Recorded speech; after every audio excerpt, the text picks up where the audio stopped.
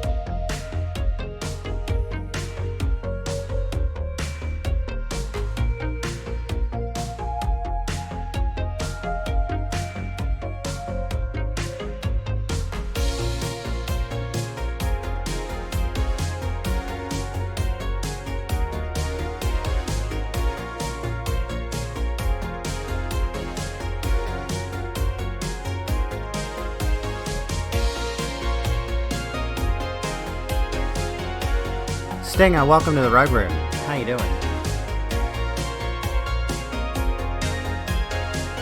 Should we do a pixel art stream soon?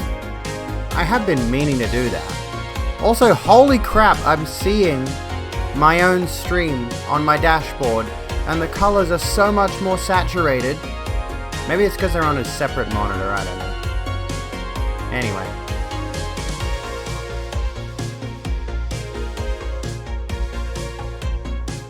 Just so we're all painfully aware, I am here.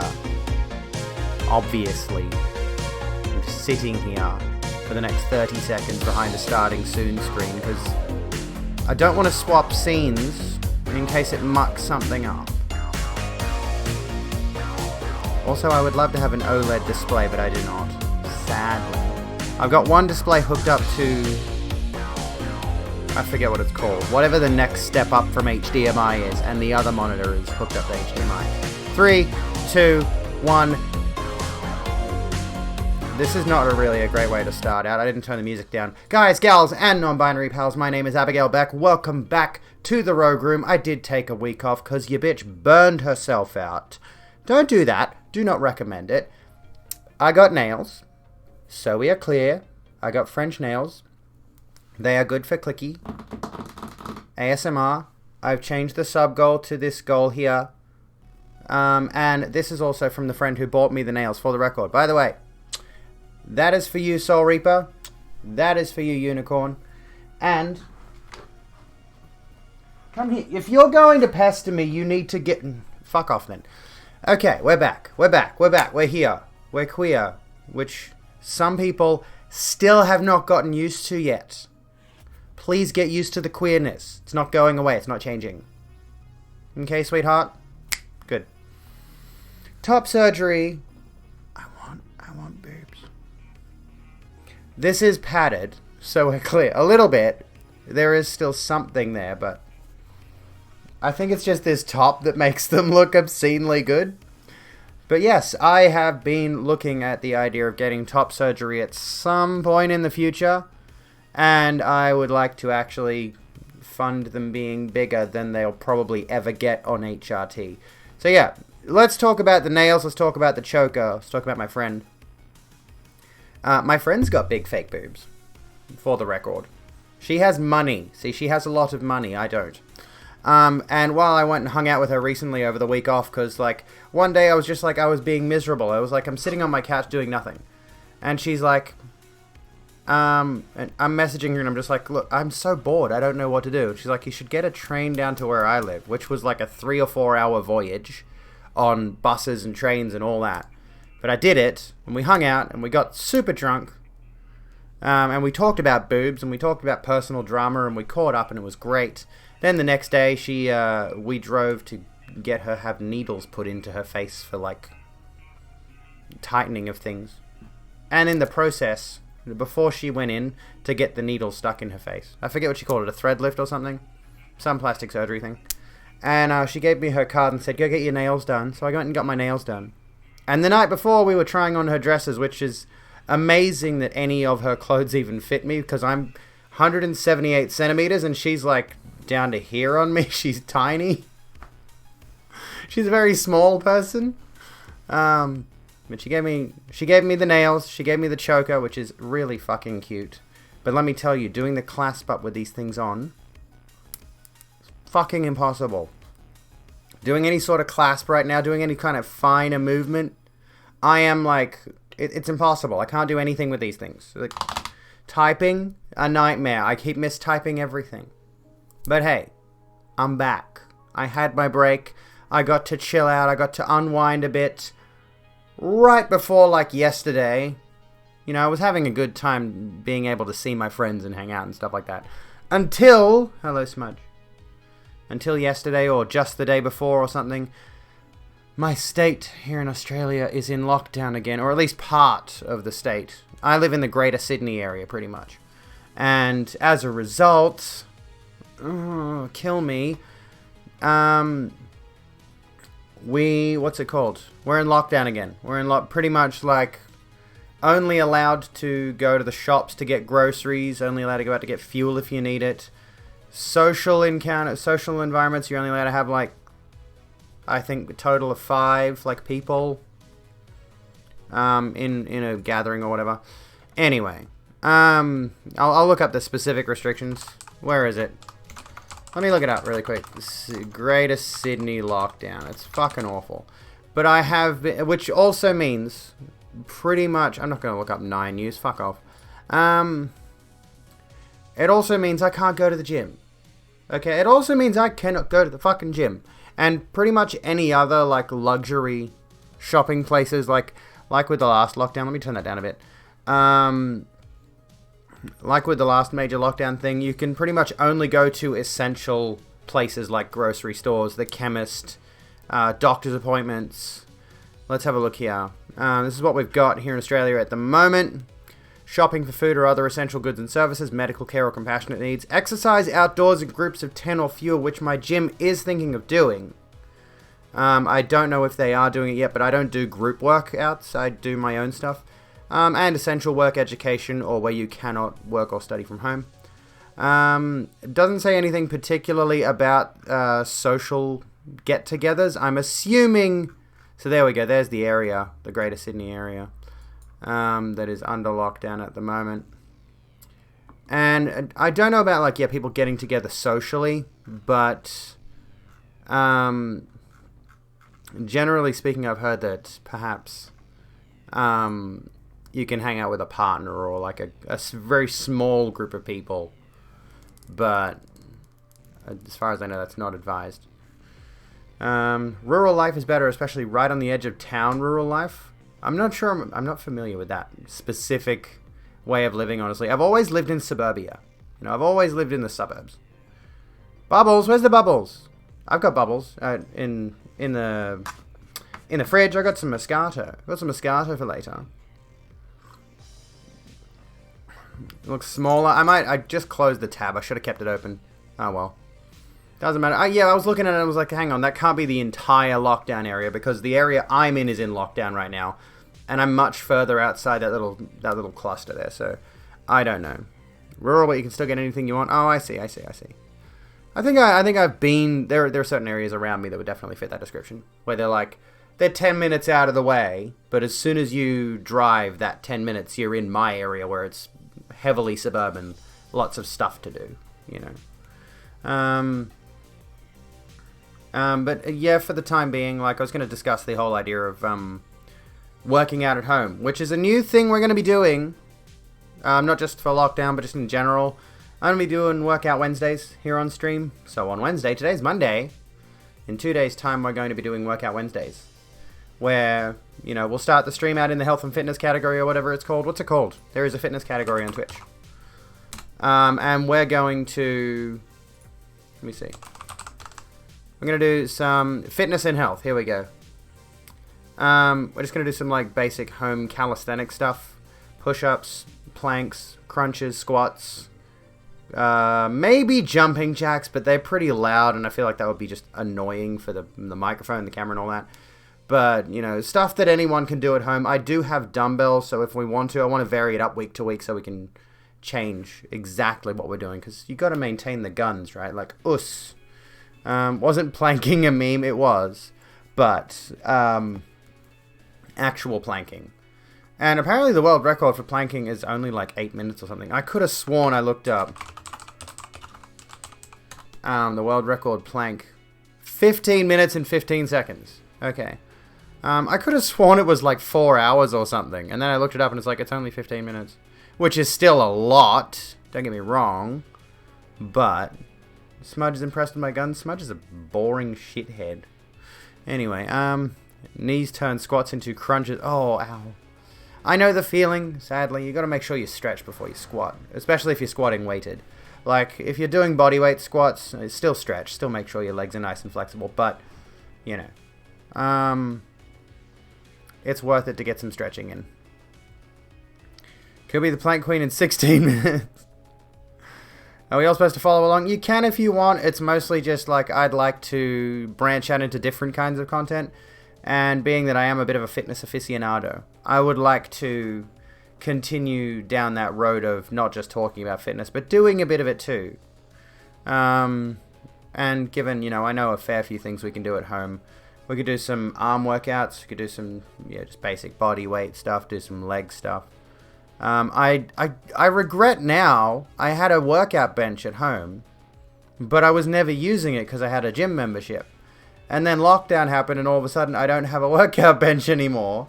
So I started doing like certain bench related exercises, not like bench press or anything, but exercises where you need a bench on my coffee table with a towel along it. Which I may or may not do. I might just stick with the bodyweight stuff until the gyms are back. Which hopefully the lockdown is currently scheduled to be only 2 weeks.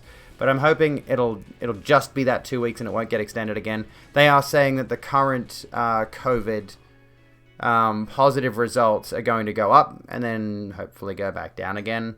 But yeah, like as soon as there was... Oh, I didn't bring a water bottle with me. Give me a moment. I'll go get a water bottle. Let me just quickly show you these pants, which have a little bow thingy on them. Look, they got a little bow. You can't really see it because of the lighting, but like... Anyway, back in a sec. Let me get some water.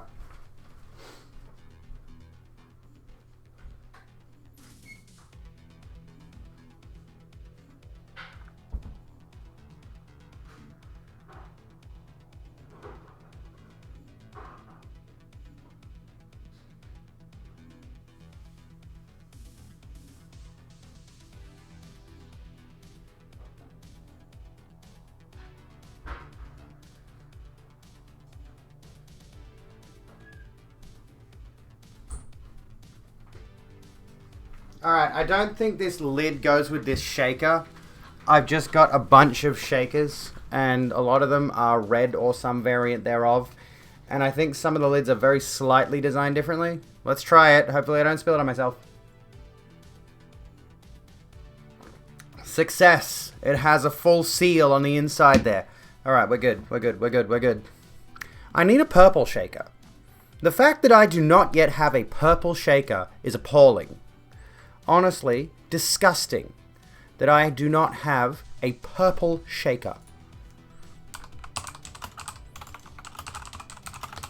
Let's fix that problem. Also, there's a story I want to talk about really soon. There's actually some really nice ones. There's some really quite nice looking ones. Look at that. Thank you for giving a heck, Draco, about my shakers. That one looks nice. I'll give some of these a look at some point.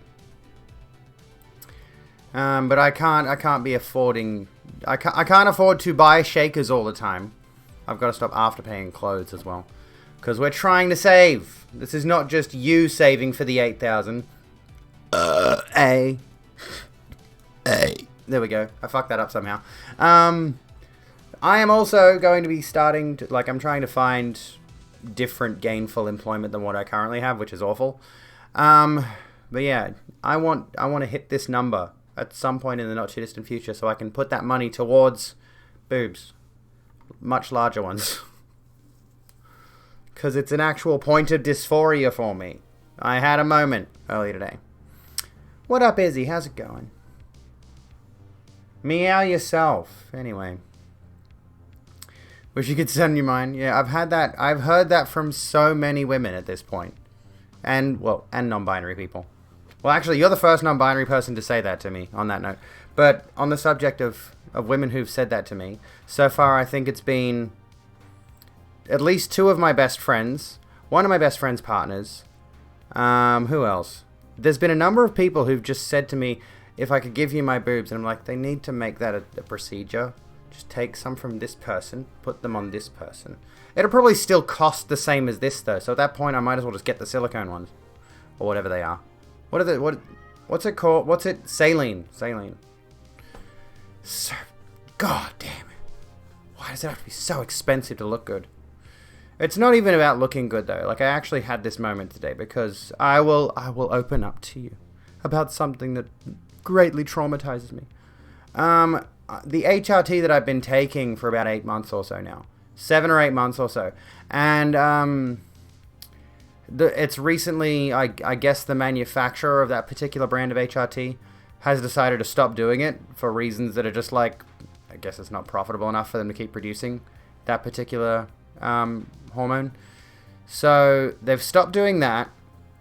And there's a different brand that I've been switched to. And I had this panic moment of like, oh, well, these happened as a result of estrogen. If you start taking away my estrogen, these go away too. And that actually fucking broke me. Not even kidding. The changes that HRT has made to my body have been so gender affirming and positive for me, like to look in the mirror and be like, wow, I like the way I look these days. And that's tremendous. I wish everybody could look in the mirror and have that feeling of, I like the way I look. I still nitpick at fucking everything, don't get me wrong. I'm wearing a crop top, and I actually do not like how my gut looks right now. I'm trying to lose weight, but yeah. Having that sensation of being in touch with your body, so to speak, and having it affirm your identity is a really good thing. Have a trans man friend and you're like, seriously, how come there isn't a surgery where you guys can just swap seas and be done with it? That'd be nice. It'd be good, wouldn't it? Smudge in the background, opening my curtains when I don't want him to. Don't open my curtains, you'll let the creeps outside look in. I had someone, actually. This is a story. We'll get into actually discussing something that's an actual topic shortly, I promise. We're just catching up at the moment. We're just having that bit of a catch-up. Then we'll get into, like, the real content. Someone ran past and knocked on my window not too long ago. I don't know if my window was open. Maybe it was. And, like, to knock on my window, you'd need to be, like, my height, and then, like, the window is about here if you stand outside on me. It's, like, the top of the... So you'd have to, like, reach up. It's a bit of an effort. I don't know why you would bother. But I guess I was probably sitting here in the afternoonish, and the window was open. I was just sort of chilling at my PC. And they ran past, knocked on the window. I don't know who they were. Whatever. Still creeps me out, though. You know, even if it was probably just some annoying kid. Power up a trans woman and a trans man and just swap genitals and chests. If only that was how it would work. But it doesn't. Cat being like, I must leave. I do wish that, honestly, I wish that I lived in my own place. And I could take out the fly screen on that window and build a little cat hutch, right? That sits outside the window and is like braced against the house or like has stilts that touch the ground or whatever. So that he could go out there and have his own little outside lounge area, which is all fully enclosed. But, you know, I think it'd be nice to have a little area. You've seen the kind of thing I mean, like cat window. That's not really helping me much, but this kind of thing. Here we go. This kind of... I would love Smudge to have something like this, right? Or this. Anything like that, where they've got just like this little area where they get to look outside properly. Instead of just staring out the window. You know. Look at that. Smudge does this. He'll just sit in the window. A catio! That's a good way to refer to it. Yes, absolutely. What was I going to say? My sister had this whole thing built like off of her bedroom where she had a little door the cats could go in and out of into this big open... It wasn't huge, but it was like a couple meters square or whatever the phrasing is. It was a decent size, probably half the size of my bedroom, I would guess. There was just like a little outdoorsy area for the cats to roam around in. And then they could just come back in whenever they were ready. It was really cool. They used to have a thing like that for babies. Ooh. That sounds good. And anything like that for like other little animals that you can have go in and out would be good. You know, I would just like to have something like that for Smudge, but I don't own my own house, so I can't do that. Got a creepy comment from a customer while you were walking back to the bar at work. Ew. No. Venmo some gender around. Oh, goodness. You never hear about shit like that in Brisbane. Probably happens, but there's more trashy, creepy stuff happening in Sydney. Oh, hang on. What have I missed? I feel like I've missed some context here. Some important context. What am I reading? There's a smudge on my window. Ha ha ha ha. I need to get more photos of him when I come home. Baby window cage. I'll look that up. That sounds awful. And, oh, yes, I have seen these. And then as soon as I typed in baby window cage, one of the first suggested results is deaths. But, I mean, it's a neat concept. But, yeah, I probably wouldn't do that. I probably would not advocate putting your baby in a cage on the window sill. That seems like a really bad idea all around. Anyways. Probably because babies died a lot due to those. Yeah, I would advocate not doing that anymore. Anyways. Let's see here. So, I want to talk about something that you may have heard of over the past week or so, maybe 2 weeks, hard to say. It's a fairly recent story. I just put the stream marker on. It's a little bit early to do that. Let's just discuss something. So I have been really lax on my YouTube videos. Both my video essays, which I am working on a new one in my head, but I haven't been putting many words to paper. I am going to, trust me. This video that I want to do is pretty big, pretty important, and it relates specifically to gender. So we're going to do that one very soon. If you would like a hint as to what I'm doing, you could read this, which I'm nearly through. The Fictional Woman by Tara Moss. That's going to be used as a reference at several points throughout the video. Because, honestly, it's a fantastic book. If you haven't read it, read it. What was I going to say? Oh, yeah. So there's the video essay, which I want to do, which was supposed to be done this month, but I've been so emotionally drained I haven't been able to focus on anything. And then I want to get back to doing YouTube videos, right, from the stream highlight stuff. However, I want to specifically focus on the trans stuff that we talk about here. So anytime I have a trans story or queer story, I would like that to be the main focus of my YouTube channel moving forward. Because then I can sort of hyper-focus on one particular topic and will make it easier to bring people in to the channel because they would be looking for that specific kind of content, as opposed to what's Abby uploaded today. Fucking who knows. It could be gaming news, it could be politics, it could be queer stuff, it could be fucking anything. I need to have a laser focus on a specific niche, and I haven't had that for fucking ages. So we're gonna do that. Anyways. Advertised my sports video around in leftist spaces recently because the topic came up and you were like, here's an in-depth analysis. Oh, thank you, Draco. Actually, let me have a look and see if my analytics on that have gone up, because somebody else actually tweeted my video in response to someone who was asking about the trans women in sports thing, which was really cool. All of a sudden, you know, it hasn't looked like it's not like in my recent top 10 videos. No, it's still not really up there. However, it is, if I filter by... Can I filter by playlist? No. I'm just going to go through this now. It's currently sitting at about 327 views. So, honestly, my video essays do pretty consistently well. They all get to, like, between 250 and 350 views. Which is not a lot, but it is pretty consistent that they get to that point. So, I'm pretty happy with how those are going. Just the way your body moves, it moves slightly to the left from an older boomer, and I swear the man is straight, but all the same just freaked me out. Same for girls behind the bar at work. Oh, that's gross. Ew. Why do people, like... I've hit my stream marker for the subject we were going to discuss, but we'll come back to it and I'll do another stream marker. This has been on my mind a lot lately. Especially the past week or so where I've had nothing to do but observe everybody else's behavior on the internet. Particularly with regards to women. I'll do another stream marker just because I feel like we could probably turn this into a clip or something.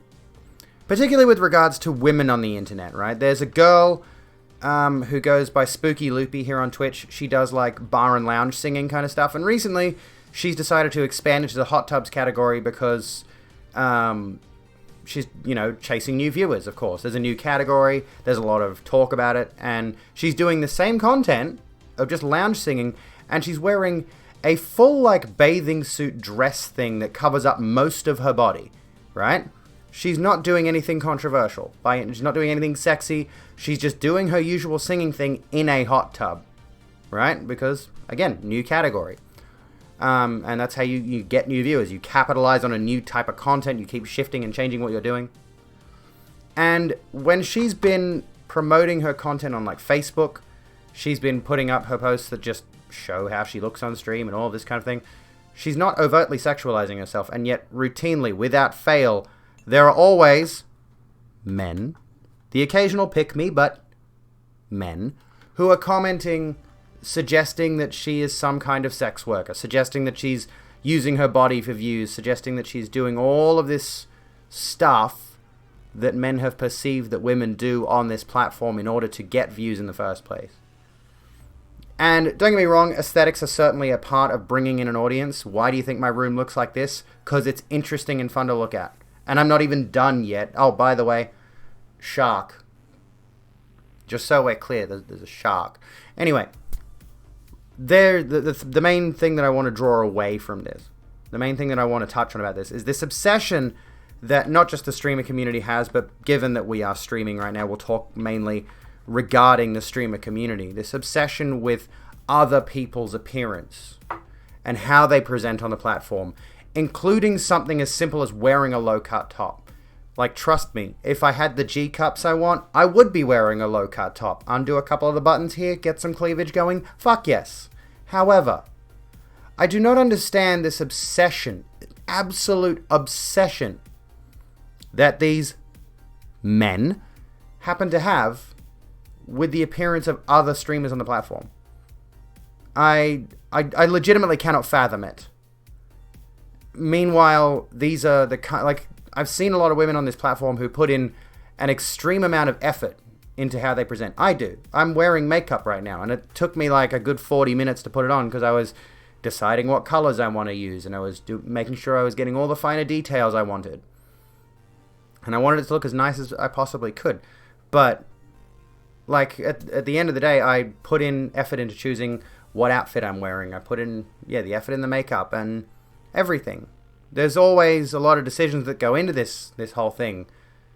And all it results in is men. Sorry, I'll stop doing that. It's largely men, though. It's largely men that have these opinions towards women who might either just have cleavage or just have a tiny bit of midriff showing or anything, right? And they just feel the excessive need to comment on it, particularly with regards to derogatory attitude. You know, they're talking down to these women and saying that these women are the reason that... Honestly, the worst thing that I keep seeing is the people who have this attitude of like, any woman who presents in a physically attractive way on the platform, does her hair, does her makeup, has a low-cut top, if she wants to, which is allowed by TOS for the record. They seem to have this attitude like, if there are sexy women at all on the platform, and there are women who don't wear makeup, don't do their hair, sit there in a hoodie, and just chill and play video games, and they don't have fancy lighting, or fancy clothes, or anything, and those women are getting abuse, getting sexist abuse, it is somehow the fault of the woman who does put effort into her appearance. Like, I don't understand why there are so many people who do not get this concept that if you are... Yes, Kitty. If you are going out of your way to comment negative things toward women on this platform, and you think the reason that you're putting those comments out there is because there are sexy women on the platform, The issue is with you, not with them. Right? The issue is with the person making the commentary, the person putting that abuse out there, that harassment out there, not with the other women on the platform. Especially when I see shit like, what's this post I made recently? If we come back to the pick-me's thing. Sorry, there's like dust in my keyboard and I want to get rid of it. Let me clean my keyboard out. I've got to actually dismantle my keyboard soon and give it a good dust. I don't have any, like, my little spray duster thing. The little WD-40 push. Where were we? There's certainly some stuff on my Twitter feed I cannot show on stream. On my media. Where is it? I took a screenshot of it. Okay, so I found this. This was a post on one of the Facebook groups. It was like, am I the only female streamer who streams in sweatpants and a tank top? Which is the pick-me attitude. Which is the attitude of, you know, I'm not like the other girls. Which is just feeding into the same attitudes that we've just been talking about. So let me read some of what you folks have said. So glad your man isn't one of the gross ones, and you're glad his friends aren't gross either. That's good. You can always tell someone's standards by their friends. True. Also, the notion is that men can absolutely shake their asses. They can. Yeah, exactly. Men can shake it. Men can fucking do it. I have seen attractive men on this platform, and I'm a lesbian. I have seen attractive men on this platform who have been doing sexy things, who've been showing off their abs and their muscles, and just... Honestly, there are some men... There's a couple of dudes I've actually seen who literally just do stream in like a tank top or a t-shirt or whatever. But they put time and effort into taking care of their facial hair, their hair up here. They might trim their eyebrows. There is effort involved. And if they work out, of course, then that effort involved is reflected in how they look on stream. And like, I've seen attractive men with big viewerships who are not just your typical gamer bro, but they look like an attractive man who cares about his appearance. Now, let's consider for a moment the implications of saying attractive. I do mean conventionally attractive. Everyone has different standards, and if you feel as though you don't fit into society's definition of attractive, that's because society has conditioned you to think that an attractive person looks like a Bonds model, looks like Tara Moss in her prime, looks like those kinds of people, right? You know, there's a certain expectation that society feeds you, and it is worth noting that that does work. Obviously, that kind of thing of pandering to stereotypical notions of attraction does work. I'm going to hit an ad break really quickly because I just realized I haven't run one yet. We're going to do this for the every half an hour. I'm going to try to stay with this every half an hour on the hour. I'm just going to make sure my ad rolls are running. Because I hate mid-rolls. I fucking hate mid-rolls. I do. We'll come back to this in just like 90 seconds just so we can make sure. Let me set a timer for half an hour so that we're, you know, ready to come back to all of this. Anyways, it's important to note. So hang on, let me come back for a second. So hang on. So the only people that really need to be gone after are the ones that go for no reason going after people to just... What? I'm missing something. Hang on. The trans women in sports thing is getting more talk recently because the Olympics is nearly upon us and people are talking about Laurel Hubbard and Chelsea Wolfe. Oh, yes, correct. I think there's more information that's not touched on in the sports video that I wish I had touched on. There's a lot of elements there that I didn't touch on. Trin Immortal is a male streamer I'd expect to see shaking his ass and I'd love it. That guy can dance. There we go. If you're entertaining enough, people watch you. Plenty of people I like watching and never show their faces at all. Yeah. Like, Moist Critical built his career on not having his face on camera. And then one day he just did a reveal. And he's even more mega famous now. Dude's a millionaire, easily. But, like, his entire career was built on his ability to entertain without showing his face. Right, so this is the problem, right? The majority of the people I see complaining about titty streamers or whatever it is, that whatever other excuse it is to just spread misogyny, right? Let's just clarify that right now. It is just an excuse to spread misogyny, okay? And to that end, we need to be aware of that every time we see yet another reason to trash women on this platform. Hello, Jay. How you doing? And, like, let me think for a sec. hang on. So, I had a thought. Back from ads. Good. Fantastic. Yeah, the ad rolls. So, it's 90 seconds of ad rolls. Okay, so, every so often it cycles back into the discourse that there are certain women on the platform. You might have noticed that Amaranth and... what was the other one? Indie Fox. Recently both copped suspensions. I don't know if they're back yet or not. But they were doing stuff in the ASMR category that was very, borderline sexual, basically. And a lot of people felt they breached TOS, so they obviously got reported, and eventually Twitch responded. And people always use that as an excuse. Anytime, particularly people like Amaranth, honestly. Amaranth is certainly a controversial character on Twitch. People use this as an avenue to attack women in general, right? They will use this as a way to say that certain types of content, and they will use broad terminologies. They'll use stuff like the hot tub streamers, whatever that means. Like, again, the person that I mentioned before who is streaming in a hot tub but just doing lounge singing. Or there are people who are, I think Excessive Profanity did a hot tub stream recently where it was just him and his mates in full clothes just sitting in a hot tub. And there's a lot of people out there who have been doing swimwear streams, hot tub streams, and all this kind of stuff. There are people on this platform, there are women on this platform who do workout streams.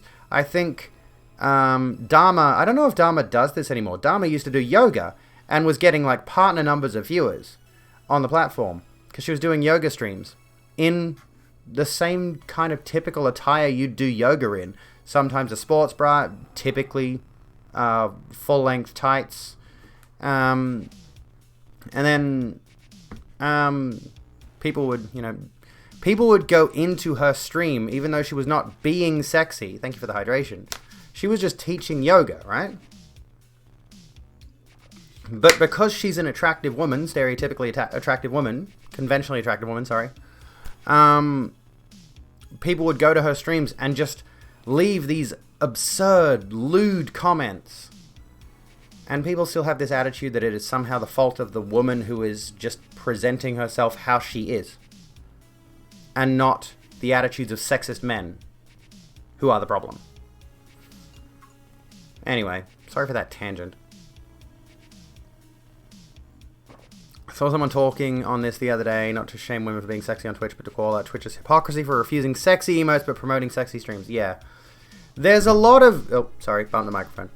The unfortunate issue with Twitch and the sexy streamers thing is we don't know what's happening behind the streams outside of, like, some of the people who have got behind-the-scenes insider knowledge of the systems of Twitch, right? People like Zach Busey, who reports on the functions of Twitch, but doesn't necessarily... well, I think he does report on stuff that makes Twitch news, which in some cases can be people like Amaranth and so forth. Excuse me. Or you're welcome, one of those two. But the regrettable situation is that people like Amaranth and Indie Fox and Alinity, any sort of streamer who is a conventionally attractive woman who has used their attractiveness to gain more viewership, has inevitably networked behind the scenes and has figured out a way to gain that viewership in the first place. It's not as though someone who is just attractive, conventionally attractive, can pull 4,000 viewers overnight, starting their first stream with no promotion whatsoever, right? They did have to do something to get to that point, but we don't know, honestly. And this is the thing, like, with regards to YouTube, I've heard stories of people at YouTube events where they've interacted with people like Susan Wojcicki, or whatever her name is. Lady in charge of YouTube. I have heard stories, and I don't know how true these are, of her saying to some YouTuber who hasn't even started their career yet, come talk to me later, we'll get you some viewers. And we don't know if there's anything like that going on behind the scenes on this platform. We can't verify if perhaps there are certain people who've got an in with certain Twitch staff, and those Twitch staff have some way of putting them into the recommendations algorithm so they get more viewers, right? But would I be surprised if that was a thing? No. Anyway. Here's a quick look inside the mod team at Twitch. Emotes like this get cleared, so who knows what Twitch is thinking. Yeah, the whole emotes thing is very confusing, honestly. Like, I've seen so many arse emotes, some that are allowed and some that are not. It's very confusing. Hello, Ale, how you doing?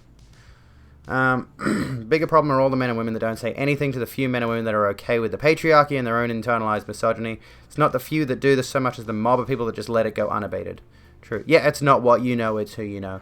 I was having this discussion with a friend recently about the fact that I am struggling to find proper gainful employment.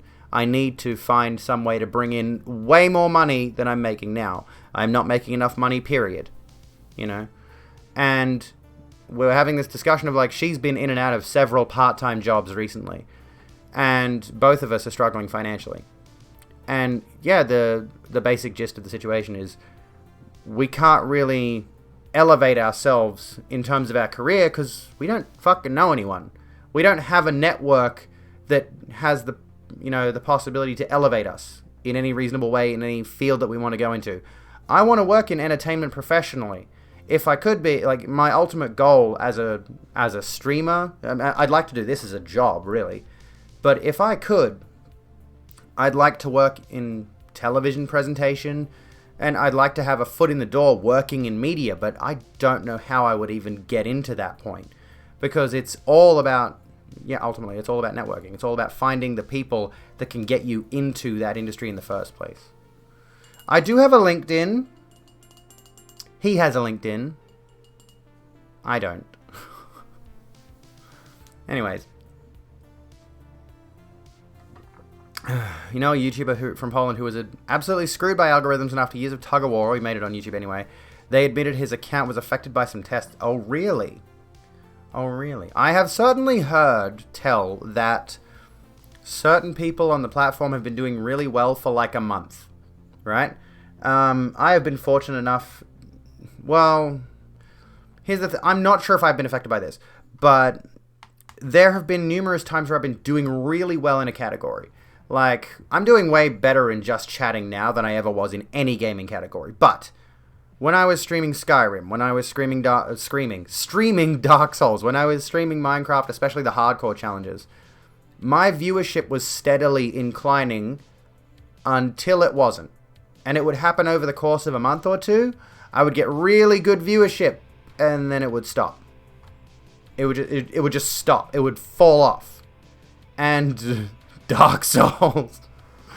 Yeah, Screaming does fit for Dark Souls. It does. But yeah, like, I was going really well in those categories until my viewership just dropped off.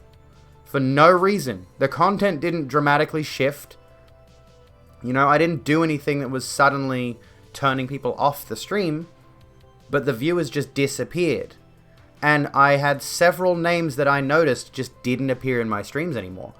And I do have to wonder, and I've seen people talking about this on streamer social media, of like, oh, I was having really good numbers recently, and then all of a sudden I'm down to 50% of what I was pulling previously. And yeah, I've seen this happen to a number of streamers before. And I think there is just a point at which the algorithm decides, for whatever reason, to stop giving this person recommendations. Now, I don't know what it is that potentially... And honestly, this is why people say it's not what you know, it's who you know. I have been fortunate enough to be friendly with certain streamers. Not necessarily specifically friends, but friendly with certain streamers. Who have raided me with big raids and... you know, I've been in their chats and they recognize me and they're familiar with me. I can interact with them on social media. We're basically acquaintances professionally. And I think in that regard, if you want to elevate yourself as a streamer, you need to be able to find other people in your niche, which in my sense is just broadly queer stuff, I would say. What was I going to say? So it's as soon as you are able to form that network of people who've got a similar content foundation as you, and you can use that leverage to sort of help each other, I guess, you know. That can be a huge thing with regards to maintaining your momentum. And if for some reason you let that go, obviously it will negatively affect your stats. But at the same time, like you said, AL, sometime last year you jumped for no reason from 5 to 50 for 2 months. Changed literally nothing. Yeah, like Sometimes it just all of a sudden you're getting viewers out of nowhere and there's no explanation for it. Remember when you first started on Twitch, there were a lot of streamers you watched, but then you were burning out watching Twitch, so you dropped a lot of streamers. You think the only ones you go out of your way for are me and Kat, sometimes Calgar. All good choices. All good choices. And then it dropped back to roughly 10. It's weird. It's really strange. Hello, Rachel. How you doing? Oh, God, not Wilhelm screams. Let's not talk about the Wilhelm scream. Fuck. Didn't want to... You can hear my belches. You can't hear my coughs. Ugh, gross. Anyway. Nisha's having a very irregular stream schedule, which isn't a schedule. I mean, I know that feeling too. But nowadays I am on a schedule, so thankfully. Thankfully, I'm on a schedule. But yeah, like... In terms of career and stuff, right? In terms of, like, the idea of finding your place in the world. I have uniformly decided this is what I want to do professionally. Entertainment. Presentation. I don't know what else fits into that. I don't know where I can go with this, but I need it to turn into a thing where I can support myself via entertaining, right? I'm not there yet. Twitch income is not there yet. Maybe one day. I don't know. But I've certainly seen enough elevation in my stream in recent times that I can consider it a potential viability down the track, maybe. You're doing good? Glad to hear it. But yeah, the issue there is you have to try to find a way to approach people who you personally have some level of connection with in terms of, like, the level of your career or something like that, and the level of your or someone who's just, like, a step above you. Like, ultimately, unfortunately, that's how careers work. Is you have to... There's a lot of people I see trashing this idea of this person will step all over these people to get ahead, and it's like... That's kind of how careers work, though. Like, that's just how it is. That's how the system works. You want to get ahead? You need to step on people. I'm sorry. You need to be an asshole. Hello, Anita. How you doing? My nails look super cute. Thank you. I think they've got a mark on them. Or they've got a chip in them. They're slowly... I can tell the glue is slowly coming apart. I'm going to have to get them redone soon. My friend paid for these. But yeah, that's just how it works. If you want to get ahead, if you want to have a successful career, if you want to live a comfortable life, unless you're extremely lucky, and there can only be so many lucky people. And this is the thing, right? Unless you're extremely lucky, generally speaking, if you want to get ahead and you want to have that I know someone... or like it's not what you know, it's who you know thing. If you know someone, chances are you need to... what was I going to say? I've lost my train of thought. Chances are you need to have that foot in the door in the first place. Like, you need to know that person to begin with. Magic! Or you need to know someone who knows that person that can give you that elevation. Now, it doesn't always need to be stepping on someone, but I think it stands to reason there are a lot of people out there who do not realize that whatever career it is they have is, by extension, producing harms somewhere else. Out of sight, out of mind kind of thing. So, if you're working in... What's a good example? What is a good example? I don't know. I'm trying to think of something. Cream always rises. Game dev? Give me an example. I was thinking something in software. What's an example there of, like, you're stepping on someone, whether you realize it or not? You don't need to step on people. You can backstab them, gaslight them, white ant them. White ant them? Cut their grass. Oh yeah. There's my goal. I'm trying to get boobs. These are mostly padding. But anyway. What the fuck? Yeah, I'm confused. Like, did you... What's white anting someone? Anyways. Totally a sweet, innocent little enemy, by the way. Truth is old as the world itself. If you want to make it, you have to suck enough people or fuck them over. Yeah, pretty much. Which, game dev is an absolute viper's nest of a career path that's notorious for underpaying entry-level devs unless they get in via nepotism. There you go. And that's, yeah, the painful realization, the painful reality about this kind of thing is, like, Recently, I was at a little social gathering. I promise we'll get into the topic that I want to talk about very soon, after the next ad break. How about that? We'll give it the next 14 and a half minutes, and then once that's up, I'll run an ad break, we'll come back, and we'll do the topic I want to discuss. Okay.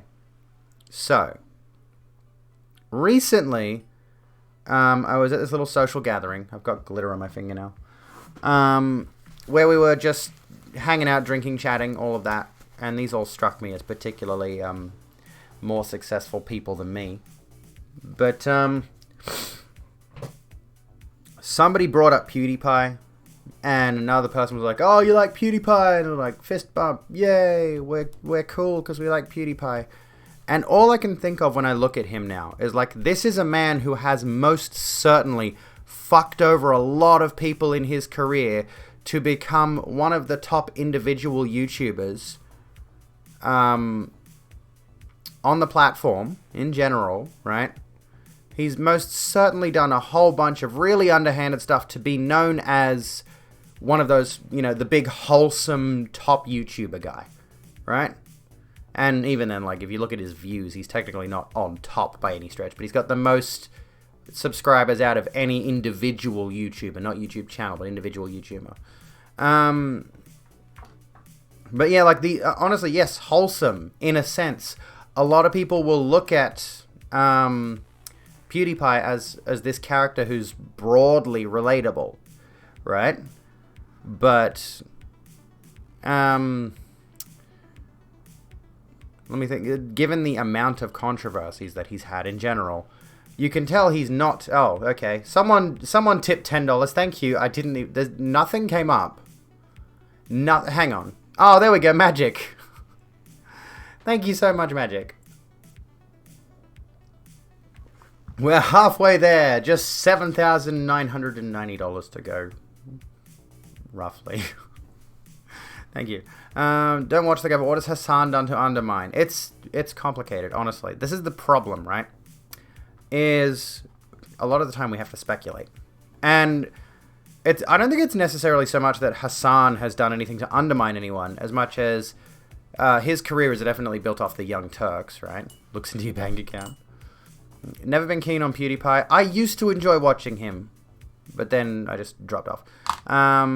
But then Jacksepticeye. Jacksepticeye seems pretty good. Markiplier seems pretty good. As far as I know, Markiplier does not like PewDiePie. Jacksepticeye is still pretty good friends with him. But I think Markiplier actually sort of dropped off with him. I don't know the intimate details of their relationship. But this is the unfortunate thing with this atmosphere that we have now with streaming and YouTube and all of that. Is you look at streaming and YouTube, anyone can start a Twitch channel, anyone can start a YouTube channel, anyone can start streaming on Facebook or whatever. And you look at people who are streaming on these platforms and you're like, I am on the same level as them because I'm on the same platform. Right? Like that's the whole situation. That's the appeal. That's why people like PewDiePie are seen as relatable, especially given anyone could do his content.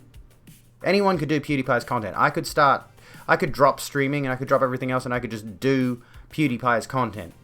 Like, literally.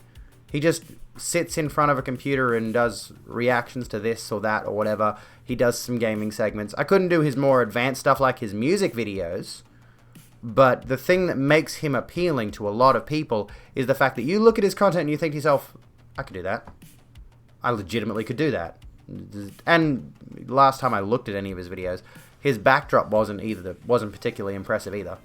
You know, like we don't consider a lot how much goes into a backdrop. Like you watch any number of your favorite YouTubers or streamers or whatever, their backdrop plays a huge role in their aesthetic, whether you realize it or not. You know, you look at a person's surroundings. And you're watching them, you're enjoying them and all this kind of thing. And then, say for example, you watch a particular YouTuber and then they release a new video and it's in like a hotel room. How often have you had that moment, or like, I don't know, wherever else. How often have you had that momentary just lapse of like, something's wrong about this video? Thank you for continuing your membership. Thank you for subscribing, you legend, you. Thank you so kindly. PewDiePie has a lot of people who do editing for him. Yes, exactly. Like, he doesn't do it all himself. But the aesthetic of PewDiePie is that you could do it yourself. He's also a Nazi. We should rewatch the H-Bomber guy video on PewDiePie. Yeah. It's no one you feel bad about disliking. I can understand that. Never enjoyed PewDiePie, then it turns out PewDiePie revealed that he was a cunt waffle, and I was like, I no longer feel bad about disliking him. Fair point. I think a lot of people... We've discussed this... We've discussed this problem with him before, is he's definitely one of those people who only ever addresses the problems with his community when he's really confronted with it and he can't afford to not address a thing anymore. Remember when he wore that jacket that had the Georgian cross or whatever it was on the collar, and everyone was saying it was the Iron Cross? Which, to anyone who doesn't have a fucking clue about what the Georgian cross is, they're gonna see that and think Nazi imagery. And that's the thing you need to think about when you're someone as big as he is. That looks like a dog whistle whether you intend it to or not. And to that end, you know, if he were to just get away with having that, then it would have just absolutely been a Nazi dog whistle and Nazis would have felt comfortable in his community. Which, again, comes back around to the whole thing of so many creators not addressing the problematic elements of their communities when they are that big. PewDiePie doesn't have Lixian. Lixian is awesome and helps make Markiplier awesome too. Read that as a dog whistle, but intended to give folks even more plausible deniability. Yeah, I can see that too, Kat, honestly. That's an interesting way to look at it. If you make the dog whistle, like, you tweak it just a bit. So the people who know dog whistles might look at that and not realize it's a dog whistle. Or they'll look at it and they'll think it's this dog whistle, but then you say, oh, but hang on, this is not what I was actually doing. This is not what I was actually saying. Follow Jim, Steph fucking Sterling. I've got some slight umbrage with them recently. I don't know. I don't mind them, but I'm beginning to have certain doubts about their content and their personality online. Kind of like iffy on them lately. To distract from the electricity/power/gas cartel letting 751 people freeze in February on purpose, they're going after women, the LGBTQ community, and voters' rights all at once. In September, in the state of Texas, everyone will be allowed to be armed almost everywhere, so you have a race riot inside an armed fight for gay rights to adopt, trans rights to affirmative care, women's rights to abortion, even medically, all while an electricity cartel calculates which they can let freeze. Wait, what? Texas is turning into hell on earth. Oh, okay. Young Turks did a good job at highlighting how bad Texas is getting. Jesus Christ. So yeah, hell on earth. That doesn't sound good at all. Fuck. Great outfit today. Thank you. Hello, Riot. How you doing? Welcome back. When you have a large following, it's important to think about how certain things may be construed as dog whistling. Yeah. Which is kind of a thing I've got an issue with Vaush. Like, I don't dislike Vaush. I like his content quite a bit. However, I watched a highlight of his stream recently, and he glanced away for a second. He's like, oh, we had 1488 viewers for a second there. And it's like, I know he's pretty anti-Nazi, but to even remark on that is just like, listen, beardy fat man, why did you feel the need to even bring that up? Like, yeah, your audience is going to know 1488 is a Nazi dog whistle. And he has openly spoken against Nazis and fascists. Why make the reference to 1488? Even if it was just your view account for a minute. Just don't touch on it. You know, if I had that kind of viewership, or if I had something pop up that was one of the Nazi numbers, or whatever, I simply wouldn't I wouldn't address it. You know? If I have 69 viewers, we'll make a joke about, haha, nice. But if we get into that territory, I'm just not going to address it. You know? I feel like. Cousin was left to freeze for 3 days in freezing weather. Fucking hell. Hang on. Yeah, when you have a large following, it's important to think about how certain things may be misconstrued as dog whistling.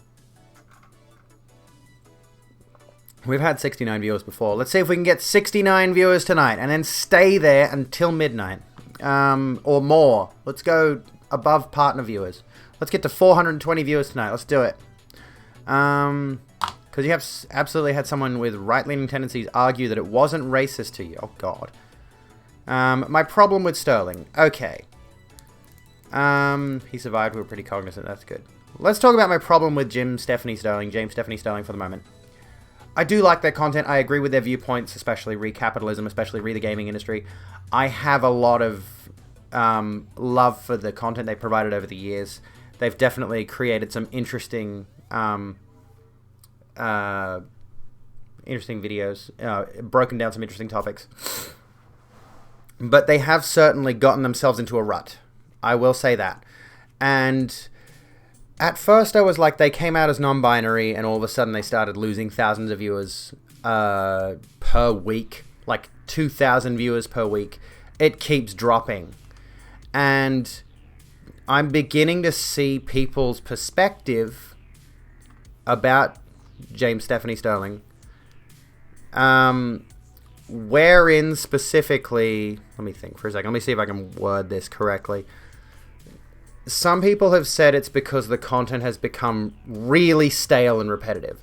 Some people have been saying they go on about the non-binary thing too much, as in they complain too much about losing viewers because of coming out. Some have said all they do is hammer on the capitalism thing every single week, and they don't really focus specifically on... Like, they just use gaming news content as a baseline to whinge about capitalism every single week, and it seems like the same arguments, so they argue about industry abuses, and it's the same arguments time and time again. So I think a lot of people are saying that the reason they're actually losing viewers is because they're not innovating, they're not changing, and they have outright stated, and I think you can check their Patreon, that they haven't lost their major financial support base, which is fine.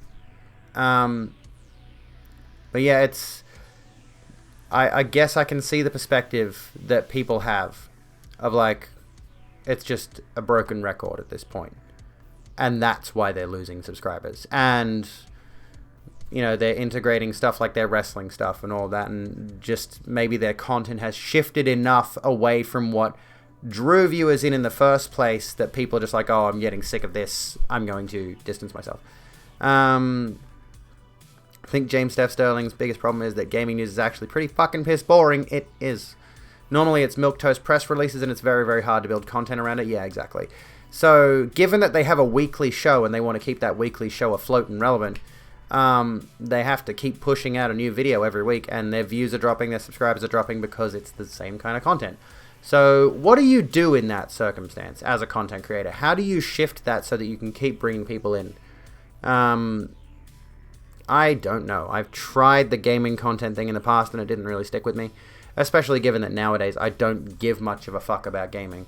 I legitimately have tried recently. I've been playing God of War on PS4. I tried to replay Dark Souls 3.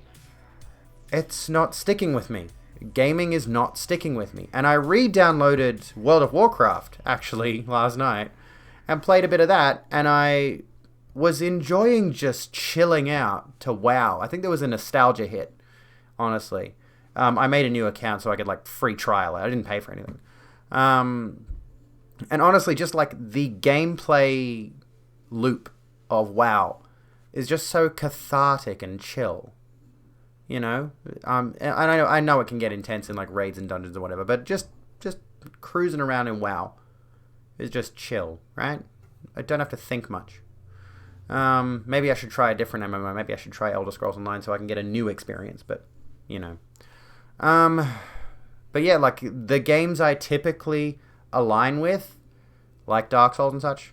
Hang on, ad break. Sorry to be a cunt. The games I typically... I apologize, I really do. But, you know, capitalism. Should we whinge about the capitalism thing? Enjoy the ads, sorry. You also you think Steph's content has improved a ton since they came out, but they were in a significant creative rut before that. Yeah, like, honestly, if you're even here still, I can't tell if you're behind the ads or not. Maybe I'll wait until we come back. I have heard of Final Fantasy XIV. I have never in my life been intrigued by any Final Fantasy game in my life. None of them have ever interested me. The aesthetic doesn't strike me. I don't care for them, honestly. Especially given that new Final Fantasy Soldier, whatever, what is it? Something of Paradise, I don't know. Final Fantasy Origin looks fucking atrocious. Honestly atrocious. I know you're just memeing. Let me know when you're back from the ads if you can hear that. You can't hear me. If you're stuck in an ad, you should be able to hear me in 30 seconds. Well, who said Hades? Natalie, one game that recently got you into it was Hades. I enjoyed what I played of it. Maybe I need to play more of it. But I don't know. Even knowing that I do enjoy that format of haha, you failed, try again, do better, get good. I played maybe 40 minutes of it total, which is really disappointing because Calgar bought that for me. And I should play more of it. I couldn't stick with it. Again, I've played, 2.6 hours, sorry. I played 2.6 hours of it. I feel mean that my friend paid $30 for that and I haven't been able to stick with it. Yeah, I even tried Stardew Valley again recently. So maybe I'll try a chill game to hang out, and I can't stick with most games. Honestly, just playing WoW and just doing the same thing over and over again that I've always done felt better than whatever the alternative was. So I don't know what the deal is. I don't know what my particular taste is with gaming, but most games these days, which this kind of sucks because I'm really looking forward to Elden Ring, Horizon Forbidden West. I think there's a new Ghost of Tsushima expansion or like standalone expanded content thing coming out. Ghost of Ikishima or something. So I think there's a new thing coming out for that. And I haven't even finished Ghost of Tsushima yet. But I want to. But every time I launch it and I play it for a bit, I'm like, I'm bored. Every single game is boring. Again, the only one that has caught me recently has been re-downloading WoW, and maybe that was just a nostalgia trip. I don't get it. I don't understand and I did enjoy playing Tell Me Why recently. We will come back to that one after we finish Fallout New Vegas, which is still our Friday game until I finish the main story. And then I'm sorry to anyone who's a Fallout fan. I'm just not going to continue playing that to do all the side content. I'm not. I am sorry. I'm not going to do that.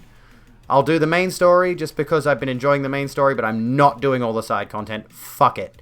Honestly, I'm mainly playing Fallout New Vegas just to get to the next conversation to chat with somebody. I know that will probably piss off some of you hardcore enthusiasts, but fuck off. But yes, Elden Ring I'm very, very keen on, and I will certainly play through it. I'm hoping that I get my motivation back, but yeah. How did we even get into this particular topic? It was the Jim Steph Sterling thing, but yeah, you know. I have been, honestly, maybe this is just back on the Jim Steph Sterling thing for a second. I forgot to, hang on, let me just do something really quickly.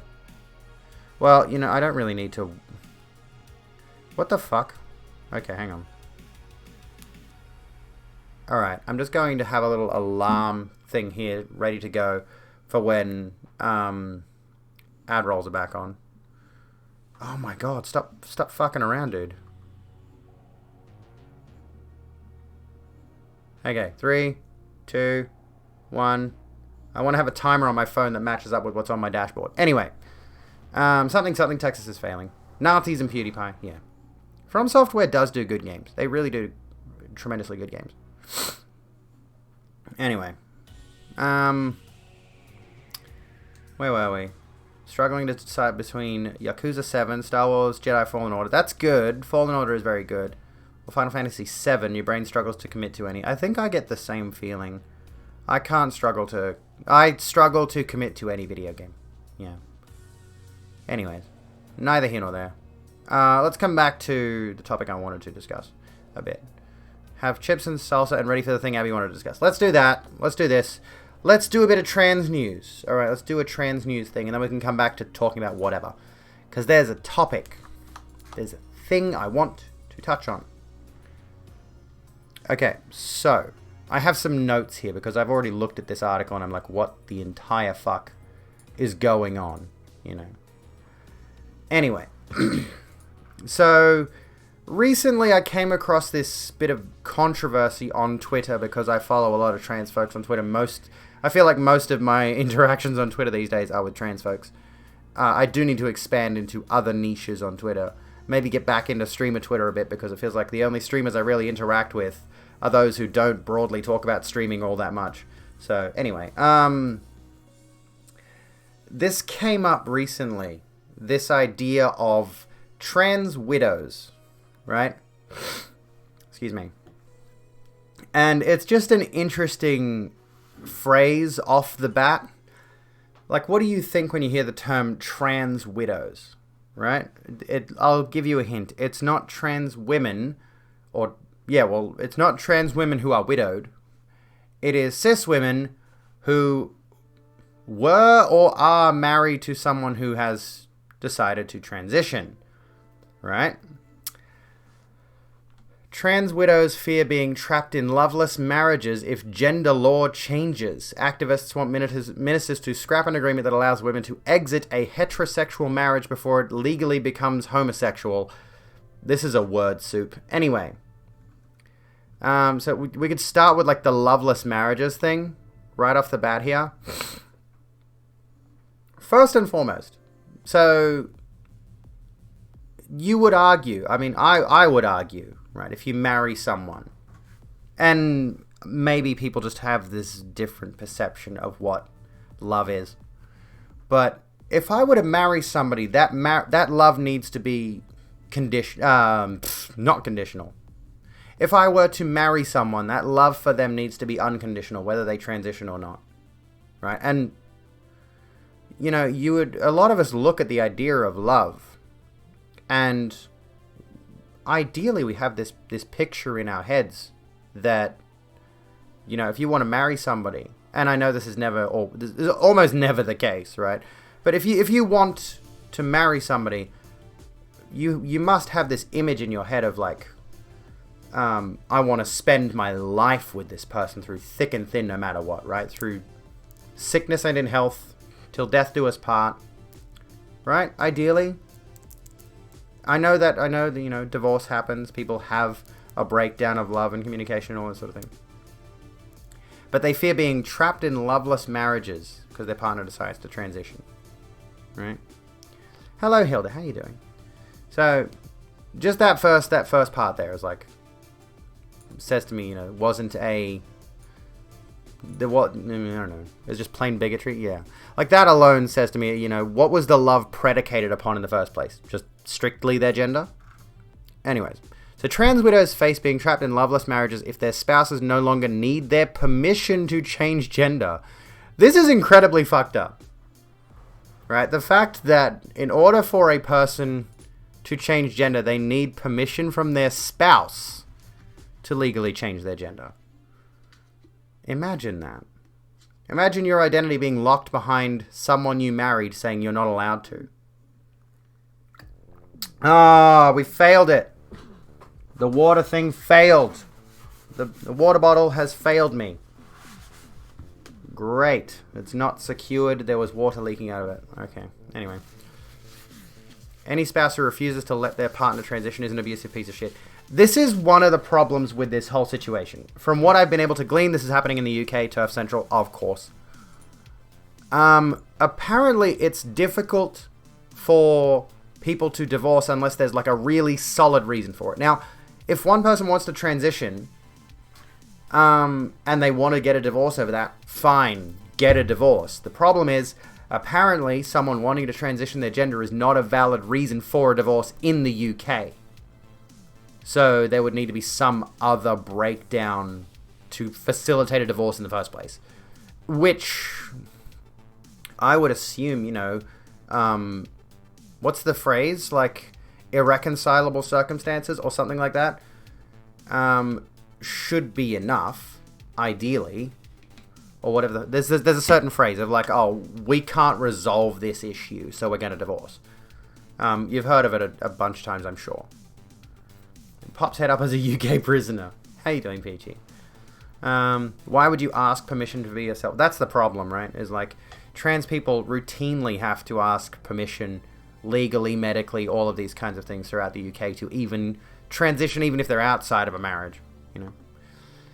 Activists are asking ministers to ditch the requirement for a spouse's agreement, a clause that some... And, like, it's worth noting, the Telegraph here uses very transphobic language. So what they're referring to here is trans rights activists, TRAs, are asking ministers to ditch the requirement for a spouse's agreement, a clause that some women say is a lifeline for them if their husband transitions to female. So, essentially, reading into this, what I'm seeing here is some women are saying it is a lifeline that their partner can't transition, legally speaking. So, that is to say, women like Yvonne here. Yvonne's husband has now changed gender and the couple are in divorce proceedings. And they got this, you know, miserable photo of her sitting here. Oh, I'm so lost. My life is falling apart. Because my husband, he has decided to transition into a crossdresser.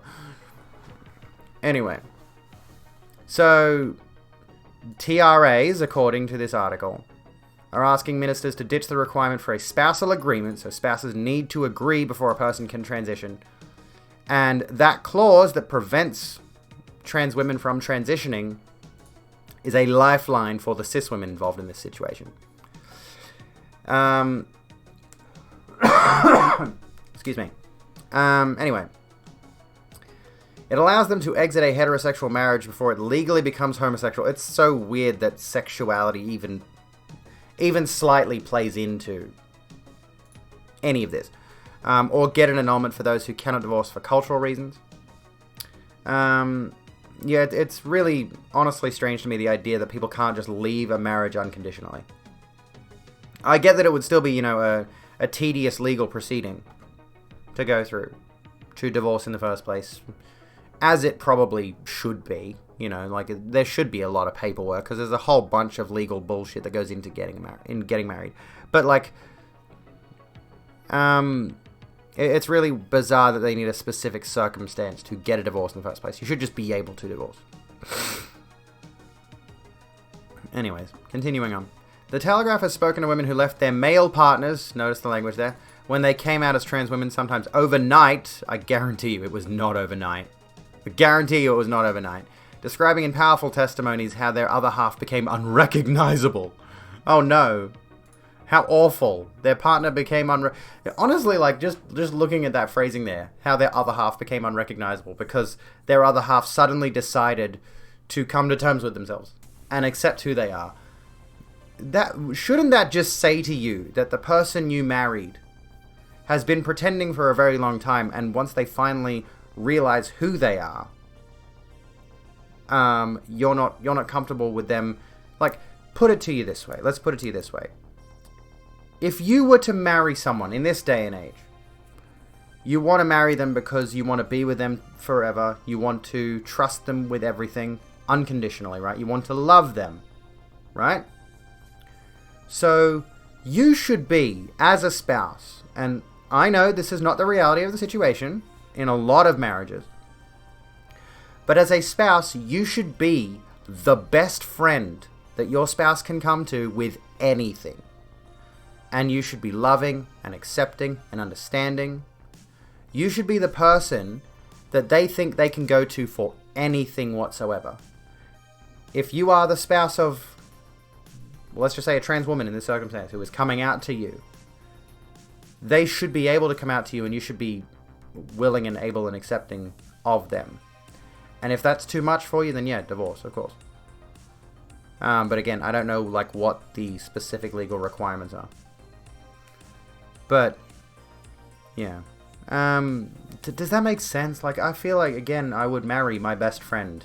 I would marry someone who I can come to with anything. Absolutely anything. You know, if there is anything that I have been keeping secret, keeping buried inside myself, I should be able to go to my spouse, if I had one, and say, look, this is what I'm feeling, this is what I'm going through. And they should be there for me, unconditionally. Right? So why have these people gotten themselves into marriages where that's not the situation. This is why the UK is why the world has anti-B word laws. They exported that to the world, including America. Oh my god. Here's a goddamn thing though. The people who were close to me just went, no fucking shit. I was never unrecognizable to them after you transitioned. They'd already figured it out. See? Like, honestly, I have the same situation. All of my friends and family they've only said I seem much happier, I seem much more comfortable, I seem much more myself. And I feel that. I feel so much more that I am not pretending to be someone else anymore. I'm not exhausted trying to be my own person or trying to be what everyone expects of me. I'm now me, right? And obviously, not everyone has the fortune of having an accepting social group around them, friends, family, etc. If they loved you in the first place, they would at least try. You'd be devastated if you came out and to your spouse and they resented you for it. Oh yeah, it would kill. It would just be the worst feeling. It's like, this is something I have had. If my family had said they don't accept me as trans, I'd be destroyed. I wouldn't know what to do. Because you rely on your friends and family for support, right? You think you can go to them for anything. And if you go to them with something like this and they don't accept you for it, how are you supposed to respond? How are you supposed to handle it? I wouldn't know. Have somebody call a best friend, but even they I don't trust with every secret of himself. You're too scared to reveal it all. And that's understandable, completely. Some things you should be allowed to keep to yourself, of course. But if it's something this powerful about yourself and you want to share it with those close people to you, they should be accepting and welcoming if you've cultivated good friendships. Maybe it's an older generation thing where they married for convenience, safety, and money. Maybe. Yeah, I can understand that. Which is why these people feel cheated and shocked. Came out at age 30, had to come out because you were going to be outed, so now you have to fight, and that's just great. Well, that's not good. I'm so sorry, Unicorn. I hope you can find a good family. I hope you can find that found family. Fingers crossed. Know that you're always welcomed here. You'd marry your ex-BF if he asked. He's polyam, so I stood by you through thick and thin. Well, that's good. Partner and I broke up nearly a year before I transitioned, and we started talking again just before he started HRT. So you're like, hey, I'm trans, what's up? Again, no fucking shit response. That's awesome. I will admit it's pretty cool to hear from my ex, even though I'm not her biggest fan. But it is pretty cool to know that she would have supported me if I transitioned when we were together. But anyway, moving along. These women who call themselves trans widows, I hate this whole trans widows thing, are flocking to new support groups amid fears they may be branded bigots if they find their new situation as a couple to be difficult to comprehend. So, like, first of all, right, let's clarify the use of the word widow here has got to be, and there's an article we're going to touch on that addresses this thing specifically. Their partner or their ex or whatever the situation is not dead. Their partner is not dead. They're simply not dead. This is a grotesquely insulting to actual widows and widowers who have legitimately had to bid farewell to their loved ones because those loved ones are actually dead. Now, there has been some discussion among the trans widow community or whatever it is that because the term dead name is so prominent among the trans community, that they should, for some reason, that justifies their use of the term trans widows, which is, not the case. Trans people are allowed to refer to their past self as my dead name. This is who I was. That was my dead name. Because that's a part of their life that they've packed away. Yeah, our dead name was ours to kill, right? We have that authority. But we as a person are not dead. If nothing, I've just transformed into the person that was always here. I was a caterpillar that became a butterfly, right? But you, if you were my partner in this situation and you decided to call yourself a trans widow because you saw that the person you married had died, it's patently ridiculous, right? Dead name doesn't mean the person died. Yeah, exactly. these people. It absolutely floored me, one young British trans widow who wished to be anonymous told the Telegraph. I don't have a problem with wanting to do that, but this is the thing, you don't have a problem with wanting to do that. Clearly you do, or you wouldn't be so grotesquely selfish about the whole thing. But for a lot of women, if we don't immediately agree with it, then we are automatically deemed transphobic. Of course you're transphobic. You don't agree with it. If we don't agree with it. Yes, you're that's what transphobia is, dickhead. Anyway. For God's sake. I was completely shunned. Maybe because you're transphobic. Crazy that. If we act transphobic, we're deemed transphobes. What? Oh my goodness. And like, when I see this sort of thing, I was completely shunned. We're definitely not getting the whole story here. In my view, in my opinion. Certainly seems as though, like... Let me think for a second. It certainly seems as though some transphobic attitudes were definitely put forward, and when the spouse left, the family was not happy about it. Duh. Like, they never tell you the whole story. They never tell you the whole truth. Right? And I hate to put it to you this way, but generally speaking, if a marriage breaks down, there is going to be hostility between families anyway. Like, amicability after a divorce or a big breakup or whatever, pretty uncommon, I've noticed. And it happens, but when you hear about an amicable divorce and both families staying good friends and all that, it's a rare occurrence, no matter what the breakdown was about. It's rare, right? I've almost never heard of a marriage breakup happening that has resulted in those two families staying very close, tight-knit friends. It just doesn't happen. Right? Yvonne Williams, 68, another trans widow, picture below, said, "We had been together for 23 years. He has undergone the full gender change, and I have found this an incredibly difficult and emotional and lonely journey." Why is someone else's transition about her? What? Also, he has undergone the full gender change. So, was it a lesbian relationship? And they transitioned to he? Or is it just the fact that you can't comprehend that it's she now? The hormones and other drug treatments required for the success of the transition have a huge impact on personality traits. I don't think it's the hormones. I am going to put this out there. As much as I do think the hormones have helped me largely physically, and maybe like there's a level of emotional stability now that's not specifically the hormones, but more of and it could be, but I don't think it's necessarily the hormones I'm taking as much as it is the being able to be myself, right?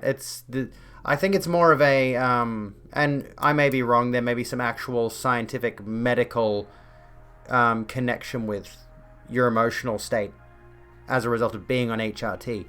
But I think the personality traits changing is just literally, I've been hiding this part of myself for 31 years and I'm finally comfortable enough to be out with it and tell the world about it.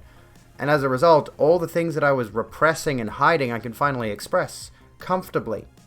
So my personality has shifted because I am now who I always was inside. I can now express that outside. Hello, cat. How you doing? Anyways. As the hormone and other drug treatments required for the success of the transition have a huge impact on personality traits. Hence the term trans widow, as most feel their husbands have died. They haven't. They're themselves. Here's the article link. The problem is, I have an add-on on Firefox that allows me to get around paywalls. Shh, don't tell the Telegraph. I'm definitely not going to support them. If you were going to give like $1 or $2 or $3 to the Telegraph to read this article, just give it to me because I'm reading it now. There is no support for the partners other than the self-help groups. There's no support, guys. Oh, that camera's not working. Cool, I didn't check that before stream. There's no support, guys. Except for the self-help groups. Which is a form of support. You dickhead. That's literally support. There's no support, there's support. You have support. Because the partners are the ones that need the support. What's going on? Okay, you can no longer give me bits without actually spending your non-existent money. Oh yeah, Twitch removed the watch ads for bits feature. We'll come back around to that. Hello? Why are you trying to get my attention? Hello. Wait. Come back. Currently, people cannot obtain their full GRC, which is Gender Recognition Certificate. I don't know why I didn't just read it all out. To legally change their gender without the consent of their spouse. This is abhorrent. This is atrocious. This should not be a thing. People should be able to change their... someone's gender journey is not multiple people's thing. It should be just the person changing their genders. Changing their genders. All of them. How many genders do you have? Treat it like a Weet-Bix commercial. How many genders do you do? Just advertising Weet-Bix casually. Sponsor me. Anyway, but yeah, this is like draconian and archaic. This idea that you need to have... Like, this is one of the problems I've always had umbrage with the concept of marriage, because there are so many things that go into this idea. I don't know how it is in Australia. I haven't got married. I don't know the legality of it. But getting married to a person takes away a lot of your individuality legally, it seems. You know, you have to do certain things as a couple. Like, how common is the concept of having a shared bank account, for example? I had that when I was in a relationship that wasn't a marriage, right? But because we were together for so long and we were living together and all of that, we had a shared bank account because it was just normal, I guess. Like, all of our money's just in one place, and anyone, either one of us, can just take from it. Anyways, but MPs on the Commons Women and Equality Select Committee are holding an inquiry looking at how laws could make changing gender easier as part of a wider probe into reforms of the Gender Recognition Act. The LGBT charity Stonewall told MPs it strongly urges scrapping the spousal content provision, citing the 84.9% who disagreed with it in the government's recent GRA consultation. So this is good. Obviously, this is good. We like Stonewall. They've been under a tremendous amount of undue vilification, honestly. Obviously from transphobes, from TERFs, and all that kind of stuff. They've been going through this absolute crusade against them. It's ridiculous. And all Stonewall are arguing in favor of is progress. You know, allowing people to transition. Keep coughing. Got a tickly throat cough at the moment. This part, I've read this article already, so I've already got my thoughts together about this whole thing. This is fucking creepy. Jennifer Kimmel, who lives in Ireland, said her children's bedroom became a sanctuary when her husband changed gender. Imagine, like, actually talking things over with your spouse or ex instead of scurrying away to your children's bedroom. You might actually expand your mind and realize it's not all about you, right? I'm just going to go hide in my kid's room. Instead of talking to them. Stonewall was a riot. Oh, goodness me. This is so dumb. This is stupid. I hate this. It just became an unlivable situation. We, trans widows, are terrified to speak. We are often trapped. We have very little support, she said. Trans Widows Voices, a new support group. Again, they have support groups. Said the feelings of these women who are no longer married to a man are often forgotten. Traffic to their website offering support tips has risen 12-fold in a year, with people from 139 countries visiting. Jesus Christ. So, let me put it to you this way. Win Bagel, welcome to the program. How you doing? I just want to come back to the we are often trapped thing for a sec. How do you think that trans people in marriages to people who love them? Let me just ask you this question here.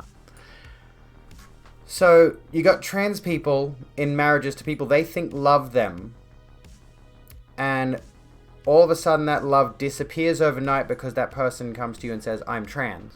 I'm a transgender woman. Typically, it's a transgender woman. How do you think the trans people feel? The cis woman feels trapped in a relationship with someone who wants to transition? You feel trapped. Trans people, like myself, are often afraid to even speak at all about who they are, especially in places where there are huge social movements to restrict their ability to even transition medically, legally, or socially. Like, there are people rioting right now. Well, not rioting. There are people protesting. And there are people committing to, like, almost anti-activism on the internet. And in physical spaces. Because they want to prevent people from transitioning in the first place. And, I'm sorry, the cis women feel trapped? What the fuck? And you know what's worse is we are a minority. Which means there's more than likely a significant number of people, and there have been surveys done that there are broadly a lot of people who are accepting of trans people, right? But it almost feels like there's more people out there. There's more of a world population out there. Or just like populations in these countries where the trans discussion is even a thing. Oh, sorry, ignore that. How do I even describe this? Fucking hell, dude. So I feel like there's more people out there who are transphobic than there are who are transgender. You know? I might be wrong, but I feel like there's more people out there that are transphobic than there are that are transgender. Anyway, ad break, and we'll continue. Where were we? Sorry, I'm looking at my thing at the moment. Because I wanted to run ads. There we go. This is exhausting. Let's come back to it. Okay, so. Where was it? What was I up to? Said the feelings of these women who are no longer married to a man. At least they got that right. No longer married to a man. I guess technically they were never married to a man. You know.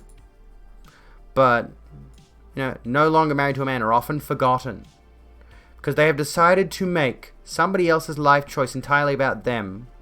And have chosen to grieve a person, again, grossly insulting to actual widows, who isn't even dead. And also just this part here, the traffic to their website has risen 12-fold, with people from over 139 countries visiting. It's fucking terrifying.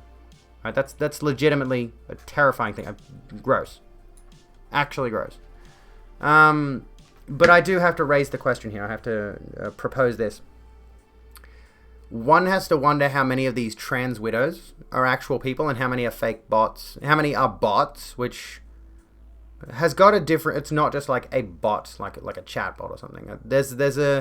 I've heard the term bot thrown around and it has a bit of a different meaning nowadays. Where it's like people, like maybe like fake accounts. And yes, Kitty, we got Kitty here. Like kind of fake accounts where they just make a new account that's maybe not even a part of the movement, but is just trolling. So they just make a new account, a throwaway account, and comment on that thing to just raise more tension.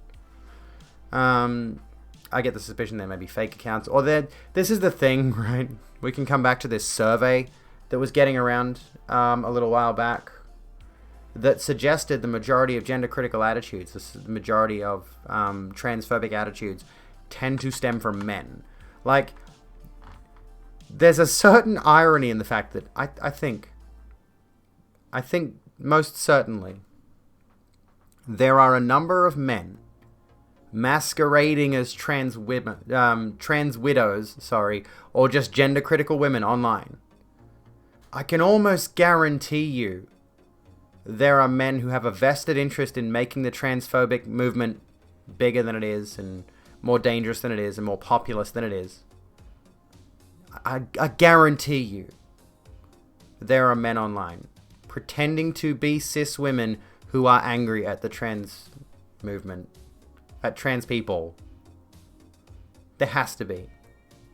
And just think of the irony there. Anyway. How many dummy accounts are actually Glinner? There's a good example.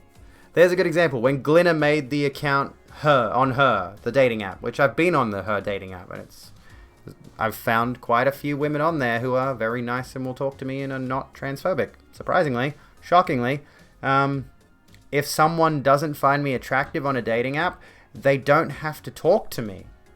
Isn't that crazy? Isn't that weird? Anyway, what have you found? Anywho. Yeah, internalized misogyny, though, true. That's a very powerful thing.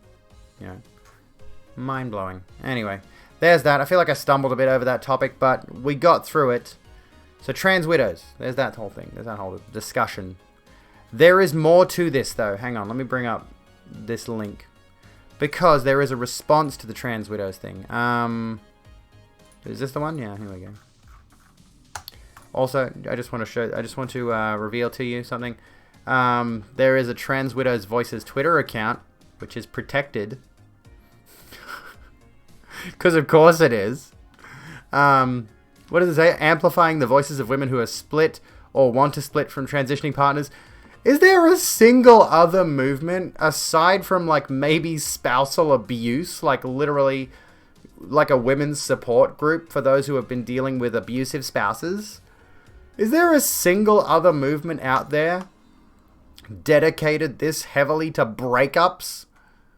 Like, this is really genuinely something that they could just keep to themselves and move on. But they had to make it some kind of stupid movement. Like, drives me up the wall, honestly. Let's read this from, this person has an actual name, but it's Many Snowballs, I guess. A letter to trans widows from an actual widow. Oh, there we go, Rachel E. Moss. There's her name.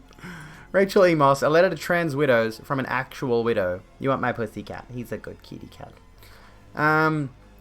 Dear trans widow, I've been seeing a lot about you on Twitter lately. You've even made the Sunday Telegraph. It feels good, right, to feel seen?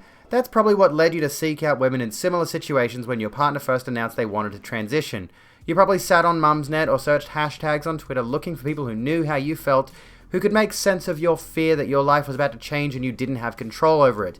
You found them and they told you you were right to be afraid, and more, that a grave injustice was being done to you and you should have the right to stop it. That felt good, right? Didn't it? To have some semblance of control. I get it. You see, I am an actual widow. I shouldn't laugh at that, but that's just such a gut punch. I love it. I'm an actual widow, in that my husband, the dear beloved bones of him, is now ash in an urn. He took his own life after a period of several months when I should have said, content warning, suicide. When his behavior became more erratic and worrying, and when he did things that were strange or perhaps even cruel, and I felt helpless. He was very terribly ill with major depression. He died, and I couldn't save him. There have been so many times this year I wished I could control what was happening. Felt that if I could, we could be happy to, again, I can't read. I know a lot about fear and resentment and love tangled together into a knot that makes your stomach hurt all day. But what your spouse wants, what your spouse is doing, is not yours to control, and they are not dead. They are not mentally ill because they want to live in a way that feels more authentic, more like the real them. Perhaps you feel they are no longer the person you once loved. It is very hard to feel that the person you love is no longer the same, to feel that they are going somewhere you can't follow. To that I could answer, that can happen in any marriage, not just when someone decides their gender identity no longer matches the one they were given at birth. If you marry someone, you are making a commitment to them not at one moment in time, but through all the ways that they may change in the future. Again, this is why the institution of marriage is so stupid. But there are plenty of reasons people can change in a marriage that mean they are no longer compatible. And it's alright to then say goodbye. That kind of goodbye is not like the goodbye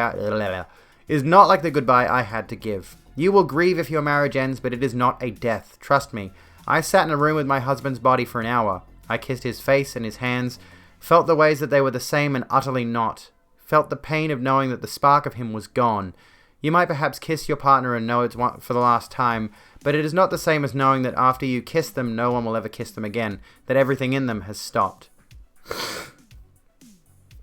Excuse me. And yeah, I'm never getting married either, Rachel. I mean, it would have to be a tremendously perfect person for me to want to marry them. And even then, unless they propose to me with a custom sword, it ain't happening. You may worry about the pain your children might feel. They may well grieve if your marriage breaks down and your spouse moves out. They may cry and act out at school and be worried about what their parents' new identity means for them.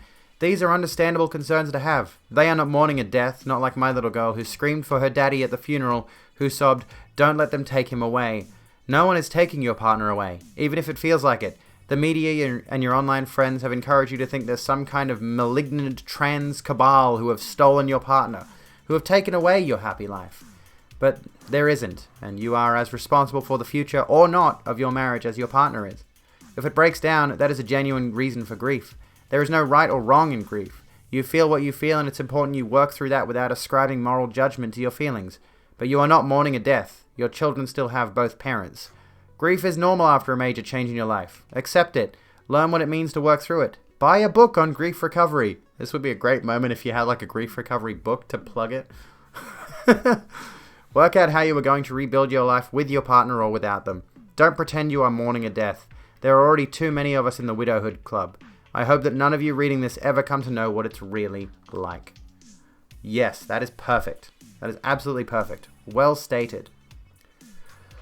Excuse me. I'm going to need a pee in a second. I've had too much water. And to further add on to this, there is an article by Caitlin Burns on Medium that we can also look at. But yeah, what do we think about that? I feel like that was a pretty tremendous smackdown, honestly. You can get a link to that one.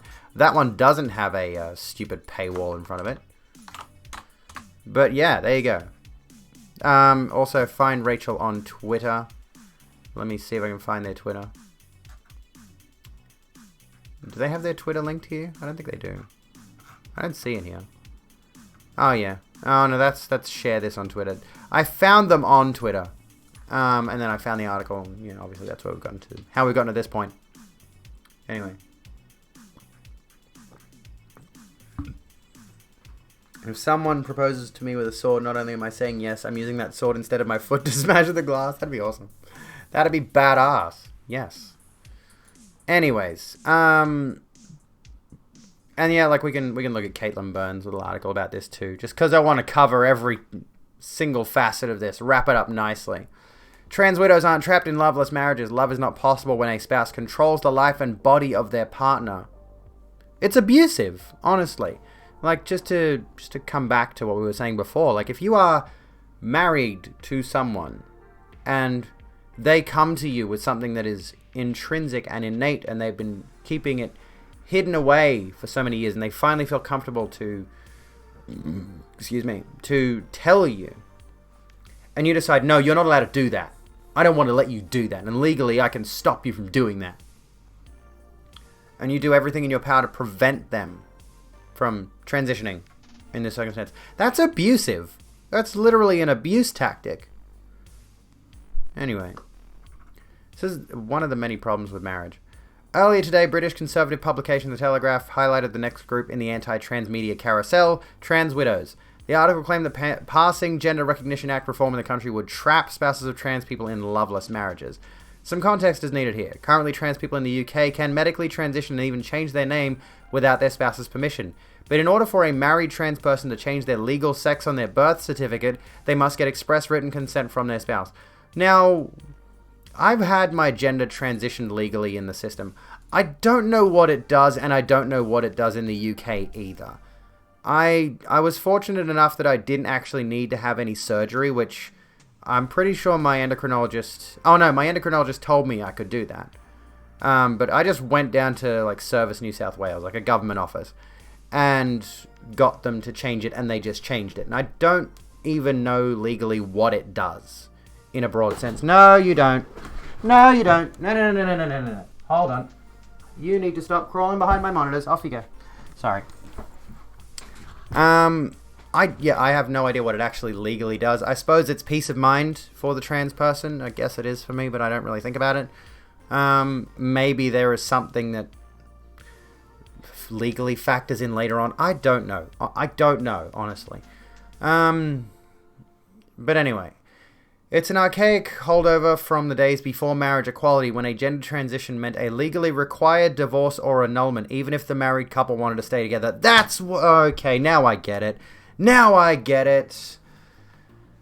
I keep forgetting that gay marriage hasn't been around this whole time. And it's only been honestly, it's only been the last few years that Australia's even had gay marriage. I keep forgetting about the fact that for a very long time people were marching and protesting and fighting for gay marriage. And now here we go, in the days before marriage equality, when a gender transition meant a legally required divorce or annulment because it would turn into, generally speaking, a gay marriage. What has happened to my monitors here? Why are they... There we go. So yeah, gay marriage wasn't a thing until the last decade or so. Or just a bit more than a decade, maybe. So, yeah. In that era, it would make some sense that both partners would need to consent to a big fundamental life change like that. But even then, the spousal consent rule has frequently been used as an abuse tool to discourage trans people from coming out publicly or even begin pursuing a transition in the first place. Meow, Crush, how you doing? The provision places, a cisgender partner in a legally controlling position over their trans spouse. In an era when marriage equality is law of the land, the spousal consent portion of the GRA is no longer needed. Instead, the country needs a mechanism for a clean split if one partner wants to leave. In the UK, no-fault divorce is not yet in effect. This is the problem. A new law was passed last year that would provide for no-fault divorces, but it won't be put into place until next year. Why is that? What is with the legal process? Anyway, no-fault divorce would allow so-called trans widows, quote-unquote, to freely leave their marriages and move on, thereby solving the issue of being trapped in a loveless marriage. Is there not any precedent for them to just split up and go live their own lives even though they're married? Are they not allowed to simply just move apart from each other? Like, even if they are married, is there no precedent involved that they can just move on? Or there's probably a lot of like restrictions involved in being in a marriage that would prevent them from, going and spending their own money on a separate house or whatever. Anyway, so anyway, it's what my ex-spouse and I did in the US, and we're both happier and better parents for it. But that's not what trans widows really want. Instead, they would rather maintain their legal hegemony over their trans partners' lives by maintaining the spousal consent provision. By maintaining the status quo, they can continue to garner the media attention and crowdfunding dollars enjoyed by every other British anti-trans entity. But I find it hard to believe that any serious feminist would support a legal provision that gives one spouse control over their partner's life and body in this way. History is riddled with the harsh consequences of giving one spouse control over another in this way, and usually, feminists oppose these types of things. Hello, Paul. You can call me Abby, absolutely. Never understood why you legally had to justify divorce. Yeah, what was it? I forget what... Scoville, did you drop the actual definition in chat before? Irreconcilable differences? What was it? I can't remember. We'll do yo-yo in just a sec. Where were we? Not so with gender-critical feminists who have singularly focused on stamping out transgender people by any feasible means possible, including partnering with religious conservatives or whoever else. Recommendation. Paul, thank you for the host. Or whoever else will support their insidious quest.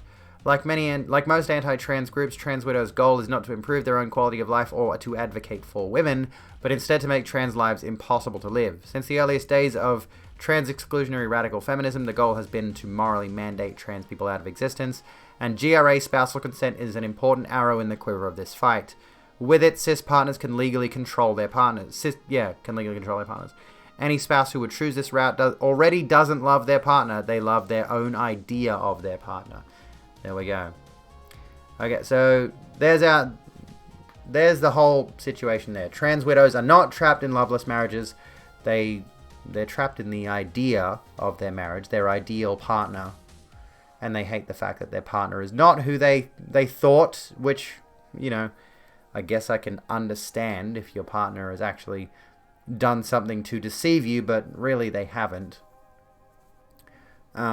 This whole concept is absurd, and I hate the entire thing, and we're done with it. That was longer than I anticipated it going for, but if you want that article, that's this one here. We're going to get the yo-yo out for just a minute, and then we're going to take a quick break because I need to pee. I can't show you my other camera because it's not working. I swear I checked it before stream and it was working, and now it's not, and I'm furious. I can't fix that camera without closing OBS. Anyway, sub to me on Patreon. I'm just shilling for money because I really, really want to get my boobs done. because I'm desperate. Just listening to your music. They never loved their partners. They only loved what it is their partners did for them. Yes. Anyways, yo-yo time. Look at that. Can you see what I'm doing here? Look at my nails. Aren't they good? They're fantastic. Look at them. They're slowly coming apart, I think. Whoop, that was not a good one. Anyway. Oh my god, I like it. I mean, I know I'm pretty big as a girl. Oh, look at my arms, but I feel like I look so much better nowadays. There was a stream clip from a while back when I had sort of just early days started using this particular setup. And there was a clip of me in a dress. And I guess I was still not as lean as I am now. Like, I've still got pretty broad shoulders. But I think I just looked a lot bigger and bulkier back then. I have lost a lot of weight since transitioning. And there was a clip of me walking away from the camera, and the thumbnail looks so atrocious. Because I look like this fucking Sasquatch. Smudge is down here. He does want to attack the yo-yo, but he can't, because he's a dickhead. He's a little pussy. Get it? He's a pussy. Alright. Can I get you to move? Oh, sorry. I'm taking the microphone with me.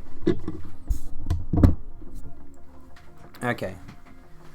Dare someone to steal a purse off my arms, I know, right? Get at me, bitch. Get at me, little pussies. Come on, come at me, bros. I dare say most people don't try to touch me because I'd fuck them up. With these guns. Oh, goodness. There he is. Look at him. Look at him!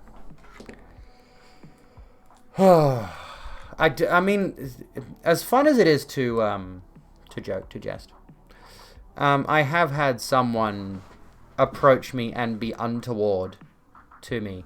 So I have got a little bit of anxiety about the idea of someone trying to do anything to me in public. Like, as muscly as I is, I am still like I'm still pretty traumatized from that incident with the guy in the parking lot. Not anywhere near as much as I was when it happened, but there was certainly this situation where I was like, for a while there, I was just almost agoraphobic. I was terrified of the idea of going out. I was terrified. I was like constantly looking around. If I saw anybody that looked like him, I was immediately just like, ooh, had a bit of a shudder response. So what happened? I was doing my food delivery runs. I picked up someone's food, was walking back to my car through the car park. I'll just recap the story. This guy over there, just like a few car spaces away from me roughly, said something like pretty or beautiful or something like that in a really like beautiful, like a really creepy voice. And at first I was like, it's probably nothing. I'll just keep going in my car. Picked up my pace a little bit, and I'm a few lanes down the parking lot, so I keep going towards my car, and he's following me a couple of cars away, like basically keeping pace with me, right? And I get to my car, I unlock it, and I go to the door. He starts walking down the lane a little bit, so I think, okay, he's just going to his own car. I get in, and I'm just sort of having a freak out moment, because he does stop, and I notice his head, like, in the corner of my eye, I notice his head turns towards me. So he stopped, he's looking at me, getting into my car. I immediately have the response of get in, close the door, lock it. He's at my window. He has come over, and actually, no, I'm missing a point. Before I get in the car, after I unlock it, he sees me unlock it, he says, have a safe drive, or something like that. And it's like, I don't know you, I didn't give you permission to talk to me. Let alone say shit like that. I mean, which is fine in the context of like, we know each other, but this guy does not know me by any stretch of the imagination. By the way, Ellie, how you doing? Or Steely, which would you prefer? Anyway, I get in the car after I hear him say, I hope you have a safe drive, or whatever the fuck he says. I lock it, and he's standing there. And I'm just looking straight ahead, gripping my steering wheel. And I was like, what do I do? After a few seconds, he leaves. And, yeah, after that incident, I'm driving out of the parking lot. I pull my passenger window down as he's walking back towards the center, and I say something towards him that you shouldn't say to someone, as loudly and angrily as I said it. But I was just honestly, that day was fucked for me after that point. I couldn't continue working because I was so freaked out. I was in tears. I was in fucking tears. I did that delivery. I pushed myself to do another one just so I could... I was just like, keep working. Just keep doing your job. Just keep minding your business. I just couldn't do it. I was so stressed and freaked by that incident that I had to stop, go home, and just stay at home and cry it out. Honestly, I don't think I streamed that night because I was just so stressed out by the whole incident that I just, because like it was really bizarre and I didn't know what to make of it. I didn't know what to conceive of. Sexy. Why are you all focused on my nails? They are nice, but they were done professionally. I didn't do them. I'm not a nail making person. I paint my nails occasionally, and my ex insisted to me that I could probably like paint these, which I might do while I've still got them. I didn't? Okay, there we go. Which would make sense. I was really fucking stressed over it. I think I may have even invited my friend over that night because I couldn't stand to be alone. I was like, look, something happened. I need you here. And she came over and we watched TV and we hung out. I think, if I recall correctly. It's a bit of a blur. But I still have a bit of a panic response when I see people that look like him. Because he was like this, say, hello. He was this, like, say, graying white guy. You know, older white guy in a t-shirt and, like, cargo shorts. Not particular, like, he had short hair. Kind of unkempt. Maybe stubble. I didn't get a good enough look at him. So he's honestly just a pretty generic older white dude. Honestly. That's the only concept I have. So when and there's a lot of those guys around where I live. So, you know, when I see anyone who looks even vaguely like him, I have a flinch response now. It's like, awesome! Fucking sick! I don't even know what he looks like. Anyways. What have you sent me, Sammy? What have you sent me? Thank you for flying Christian Airlines. What's this? I might watch that later. I'm talking about you. You're not grey, though.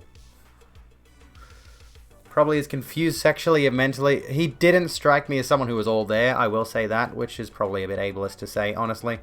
I'm thinking about it, honestly, yeah, like, I'm just going to put it out there. I don't think he was all there mentally. But that's still not an excuse.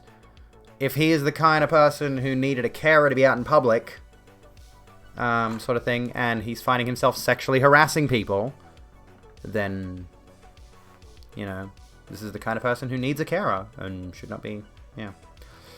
Anyway, that was nice to relive. Alright. Yeah, I think I definitely had Jacinta come over. Also love the nails. Nail idea. Do a pattern like with two favorite colors. I want to learn how to do the ombre thing or gradient thing that some people do. They've got like one color and then they have it fade into another. Like I've seen like black that fades into red and I'm just like, ooh, I want to do that. It's like glittery. I don't know how you would do it. Anyway, I'm going to take a quick BRB. I'm going to run another ad break while I'm away. And then we'll come back and I've only had that Trans Widow story. So we'll have to find something to do. Anyways, we'll come up with something. Anyway, that was a good story to cover though, and there is some news we can look at. Anyway, I need to pee. I'm busting. So that's my BRB screen.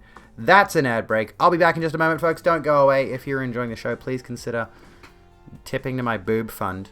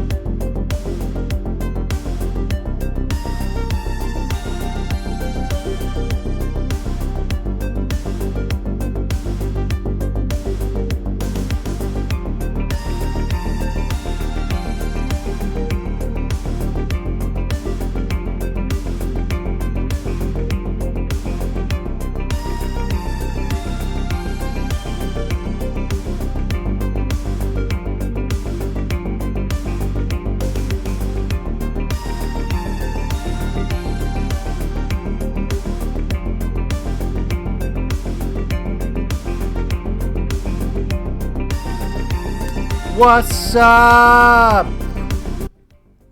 Also, I think we stand Chelsea Manning. I don't know. I only follow her on Twitter, so I don't know much about her. If I'm looking for something to do, I'll consider it. Maybe not tonight, though. What's going on, folks? Welcome back. Music was amazing. It is still playing. I don't know if you can hear it, but it is still playing in the background. Oh, that was the end of the song. Okay, never mind. There'll be another song in a second. You should still be able to hear it. There should still be background music. I have got Harvest Snaps. Like little pea crisps, like pea pod crisps. And by the way, T, how you doing? I saw you before.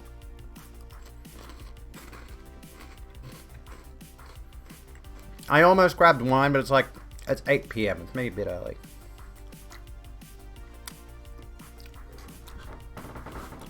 Housebound? Still waiting for your COVID test results.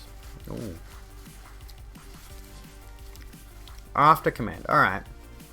Maybe DM it to me if you want. DM me the link. Anyway, I changed my title to Influencers Suck, because they do. Because I wanted to discuss this thing, right?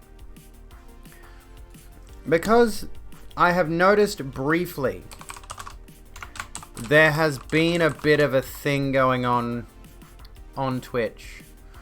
So this is like, this is one of those things that cycles back into the discourse every so often. But not anywhere near as much as like the titty streamers.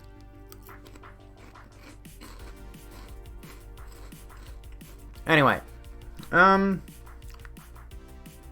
so influencers, right? We know what an influencer is. It's in the name.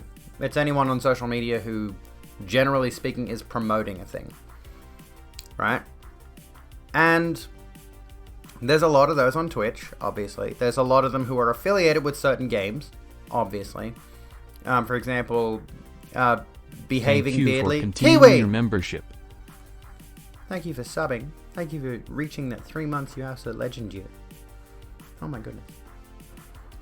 Like Behaving Beardly is partnered with Sea of Thieves. Who else is out there? Like you can... There you go. Have that. Oh, where's my ring? Hang on a sec. Give me a sec. It's your birthday. Happy birthday! Have this while I go get my ring back because I left it on the kitchen counter.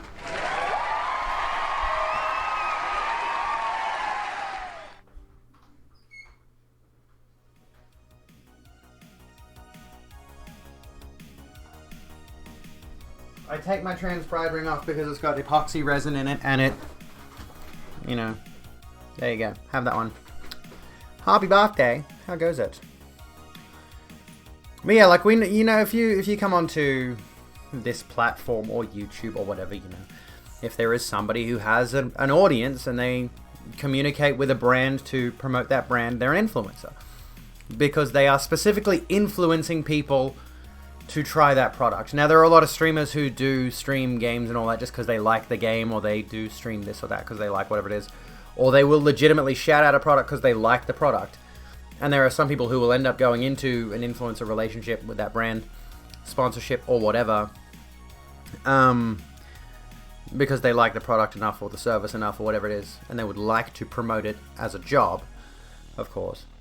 But there's recently been a thing, again, kind of briefly distracting from the women on the platform, where gambling is a thing. And in particular, we're talking about stuff like slot streamers and stuff like that. Because there are places you can do online slots, like slot machines, pokies and stuff. So, here's this article that touches on it. And I do want to sort of connect this to loot boxes and things of that nature, right? Because there are some streamers on the platform who are promoting games that have loot box mechanics, which is just gambling. Especially games that have colorful, bright, kid-friendly aesthetics that are then filled to the brim with predatory microtransactions. And I don't know, it's hard to look at this kind of thing and think that some of these influencers are not complicit in the in the spreading of toxic behaviors, I suppose. Like, what do you think about that idea? Because I recently had an interaction with someone on Twitter who had a very dismissive attitude towards the idea that as an influencer, them playing a game that features loot box and gambling mechanics. In fact, I think the mechanic in that game that we were talking about specifically has got a very slot machine-like loot box system. But like, here's this article, right, from this year, from just like yesterday.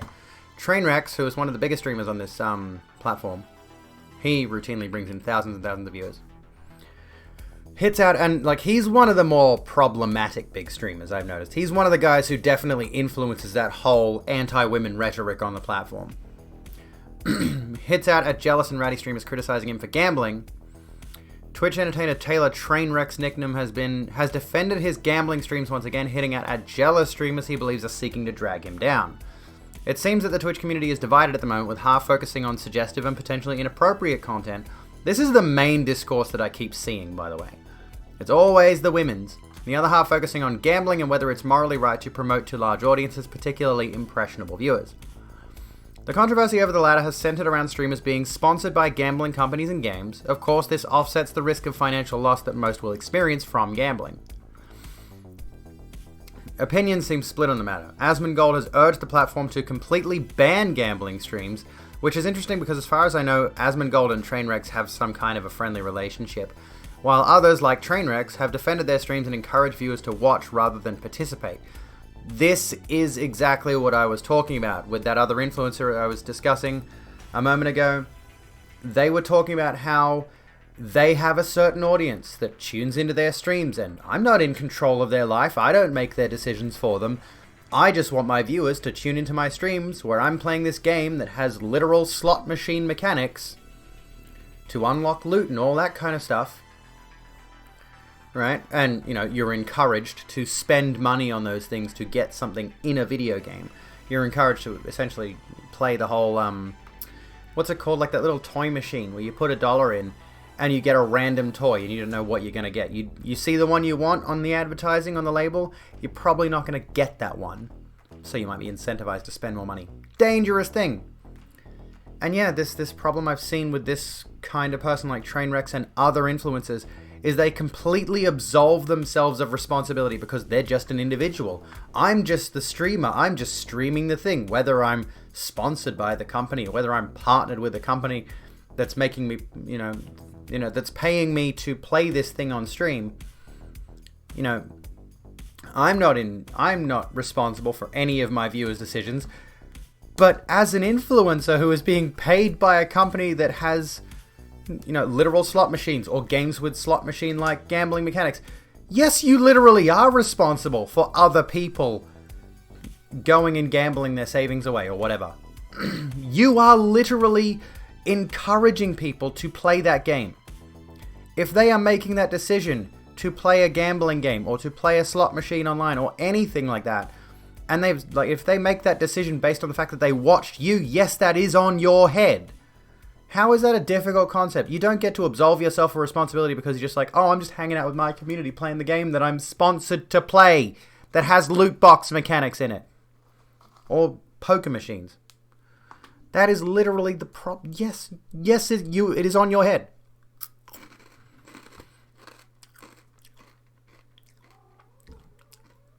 Speaking in a June 26 Twitch stream, Nicknam again defended his streams and suggested that those criticizing him are jealous and trying to drag him down. It's the same goddamn shit every goddamn year, he said. It's like these people want to keep me in this category where everyone else is here above and I'm here below, and everything's cool and peaceful, but then as soon as shit flops, we got people jumping ship Minecraft style. I don't know what that means. And out of nowhere, out of some insecurity and jealousy, dropping some bullshit and flipping... Not like this... kind of makes no sense. I mean, I guess I get what he's saying, but it's a bunch of gibberish. Excuse me. Some of these people saying the things they're saying, he continued, like streamers with the information that's out there, I understand why they're playing that narrative, but with what I know of their deals and how they behave, I just know how fucking ratty they're acting. And he's probably not wrong. Realistically speaking, there's probably a lot of ratty people on Twitch. Twitch does not generally comment on disputes until it has decided on a concrete course of action. gambling is permitted on Twitch, although the platform's terms of service do govern certain aspects of gambling content. Let's have a look at that. The debate will rage on, but it's clear that Trainwrecks believes some of the criticism is hypocritical and rooted in jealousy. Not really the point I was trying to make. I'm more criticizing the idea of, I'm more criticizing the fact that there are people on this platform who are actively encouraging and endorsing gambling. Like you said, Cactus, a little cleavage never hurt anybody, but gambling ruins lives. It does. We have seen gambling destroy families. We have seen gambling destroy lives. We have seen people absolutely ruined by it. You know? It is unequivocally a bad thing. And this is one of those things where, yes, I'm going to moralize. Fuck Genshin Impact. I'm sorry if you like the game, but that is the game I was talking about. Fuck that game. I have seen its loot box mechanics. I have seen the way that it monetizes. And I have seen that it looks like this. Tell me right now if you think a child would look at a game that looks like this and think, yeah, I want to play that. They would, wouldn't they? It's bright. It's colorful. Look at this. It's cute. It's stylish. Children would want to play this game. I don't know why this image is not loading in properly. Fucking hell. And as far as I've heard, it's also, you know, got a good fun gameplay loop to it. But it's also laden with loot box gambling mechanics. So not only do you have the problem that this is a bright, colorful, fun-friendly game that kids are going to want to play, and it has those gambling mechanics in it, you've also got people on this platform who are partnered with it to promote it and its loot box mechanics. In a game that is appealing to children, whether it's specifically designed for children or not is not the problem. The fact of the matter is, it's appealing to children. And children are going to have access to those loot box systems. And they're going, and we have seen this happen before, they're going to take their parents' credit cards or whatever else they've got access to, and they're going to use that to waste that money. And the people who are partnered with that game and who are promoting those systems are actively complicit in those kinds of things happening. You could have children in your audience that you don't realize. Or you could have gullible people who are susceptible to gambling systems in your audience. Yes, you are responsible for it. As an influencer, yes, you are responsible for the harm that happens to people. Because quite frankly, the very idea of gambling is ableist by its design, right? It's designed to prey on people who have certain states of mind that are geared towards addictive behaviors, right? It's not their fault they have those behaviors, but it is the fault of the capitalist systems at play.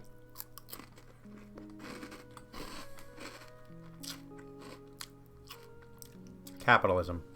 I was trying to avoid saying the word, but... I mean, that's not even really it, but, you know. Have I seen the Adam Ruins Everything episode on gambling? I have not. Here's a similar problem. As a former sex worker, there were plenty of clients who were very lonely who would drop hundreds if not thousands a week on dancers and tips for the dancers, often while drunk. They made the decision to enter the premises to purchase the services of the dancers. Don't think it's the same thing as gambling, but I'm curious about the dynamics of individual choices and agency and exploitation. Exploitation's a good word for it, better than capitalism.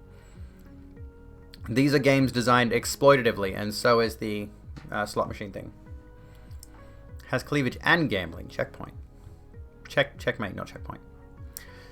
Gacha as a genre is questionable even when the game is designed for tedious, unreasonable amounts of grind that's circumvented by the monetization. Yeah.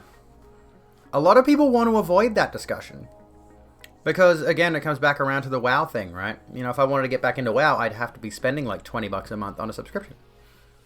And if I started playing that regularly, the inference would be that I'm trying to encourage people to play that game, but I'm not directly benefiting from it, of course. Capitalism is exploitation. It is, absolutely. Isn't this a similar argument that LGBTQ-phobic people used to say to kids seeing LGBTQ-positive media will be influenced to become LGBTQ? Perhaps. However, the difference is that being queer is not a harm. Being queer only destroys people's lives when they are surrounded by queerphobic people, right? Otherwise, being queer is not something that is going to destroy your life inherently. But gambling is designed to milk people for as much money as they possibly can, and it does lead to people making questionable decisions to stay on top of gambling, taking out loans, making other dangerous decisions like loan sharks kind of thing, not just bank loans, you know, and spending their rent money, spending their grocery bills, etc., etc., etc. It's a dangerous, and again, like we mentioned before, there are people who will steal, or like we mentioned with the kids in the loot boxes, they'll take their parents' credit cards and Botwick with the expert timing, I know. Always on point. You used to be good at this, Botwick. I don't know what your problem is. Oh no, I suppose that is relevant, isn't it?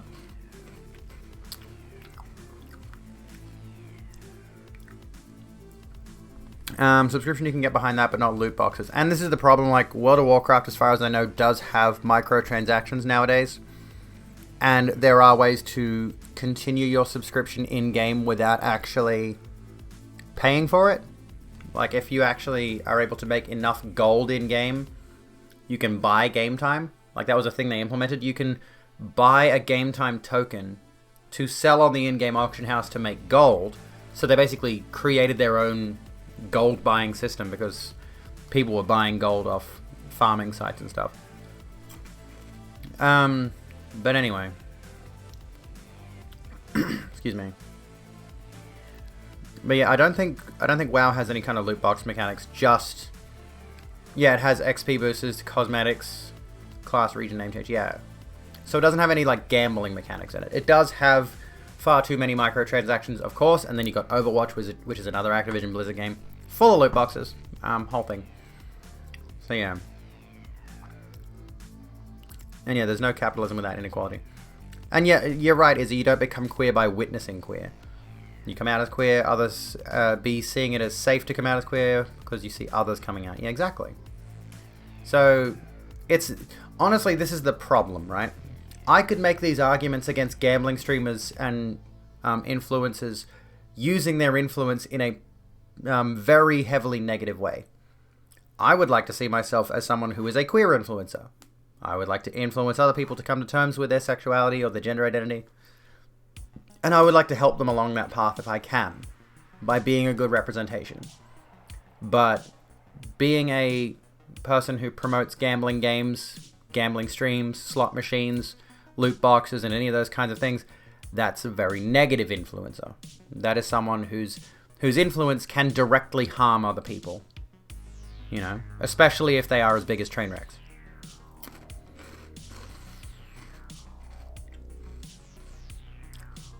Depends on if the influencer is pushing a good influence, yeah.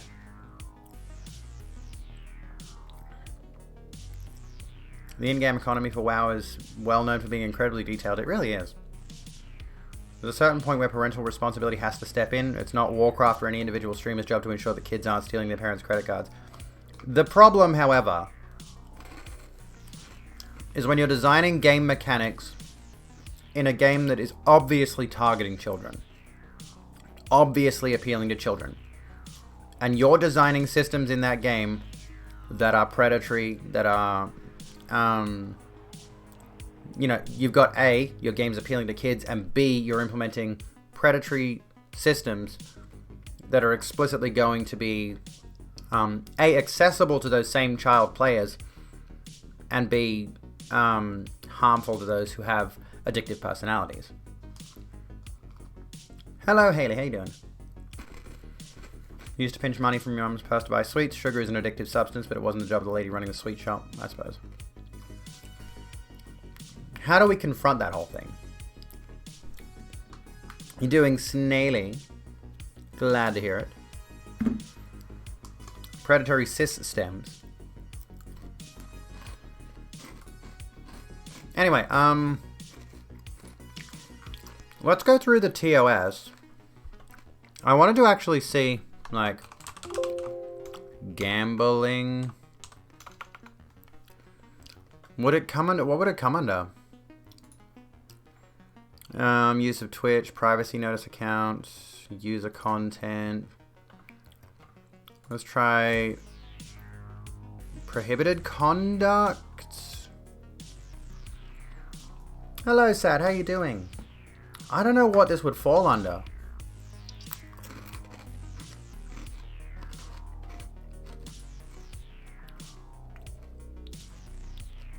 Disputes.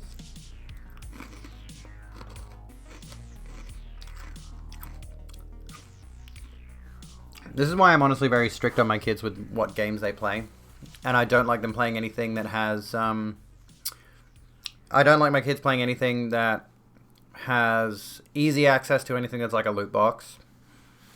I don't like them generally playing online. And I don't like them playing anything that has automatic voice chat. I think all those things are potentially harmful to kids. Centerlink. Alright, let's have a look. Ah. Here we go. This is good. This is good.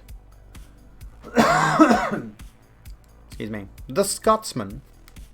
Young gamers in loot box debt warning. In-game loot boxes should be classed as online gambling. A charity has warned as new research has found that more than 1 in 10 young gamers get into debt. Buying paid for loot boxes.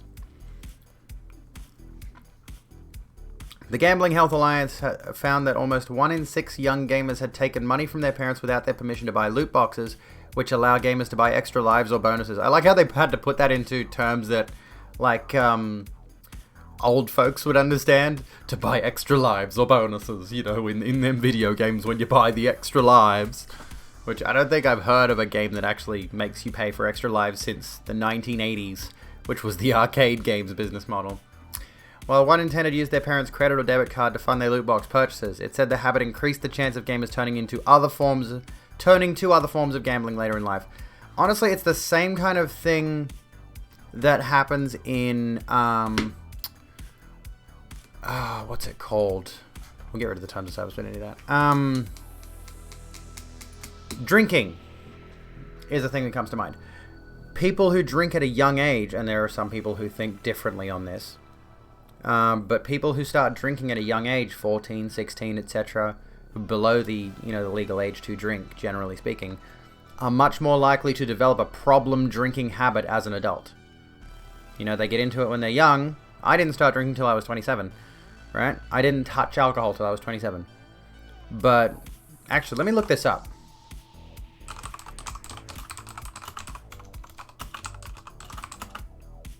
Drinking at a young age leads to alcoholism. I want to actually find out if this is true. Is there a scientific article? Well, here's something from NIAAA. Here's something. Underage drinking. Why do adolescents drink? What are the risks and how can underage drinking be prevented?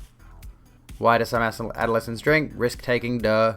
Expectancies, how people view alcohol and its effects also influences their drinking behavior, including whether they begin to drink and how much. Sensitivity and tolerance to alcohol, personality characteristics, and psychiatric comorbidity. Children who begin to drink at a very early age, before age 12? Before age 12? What the? I was saying 14 and 16, like, before age 12? Hereditary factors, this is often... I'm curious about the hereditary factors thing. Hang on, we'll come back to that. The Gambling Health Alliance, yeah, we already read that bit. On top of the purchase price of the game, which is on average €35, pound, I don't know. Pound, I guess. Almost 1 in 4 respondents spent over £100 on loot boxes over the course of completing a game, suggesting... Completing a game, that's hilarious.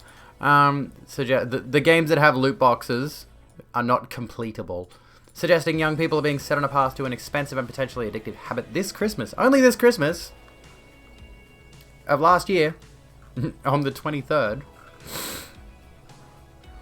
Many respondents felt loot boxes damaged their gaming experience, citing a number of factors, including the games were pay to win. Play to win? That's how a game should be. Pay to win. This is a bit weirdly written. Without spending heavily on loot boxes, it was impossible to play competitively, that the odds of getting valuable items were incredibly low, leaving them feeling frustrated and ripped off. The features surrounding the loot boxes, as well as the purpose they served in the game, made them especially addictive. Duncan Stevenson, chair of the GHA and deputy chief of the RSPH, said, "We know that many teenagers will be unwrapping video games for Christmas. And while we know that they give a huge amount of enjoyment for many, we are concerned that games containing loot boxes are having an impact on the finances of young people. I want to say this right now. Other than, like, say, Warzone and Call of Duty, I think the major ones... I may be wrong on this. I think the major ones... I'm trying to think for a second. I think the major games that have loot boxes in them are all digital. They don't have physical copies. They're all... Am I wrong? Like, I'm thinking Fortnite, Apex, stuff like Fall Guys. What else is there? Hello, Mona. How you doing? I may be wrong. Like, I might have the wrong idea there, but... sort by viewers, high to low. League of Legends, downloadable. I'm just like, I'm nitpicking, but like no one's really unwrapping games for Christmas. They get most of them digitally.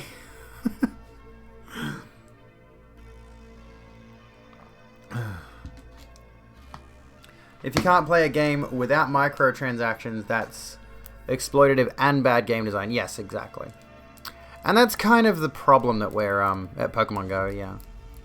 Multiplayer games are prone to that, yeah. It's kind of the issue that we're faced with. I can't get my fucking Stream dashboard to fix itself. Hang on a second. Let me open a new browser, because my Stream dashboard is being a fucking cunt and I hate it. No. Okay. It's hovering off the screen again. I don't know why it's doing this. There we go. I don't know what the fucking problem is with this shit. Let me put you back where you belong. It seems like when I open a Whisper on Twitch, it fucks up the way the page looks on Firefox, and I can't fix it.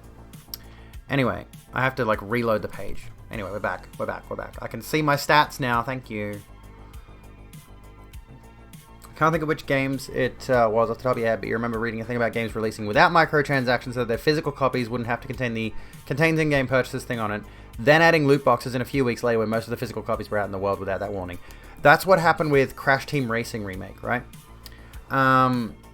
They released Crash Team Racing not only without microtransactions so that they wouldn't have to put that listing on the rating thing, but also so that the critical reviews would come out of it and be like, oh, it's a great, remake, it's great to experience that nostalgia and blah, blah, blah, blah.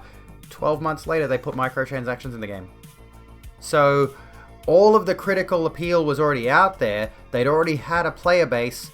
They didn't have to put a listing on it that said it has in-game microtransactions on the rating system, and they can just get away with inserting it after the fact.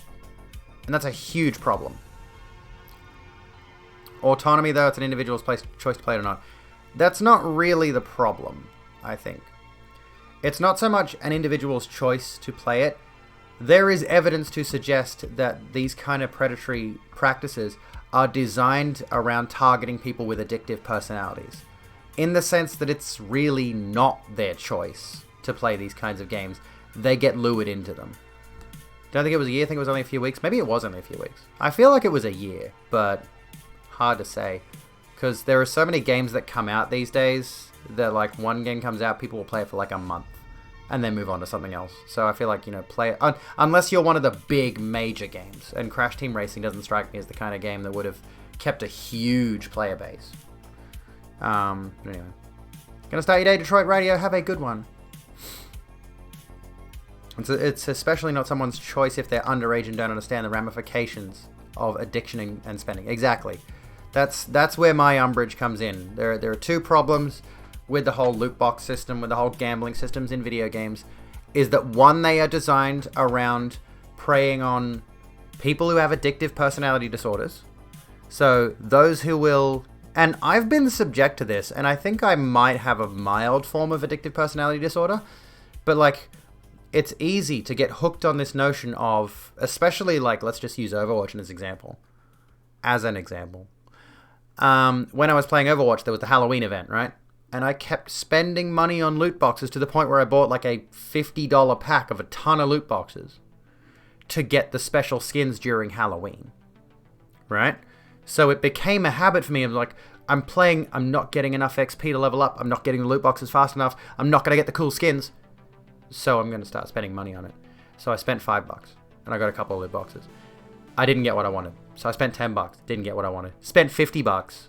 That's how this works, by the way. You spend a small amount of money on some loot boxes. They might give you one or two kind of cool things, because you spent money. You spend a big amount of money, suddenly you're getting legendary skins. Suddenly you're getting the really cool shit that you want. Right? They design it that way. It's an algorithm. I'm going to hit an ad break because 3, 2, 1, there we go. I'm just going to run that right now. If you are seeing an ad and you don't want to, consider subscribing to support the channel, but I really prefer that you would simply donate money to my titty fund, because if you're going to sub, you might as well chuck the entire amount of the sub at me, because I only get like 30% of what Twitch pays out. If I've calculated it correctly. Such a pain. One of the things that the Adam Ruins Everything episode goes over is the susceptible individuals is not actually true. The system creates susceptibility. That's probably more true, right? The system makes people addictive. It's kind of a what's the phrase? Like an endless cycle. It's cyclical, right? So you've got people who are addictive. You've got people who get easily addicted to something. And then you've got people who are like, well, we can capitalize on this. We can make money off this. We can exploit this psychology. So we'll do that, and we'll incentivize people to spend more money on our game, in our loot box system, in our gambling system. And that will create more people who become addictive. I think when we discuss things like addictive personality disorder, it's important to note that it's not just something that someone does or doesn't have. These things can develop. I used to have this attitude towards depression because I have depression. I have clinical depression. But it's come and gone throughout my life. Like right now, though I'm emotionally all over the place, I don't feel depressed, right? I know what depression feels like. And I used to have this uninformed attitude that depression is just something you always have and you can't cure it. And maybe there is an element of truth to that. But it's important to realize that psychology is a lot more in-depth than that. There's a lot of finer details that people gloss over. It's honestly the same as the gender thing. Like, there's so much that we don't immediately comprehend. So it's not just that someone has an addictive personality disorder. Or whatever. It's that people can develop addictions to things that are either substances, like you've mentioned there, Kilonia, or not. It's as long as we are... Is it dopamine?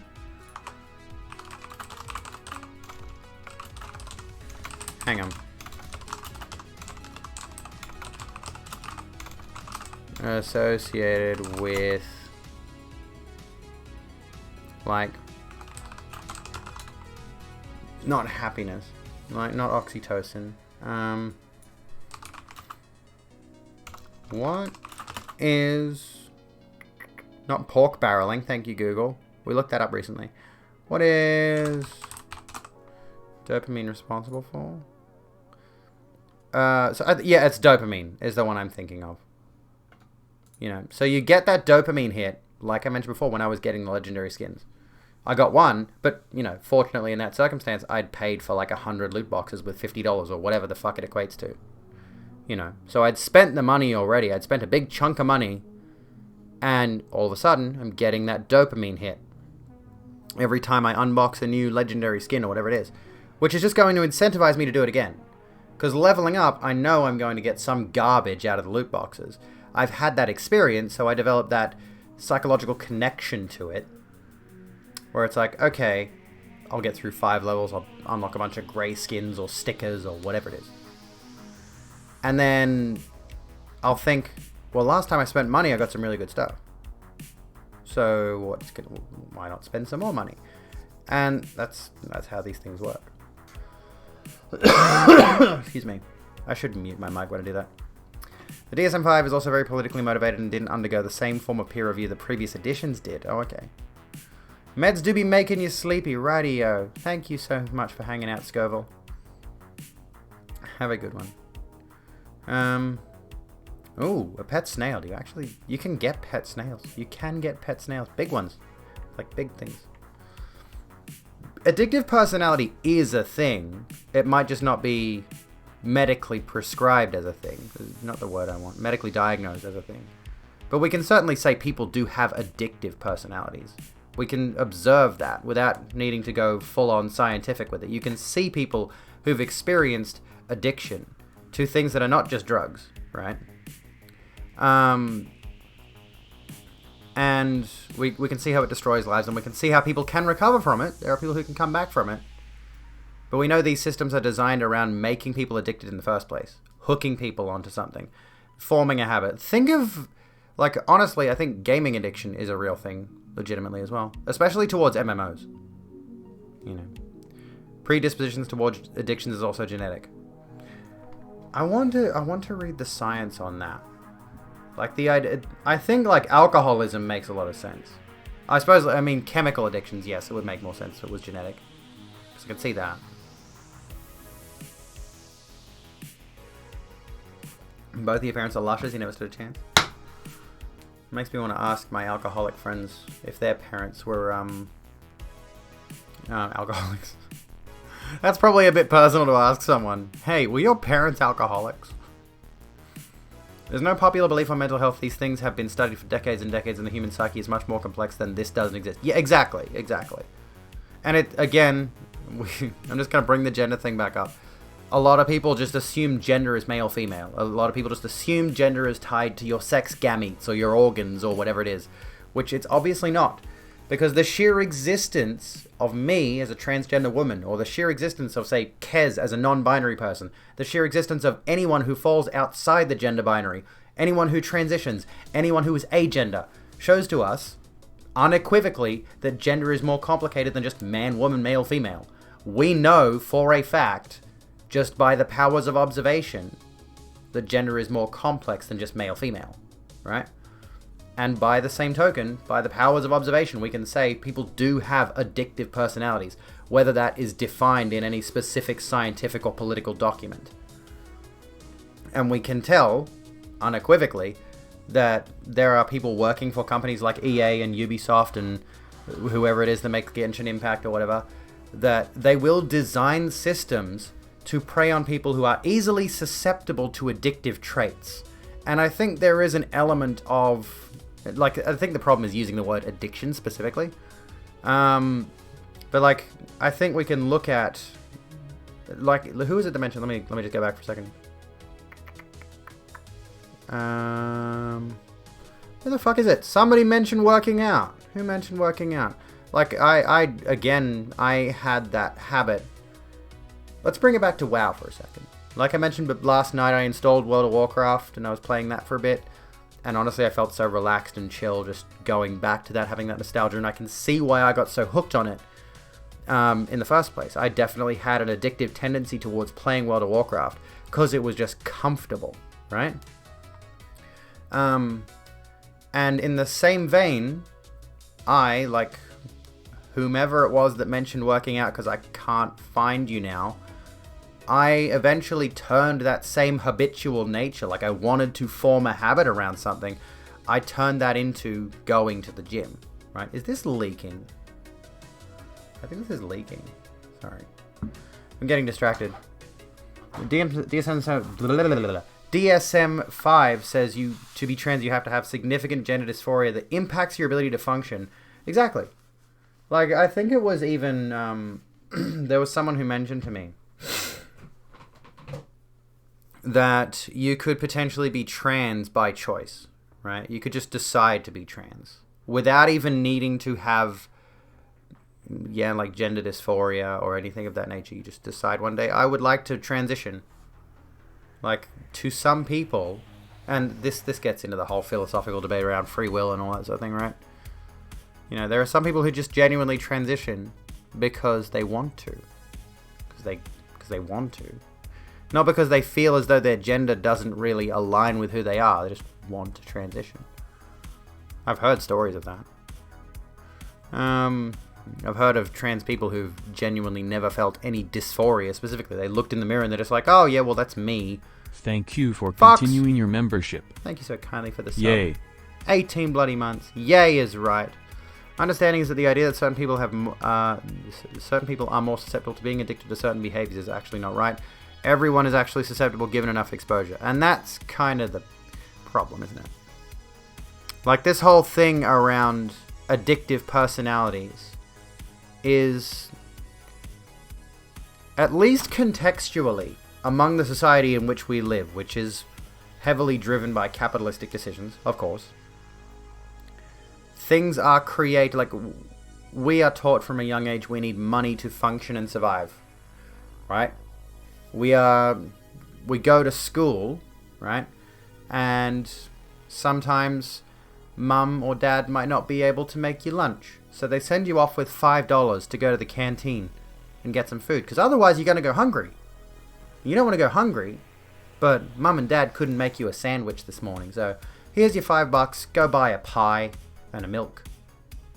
You know, so immediately from a young age you're already told that money has value in your basic survival, essentially.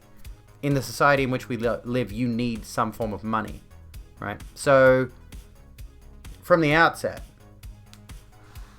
we're given this idea that, you know, money has intrinsic value and we need to have it, and that extrapolates, you know, that goes up, and eventually we reach a point in our adulthood where we have enough money that we can make it, well, ideally. Some people don't have this luxury, if we were to talk about people who are completely flat broke and houseless and all of that kind of thing. But, you know, we get to a point where we have enough money that we can make small decisions that allow us to indulge, right? And in some cases, companies like those who make games with loot boxes in it, Activision Blizzard, Ubisoft, especially Ubisoft, fuck, I hate them, and the Genshin Impact company, I can't remember what they're called, will design things that make you spend more money. Like, again, we come back to just the basic idea of buying skins. You know, you buy one skin, and then a week later they'll release another cool new skin, and you're just like, well, I gotta have that one now. So, but I already spent $50. Oh, what's another $50, right? What was it? What was that Angry Joe video about, like, fucking Blue? There's been so many games now that have put out, was it Apex? Or some other game that put out a gun skin package, which was just a shimmery blue skin pack for like 5 different guns. And it was $100 or something. It was like, or $200. I don't know. It was a lot of money for some blue skins. It's a meme at this point. There's been a few games that have put out blue skin packs for excess amounts of money. I think the industry is trolling us. Gender fluidity is a thing, and the DSM-5 doesn't even acknowledge it, as gender fluidity does not feature dysphoria at all. You're non-binary with some small degree of dysphoria, still on the fence about top surgery, but not sure about how much discomfort either your body comes from eating disorder to shit. Biggest discomfort comes from being socially categorized as a girl. Wonder what the DSM would say about me. Yeah, exactly. These kind of systems are not fully fleshed out, and that's kind of the problem. Is like we often put out, and I hate to be one of these people, but we put so much stock in the scientific definition of a thing, not realizing that the science has long been socially constructed around certain people's experiences, right? To explain certain people's definitions of things. Typically, white cis-het males have been dominating that field forever, right? So a lot of the things that we know, in based on our experiences, based on our observations, we could make our own science and we could peer review it and all that. And again, I don't want to dismiss science, because science has proven so many things through the power of experimentation and peer review. Of course, science works, but there is still so much information in many scientific fields that's just missing due to bias, right? So I think it would do well to have some kind of study conducted specifically on the psychologically addictive nature of loot boxes and the psychologically addictive nature of gambling mechanics in video games, especially. And I'm still on the fence. I'm going to sound like a raving mad crone in a minute, I still think there is some element of psychological manipulation in games that heavily feature violence. Now, most people who play a game like Doom or Call of Duty or anything like that are not going to go out and commit a shooting. But I think we often dismiss the idea that people can be, to an extent, I don't think influenced by video games. But, fucking hell, I've undone this, sorry. Let me fix this. I think there are people who already have certain violent tendencies, whose violent tendencies are almost encouraged by playing shooters. They get a taste of it, and like given how many... Well, this is the problem, right, though, is if we start going down this track, this is definitely a slippery slope thing. Where if we... Excuse me, tickling through it. I don't have COVID, I promise. If we start going down this route of like, well, there's a potential here that violent video games might... What was it? Media is really good at influencing opinions, but terrible at influencing actions. Perhaps. Definitely on the opinions part.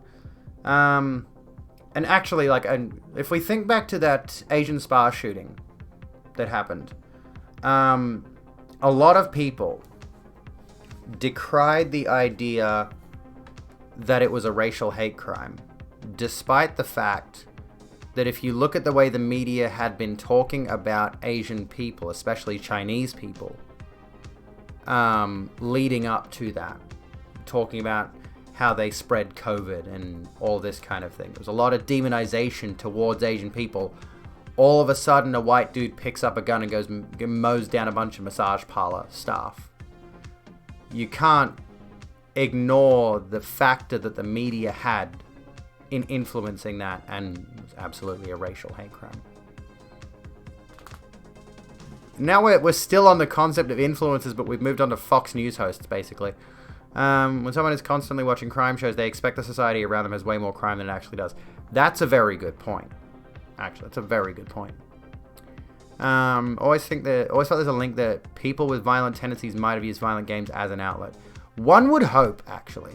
I mean, yeah, like, fingers crossed that people who do have violent innate tendencies, which does happen, there are some people who have just got, I hate to say this, something wrong with them.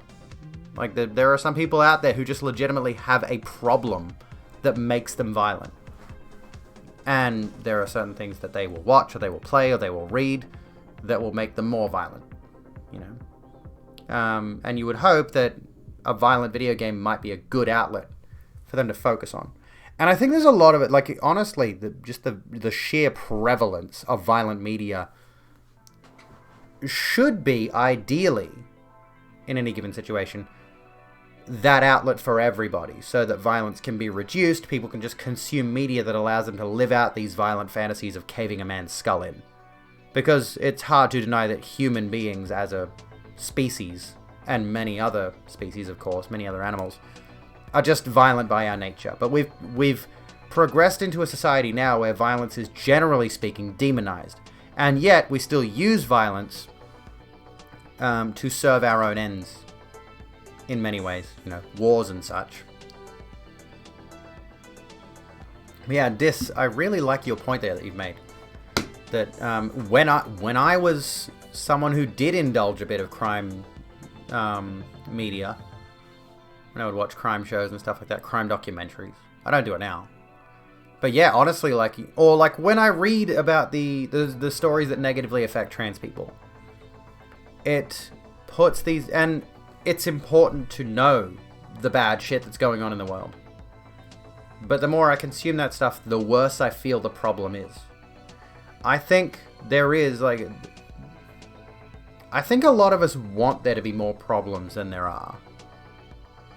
But at the same time, there are real problems. Like, how do you escape the idea... indulging a bit of crime. How do you escape this notion of... Let me think. What's the phrasing I'm looking for here? Like, we're talking about how the media we consume influences our view of the world. God, there's a point on the tip of my tongue. What is it? I've lost it. I hate this. I've lost the point. I don't... Oh my god. Help me. Some people want to watch the world burn, yes. But it's not just that. Like, some people do genuinely believe the world is worse than it is, I guess. But we can't ignore the fact that there are a lot of bad things going on with the world. Editorializing. That's what I'm thinking of.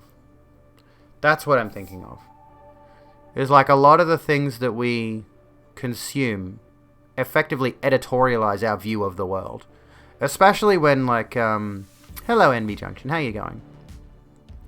Like, especially when we consider conservative media and conspiratorial media.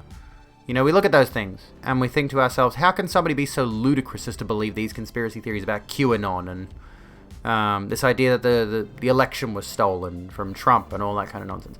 How can anyone be so foolish? But then you need to realize that a lot of the media that those people specifically consume, they don't get exposed to other media. They don't read, like, left-leaning media. They don't watch left-leaning people. Excuse me.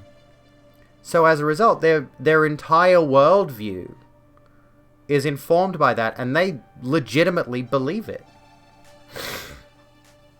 Okay, so what about climate change? This is an interesting one. Hang on, I'll come back to it. I think when we're talking about violence in video games, it's important to talk about how violence is often the only way of interacting with a game's world and is the primary method of problem solving. Yes, indeed. Does this lead to new acts of violence? Probably not, but it's something to consider. I do hate that. I do hate the fact that even in fucking Stardew Valley, there's a violence element.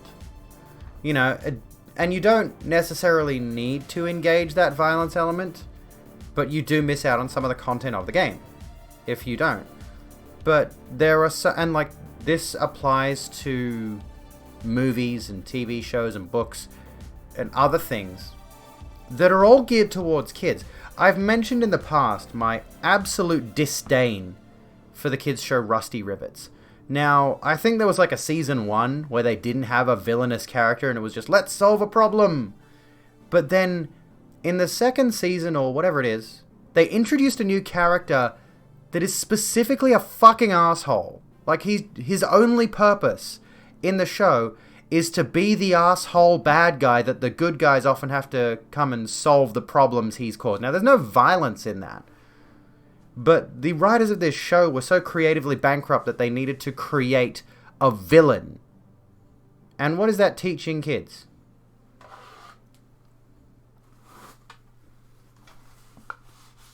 Fucking hell, I need to throw this bottle out. Robbie Rotten, yeah, like, really?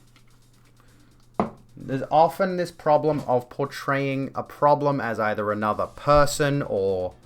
So, I know, don't get me wrong, obviously there are a lot of problems in life that are other people. What is this show? Rusty Rivets is a shitty fucking kids show. It's fucking shit. Anyway. Remember that lawyer that sued GTA? Yeah, I remember him. Jack Thompson. Yeah. He got disbarred in Florida.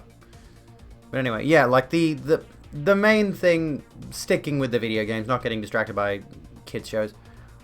The main thing I have the problem with in video games especially is, like, yeah, again, Fortnite, hugely popular game with kids.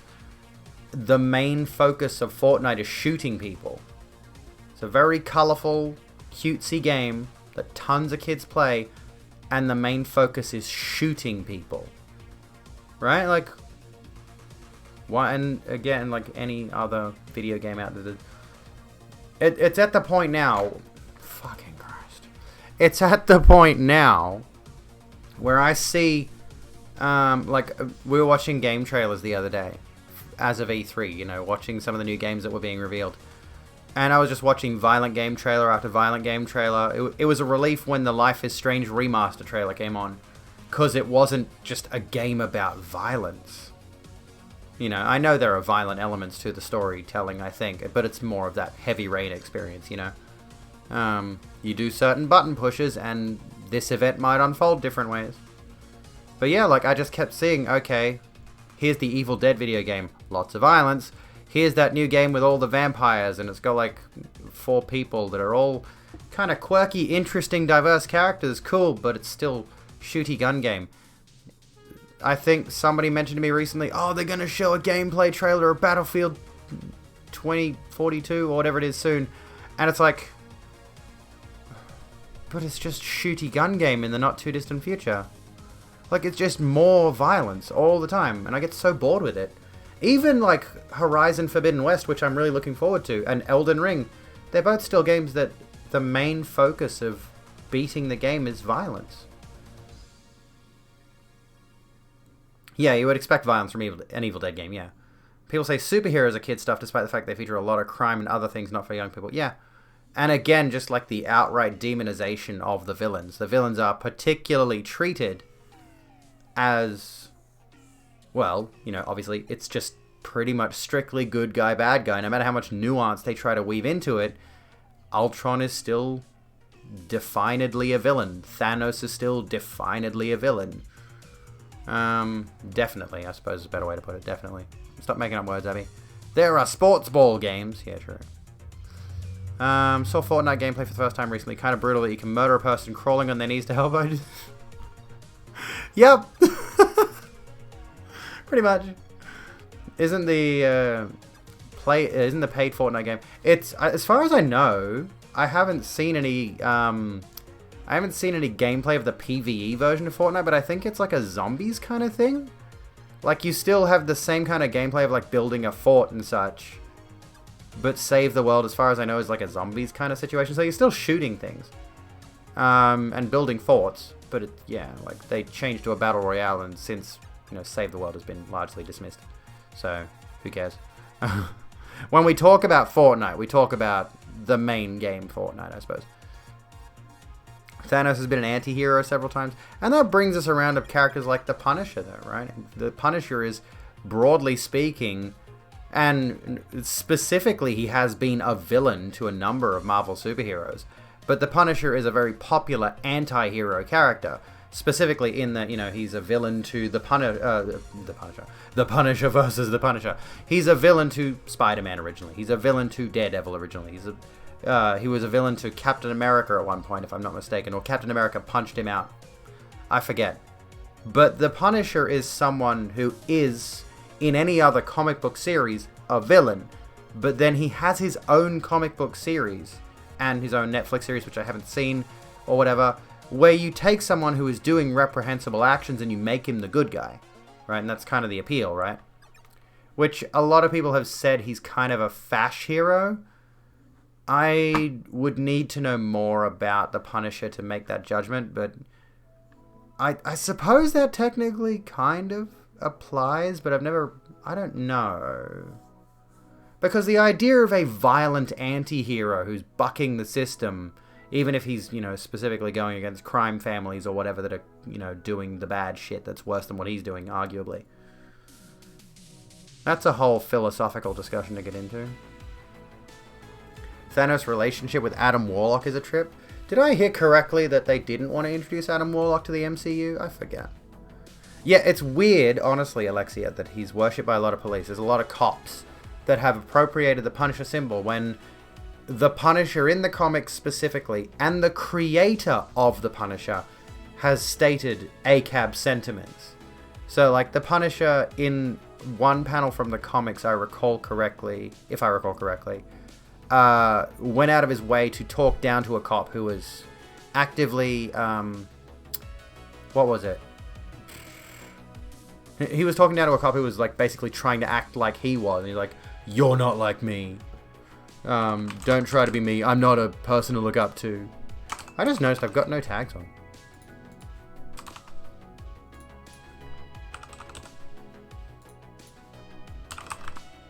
Anyway, fix that up real quick. I don't know why I didn't have any tags on. Anywho. But seriously, Twitch dashboard keeps resetting my tags and I fucking hate it. Thing is, Garth Ennis specifically addressed various knockoffs and killed many of them. Punisher is an appeal to feral impulses, but it's also very much about the terrible consequences. Yeah. And yeah, I've seen the cops that have put Punisher logos on their cars. Honestly, we could bring up ContraPoints' video Justice, where she specifically talks about that whole thing. which is a really good video. I should rewatch that one. That one's 43 minutes. Sorry, I've developed this particular viewpoint that we shouldn't stan anyone, but I just can't help myself but to stan ContraPoints. Sorry. That didn't work. Mic mute didn't. Blah. Anyway.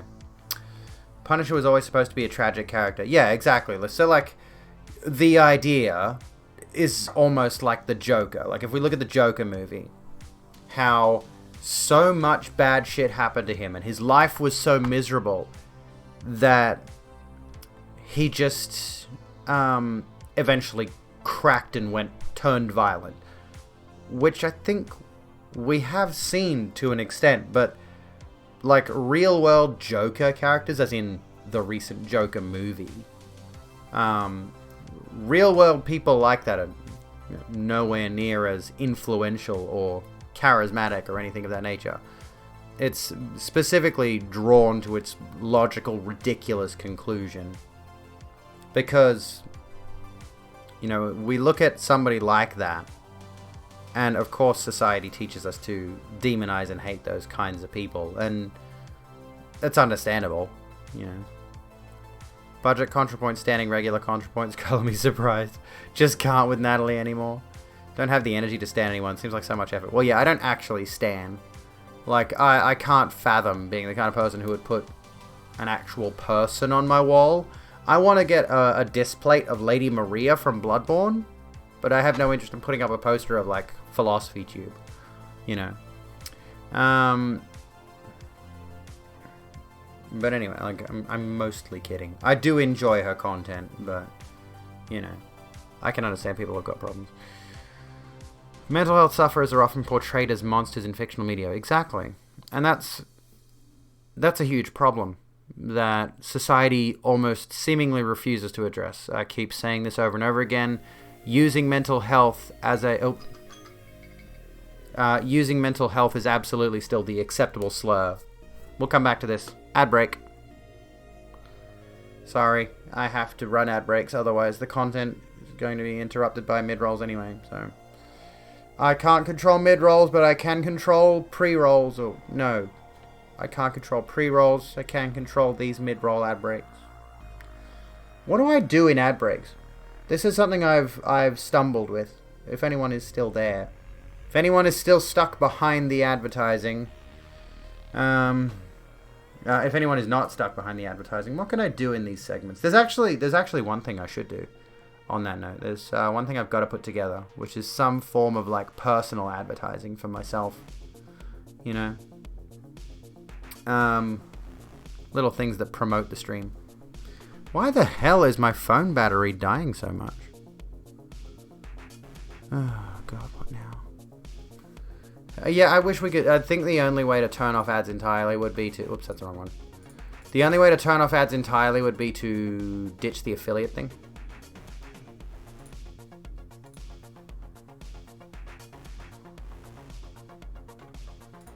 I think.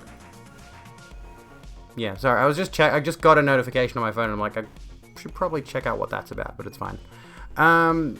Yeah, I think, fortunately... we've still got this thing up about the gaming loot boxes thing. We can come back to this and the underage drinking thing in a minute. I think, yeah, very specifically, the only way you can ditch ads completely is to not be an affiliate. And that's, I guess, a good thing when you contrast that against YouTube, which has now started saying they're putting ads on any YouTube video, even if you're not monetized. And I'm not monetized on YouTube. Actually, there's a good thing to look at. What's my YouTube monetization stats at? Probably not very good because I haven't been uploading. But it's like you need to have like 4,000 watch time hours inside 12 months. I've got 1,438 public watch hours. And yeah, it needs to be in the last 12 months. And 1,000 subscribers, that was easy. But no matter if you're monetized or not on YouTube, you can still get ads on your videos, which is just... Yeah, like, the unfortunate thing about the ads on Twitch and on YouTube is that it deters people from checking out new content. And I've seen this a million times, you know, unless I'm watching somebody I'm aware of and I actively look forward to seeing their content. Like I went and watched Calgar playing Bloodborne the other night. I like watching Calgar. I like watching Bloodborne. So obviously I'm going to sit through ads because I enjoy watching my friend, right? But if I want to check out a new streamer who's playing Bloodborne, if I want to check out a new streamer doing anything, and I get hit with like 30 to 40 seconds of ads right like as soon as I open their channel, and I've heard many other streamers say this, many other people on Twitter saying this, I don't want to stick around for the ad break because I don't know what I'm getting into, first of all. And you just, like, honestly, there really needs to be some kind of a buffer period there, like 5 minutes. Allow me to, and maybe make it a total tally or something. So, like, if I want to go check out a new stream, I hate that I'm even negotiating this idea, but if I'm going to go check out a new stream and I watch like a minute of it and I decide it's not for me, I can go. And then I go check out another new stream. So now I've got 4 minutes until an ad comes on. So we start with the 5 minutes. I watch a minute of one stream, don't like it, go to another stream. I got 4 minutes until I get an ad.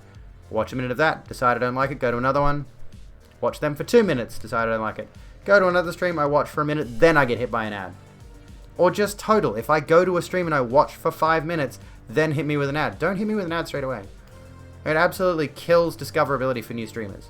And I guarantee you there are some really good streamers out there who are getting fucked over by this system. There are some people who are coming to Twitch for the first time, and they don't have a particular audience or anything of that nature, but they're just genuinely a good streamer, you know, who are getting screwed around by a system that doesn't let people watch their streams for the first time without being bombarded by ads. Also, check out Outer Peace gear if you want a ring similar to mine. I think they've got just about every pride flag in this kind of style if you want to. I think even the progress flag, which is really cool. Anyway, I hate YouTube a lot as well.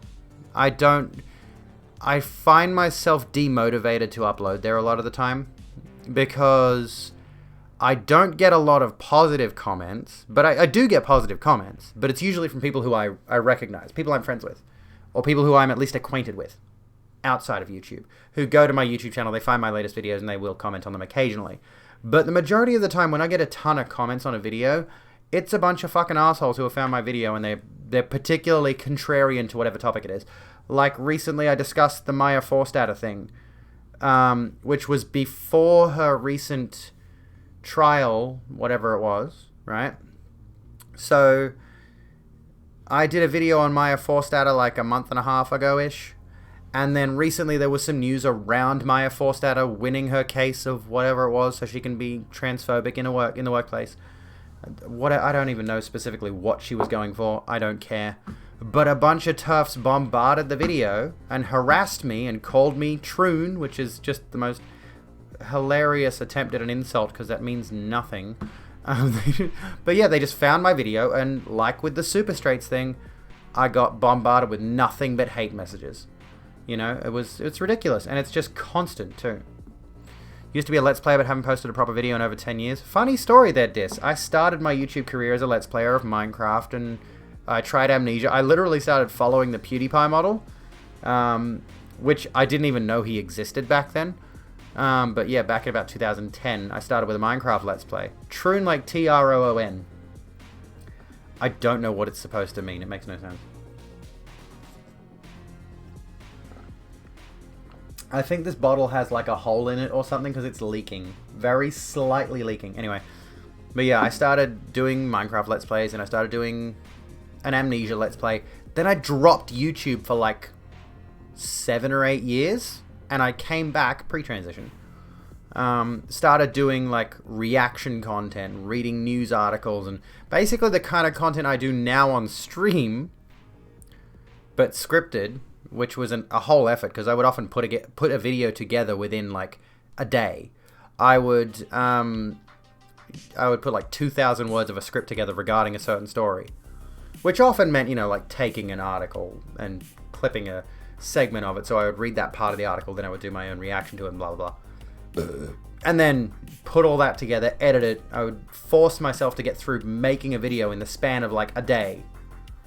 And, you know, I was putting videos out pretty routinely, but I wasn't really getting a whole lot of traction. And I think the only reason I had any interest in the first place is because I was a pretty conventional looking cis white dude. with bisexual lighting, because why not? Anyways, eventually, you know, I came back to YouTube after doing this stuff. I've done my video essays, and I'm still enjoying doing those, but it's hard to make them as nice as I'd like to without having a ton of financial support to, like, buy sets and costumes and a camera. I don't have a proper camera. I've got webcams. So, you know, putting those together is too much expense and effort sometimes, and I'm just like, I'm putting together too many big ideas into my scripts for these, and I can't actually execute them, which is stupid. I got to think more about my restrictions. So now my YouTube channel, moving forward, is going to be primarily stories like the one we did tonight about the trans widows thing. And then I'm hoping to do 2 trans or queer stories a week. So, like, hopefully I'll upload one tomorrow, which will be the trans widows thing, and then one on, like, Friday or Saturday. Fingers crossed is the goal. If I find the time to cut the video together, which is always the tricky part, because that segment went for way longer than I wanted it to. I should have cut my, I should have cut off at a certain point, honestly. But yeah, you know, that's my main goal with my YouTube for now, is just get a couple of videos up a week that follow a specific niche, because that's how you succeed. Go to any YouTube channel, unless it's like it's kind of the Twitch thing, right? You think you never release more than once a week, it's like in 08 or something. Yeah. And back then, I think you could get away with doing one video a week. But nowadays, there's a lot of pressure to upload multiple times a week. In some cases, some people are uploading like 5 times a week. And the people who are doing that have got a team behind them. They've got an editor. They've got a sound designer. They've got camera work. They've got everything. So they can put together a video a day, sometimes multiple in a day. And like, I think Jacksepticeye recently said he was going to go down from doing 2 videos a day to 1. And I'm like, how the fuck are you doing 2 videos in a day? And it's because these people, these YouTubers you're watching, it's the same as watching a talk show. The only example that springs to mind immediately is Ellen. Ellen is not the only person running the show. She's got, and obviously she's ending her series now, I guess. But like any talk show where there's a singular host interviewing people and doing all this, doing fun segments, the Late Show or whatever, I don't know.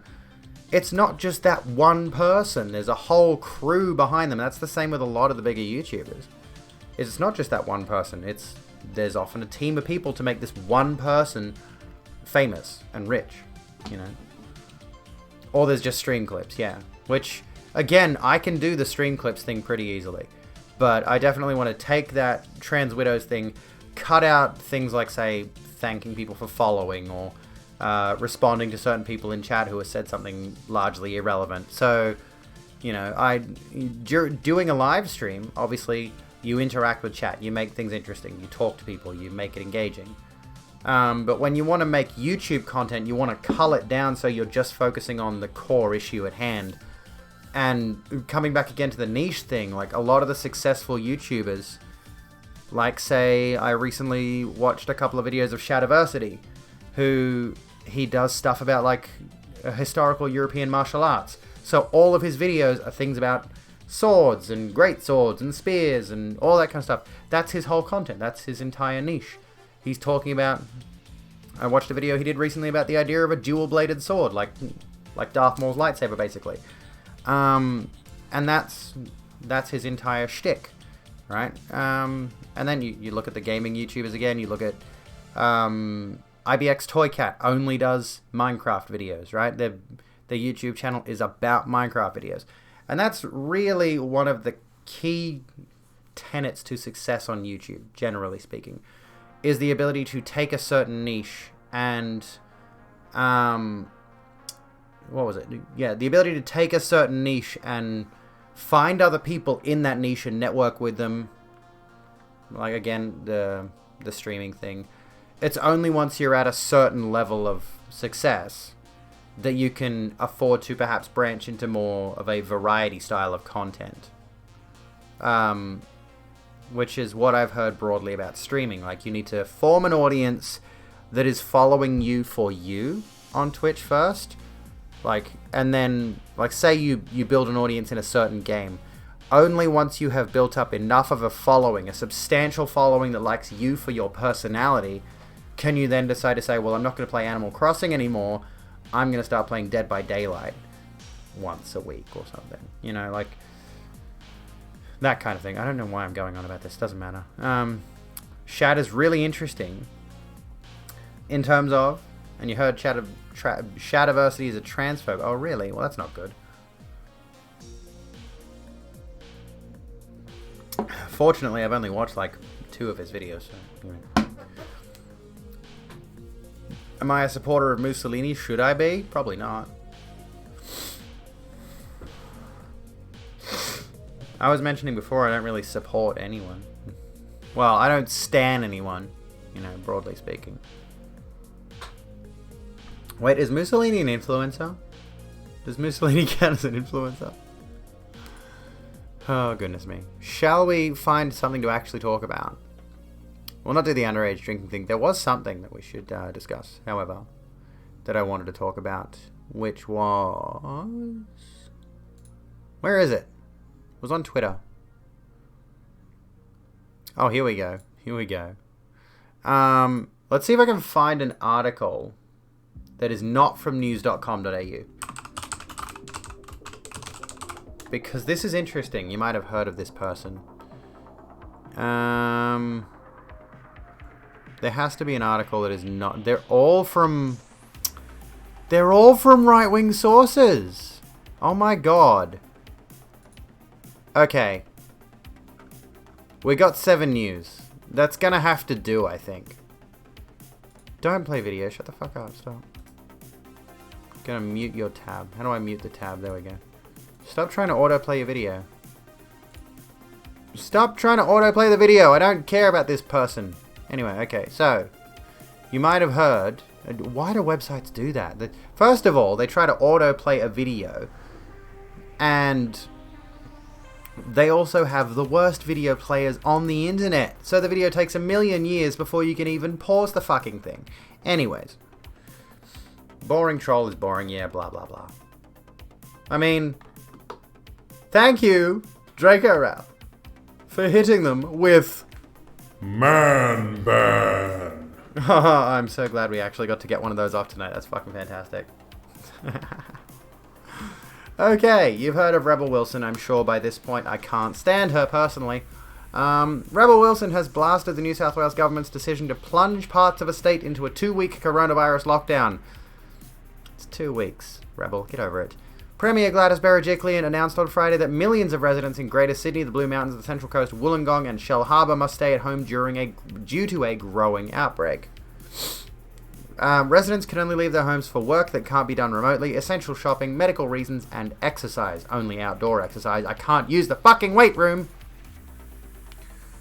Go away! I don't want your video player. While the decision was welcomed by epidemiologists, you know, people who are actually studying this shit, and many health experts, Wilson, who is not a medical expert, is not a fan. Excuse me. Sydney WTF, the Bridesmaids star. I'm sorry, but that's fucking hilarious. Like, epidemiologists and many health experts think the decision to lock down the state is good. You know, the people who actually know about medicine and know about this medical crisis are saying, yes, give us another 2-week lockdown. Rebel Wilson, who starred in Bridesmaids, doesn't agree with it. Sydney WTF, she wrote in an Instagram story shared with her 9.9 million followers on Sunday. You can't keep locking down as a strategy. Well, obviously medical experts think you should. The 41-year-old also shared a photo that her mother Sue took of a supermarket shelf stripped bare due to panic buying, writing, "Mum took this at Woolworths." That's the problem of morons. That's the problem of morons, not the lockdown specifically. People need to pay more attention to what they're doing. Wilson was born in Sydney, where her family is based, but lives in the US.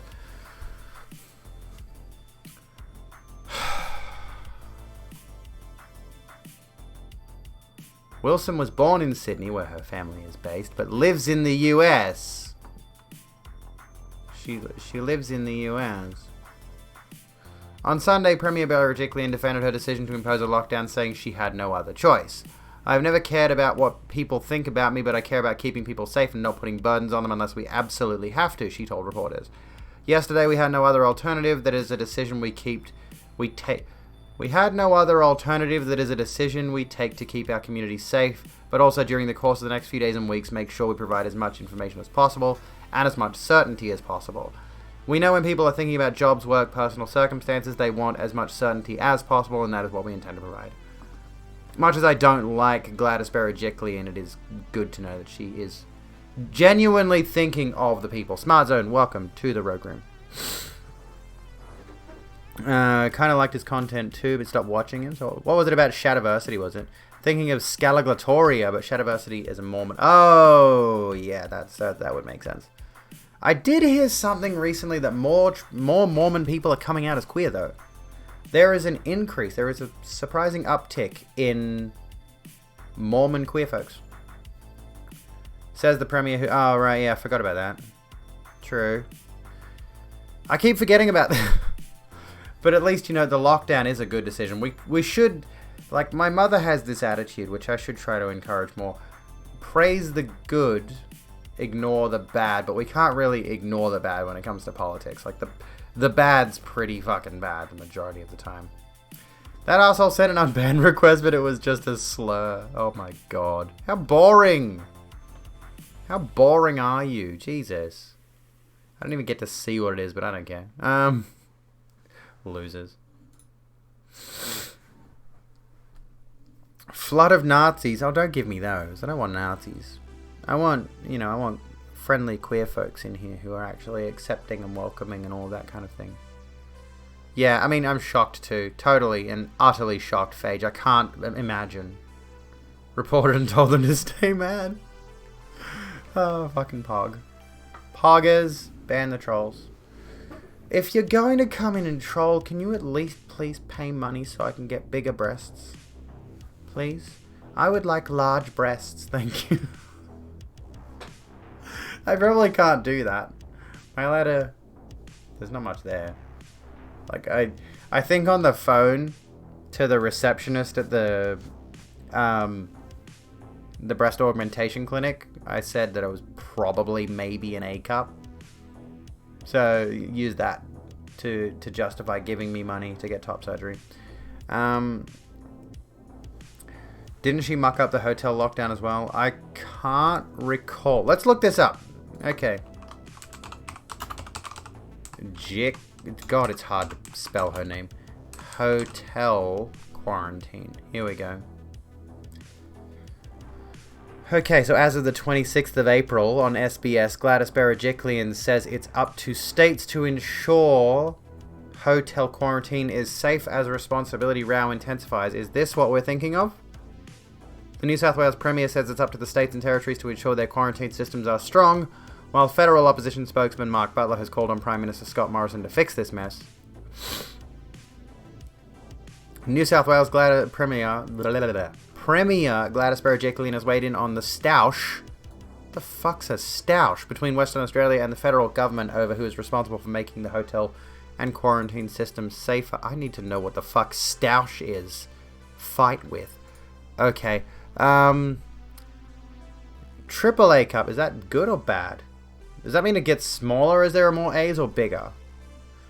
It is the Commonwealth that decides what the cap is on Australians coming home. While there are obviously different responsibilities, it was made clear to us that the quarantine system was something the states had to look after, she told the media on Monday morning.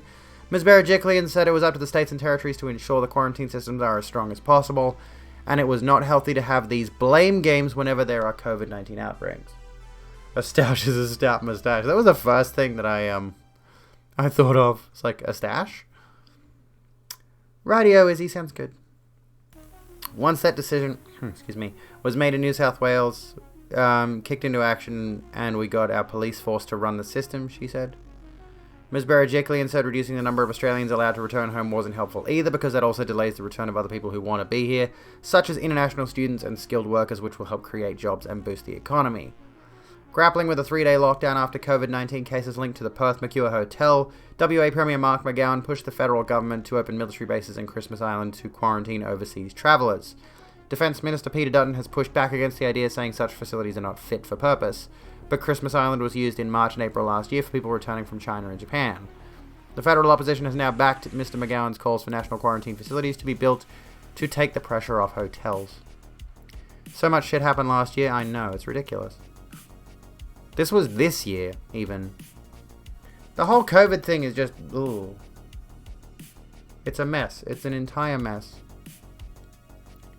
COVID. Oh, God. Oh, goodness me.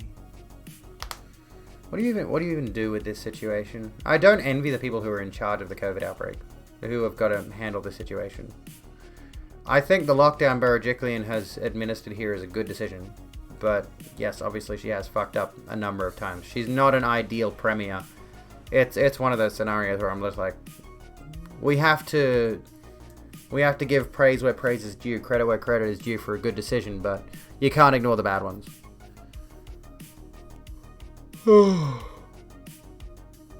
I'm trying to think, like, there was definitely something else that I wanted to talk about, but it was on Twitter and I didn't think to bookmark it. I haven't really done very much to,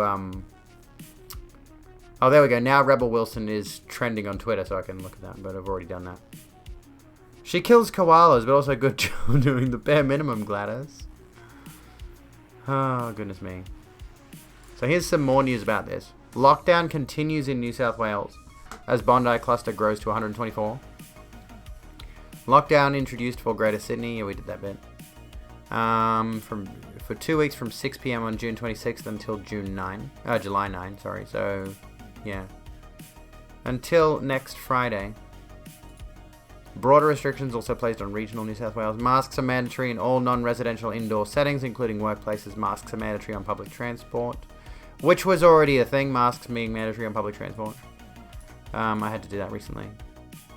Recorded 18 new locally acquired cases of COVID-19 in the 24 hours to 8 p.m. last night. 15 of these cases are linked to the Bondi cluster. 2 are close contacts of a previously reported unlinked case. Investigations are ongoing into the unlinked case, a possible Westfield Bondi Junction exposure. 3 new overseas acquired cases and 1 interstate acquired case were recorded in the same period, bringing the total number of cases in New South Wales since the beginning of the pandemic to 5,589. There have been 130 locally acquired cases reported since the 16th of June 2021, when the first case of the Bondi cluster, a driver who transported international flight crew, was reported. Of these, 124 are now linked to the Bondi cluster. There were 58,870 tests reported to 8 p.m. last night, compared with the previous day's total of 52,048. New South Wales Health administered 10,652 COVID-19 vaccines in the 24 hours to 8 p.m. last night, including 5,540 at the vaccination centre at Sydney Olympic Park. New South Wales Health administered a record 114,242 vaccines in the week ending Sunday, 27th of June, including 45,014 at the vaccination centre at Sydney Olympic Park. I still can't get a vaccine, by the way. I'm still not able to get vaccinated in the first place. The total number of vaccines administered in New South Wales is now 2,125,175. So that's quite a lot. With 790,322 doses administered by New South Wales Health to 8 p.m. last night, and 1,334,853 administered by the GP network and other providers to 11:59 p.m. on Saturday, the 26th of June. So there is still, like, we do have a vaccine shortage. We don't have enough vaccines in Australia at the moment. But we are off to a start. But we're way behind the rest of the world in terms of this. No, I'm not going to do scary video reactions. Of the 18 new locally acquired cases recorded to 8 p.m. last night, 6 were in isolation throughout their infectious periods. A further 3 cases were in isolation for part of their infectious periods. I am in New South Wales, yes, so this directly affects me. Which is scary. I don't want to go out of the house because there's people that have the COVID. Although I'm not in one of the heavily affected areas. I'm nowhere near Bondi, but thank you for the posture check. I am kind of slouching a bit. Of the 18 new locally acquired cases, we did that bit. An additional 2 South Coogee public school students have tested positive to COVID-19.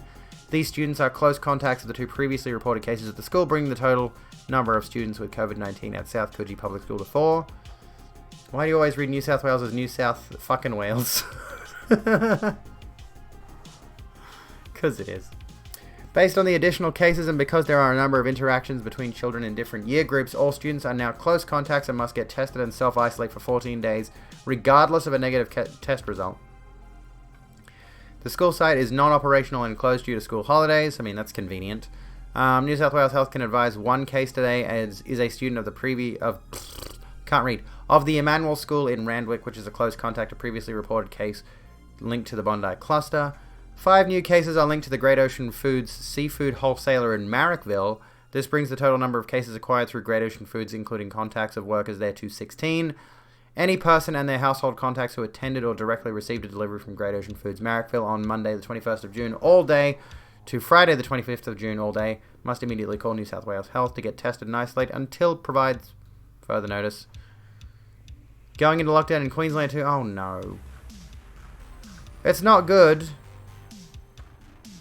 It's not good, but and I'm not going to keep reading next. It's just getting boring. It's finer details. Yeah. Oh, did I get a hydrate? I did get a hydrate. Thank you for the hydrate. Fuck. Okay, I'm going to take this as an opportunity to replace my drink bottle because this one's fucked. I'm going to go get another one. I'm going to cancel this timer because that's going to maybe go off. Be back in 2 seconds.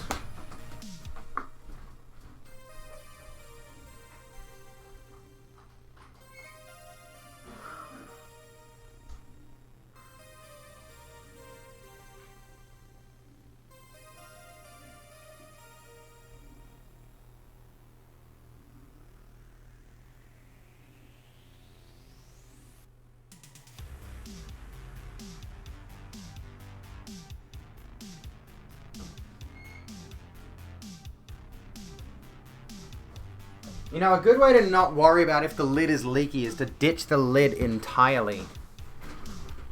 So you can just drink out of the cup. Did you know you could do that? You don't need to have, like, if you are over the age of, like, 3, you don't need to use a sippy cup anymore. You could just use a regular cup. It's crazy, man.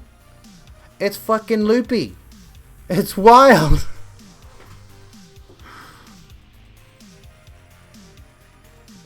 But that's how you knock water on your desk. I know! It's a fucking nightmare. I hope I don't. Maybe speaking from experience from last week. Well, there we go. There's your hydrate, Lydia. Thank you. Oh, thank you for hydrating me. We're going to have another ad in about 1 minute and 30 seconds. Sorry. Sub now to skip the ads. Actually, I don't think that works.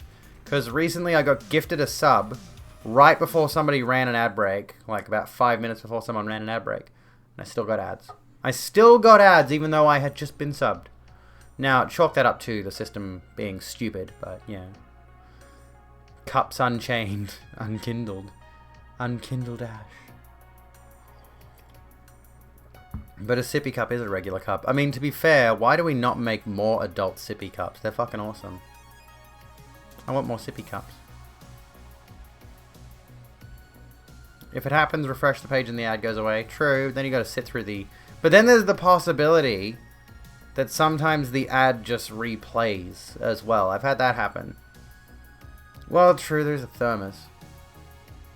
Is the sub I was given hot? No, it wasn't freshly toasted, sorry. I had it, you know, untoasted, which is unusual for me because I usually get my subs toasted.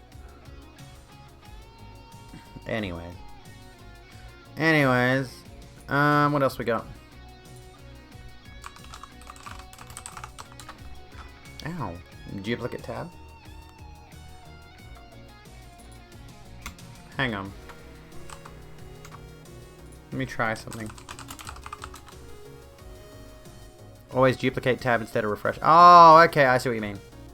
Can I do that? Yeah, I can on Firefox. I can. Let me see.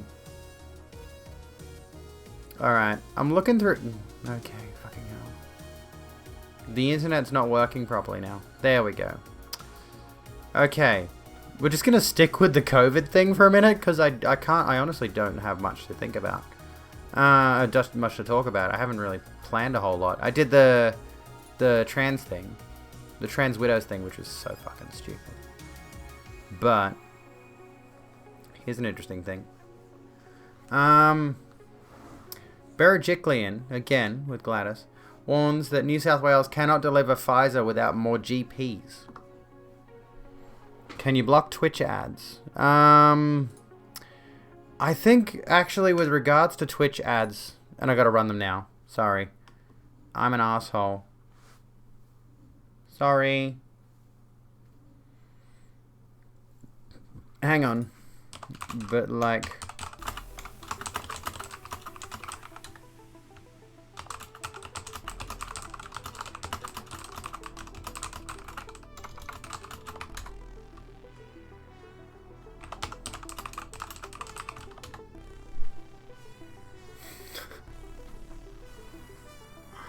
I am stupid.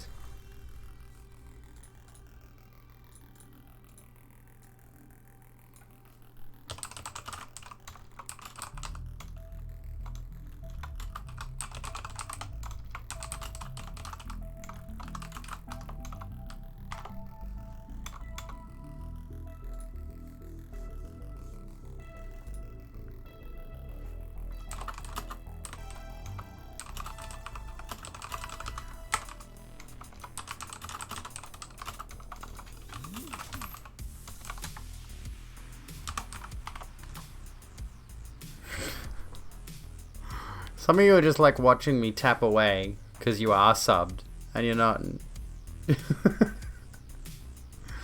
Capitalism, Abby. I mean, that comes back to what we were talking about before about the influencers.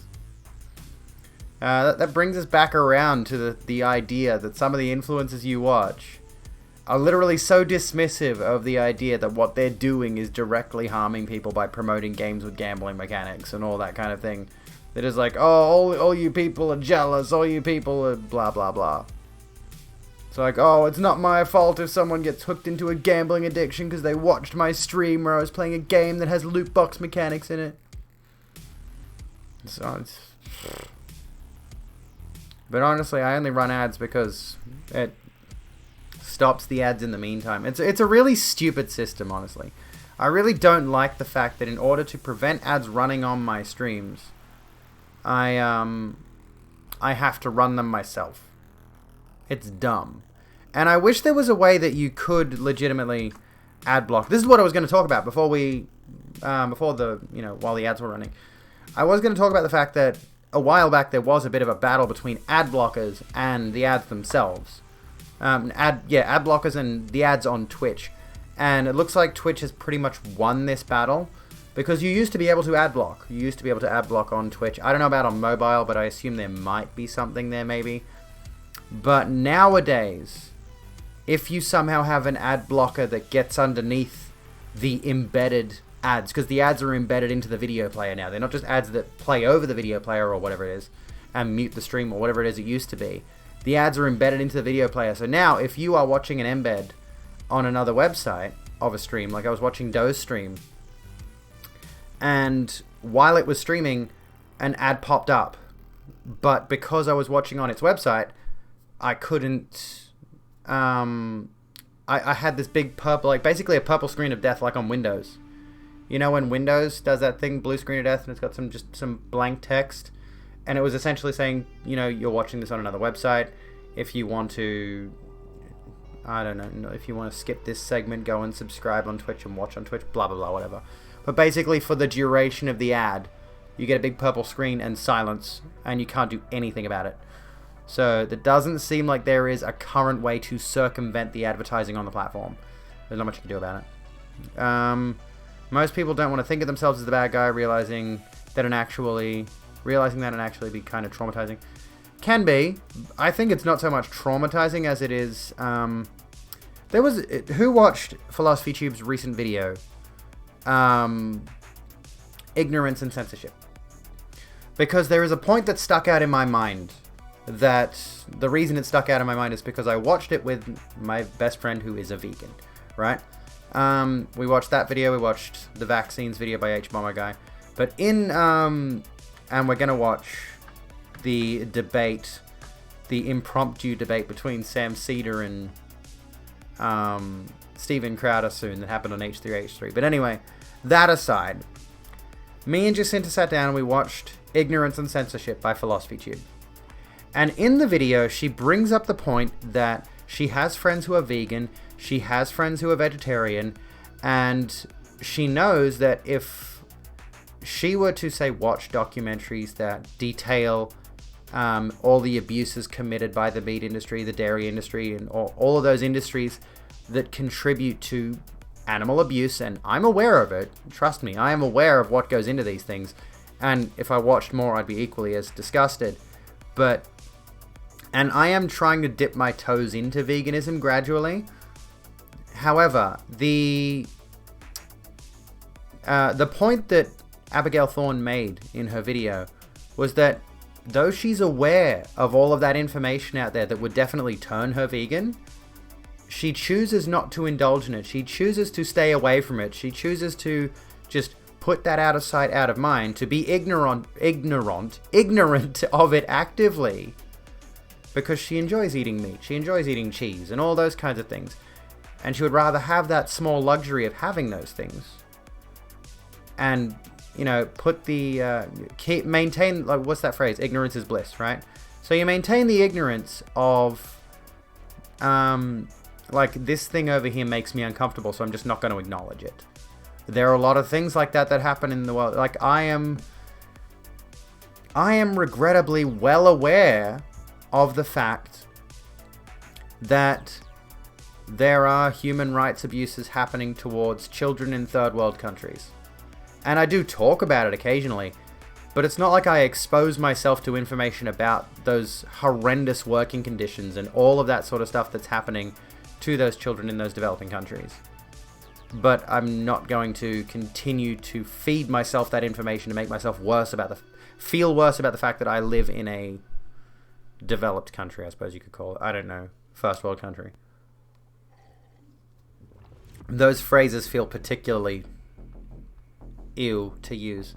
First world, third world, developed, developing. Ugh. The whole thing.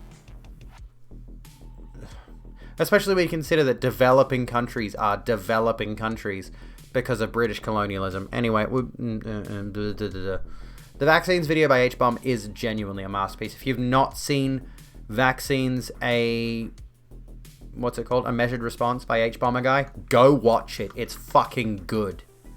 Holy shit, I could not hate Andrew Wakefield more. What a reprehensible cunt. The Crowder Cedar thing, watch that shit unfold on Riverboat Jack stream.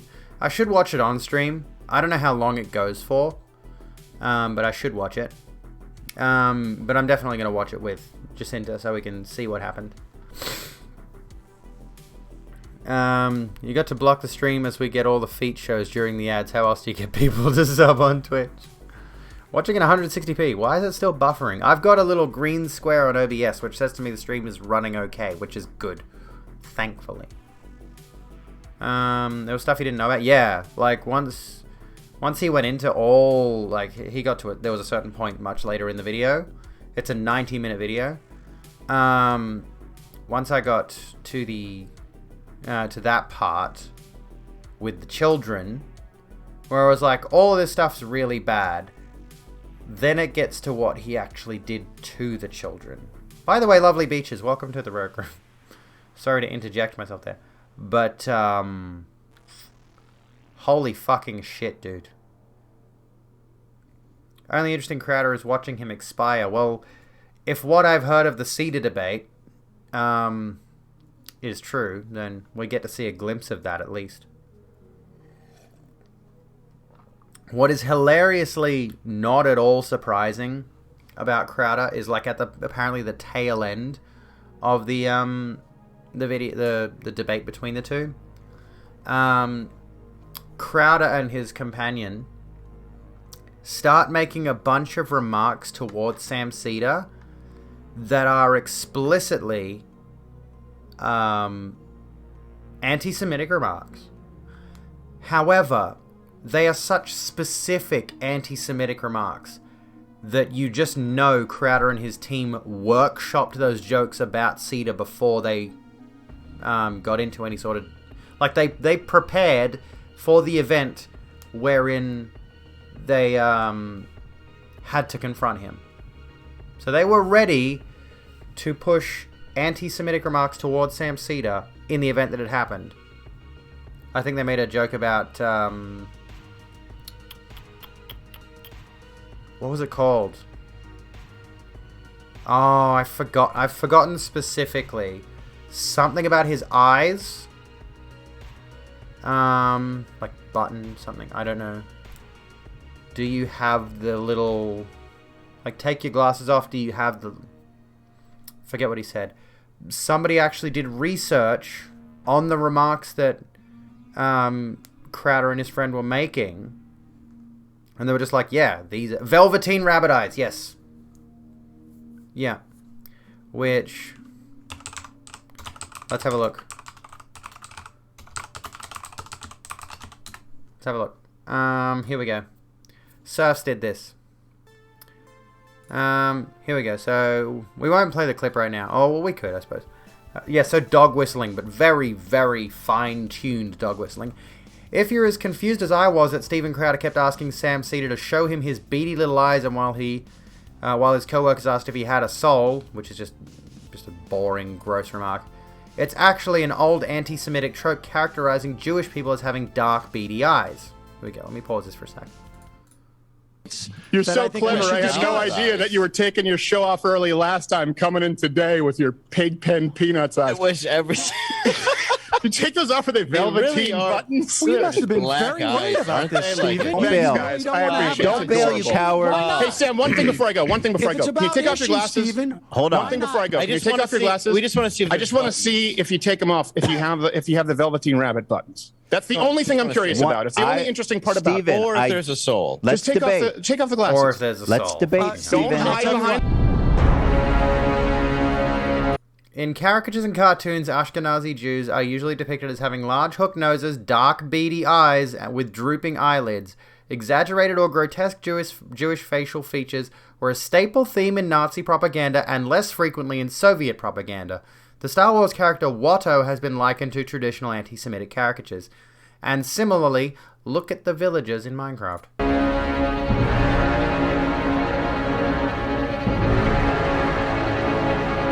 And this bit's just... Holy shit. Steven, he is the Velveteen Rabbit.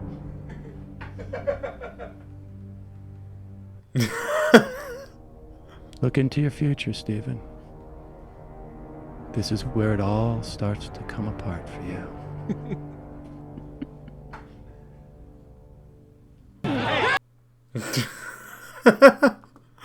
I'm pretty sure that was the clip of Crowder getting decked. There we go. So for those who didn't know that, that's a fun fact. I'm looking forward to seeing the entire thing, because it sounds like Crowder got well and truly thoroughly beaten. What did you just see? A clip from the recent Sam Seder and Steven Crowder debate that happened on the H3 podcast. Let me actually look it up. Let me look up the whole thing. So, I've opened it in a separate tab. I didn't want to do that. That can go there. So this is, here it is. On... Welcome. Oh, okay, here we go. So Ethan Klein debates Steven Crowder featuring Sam Seder. What has the Velveteen Rabbit got to do with this? Okay, so let's get back to that.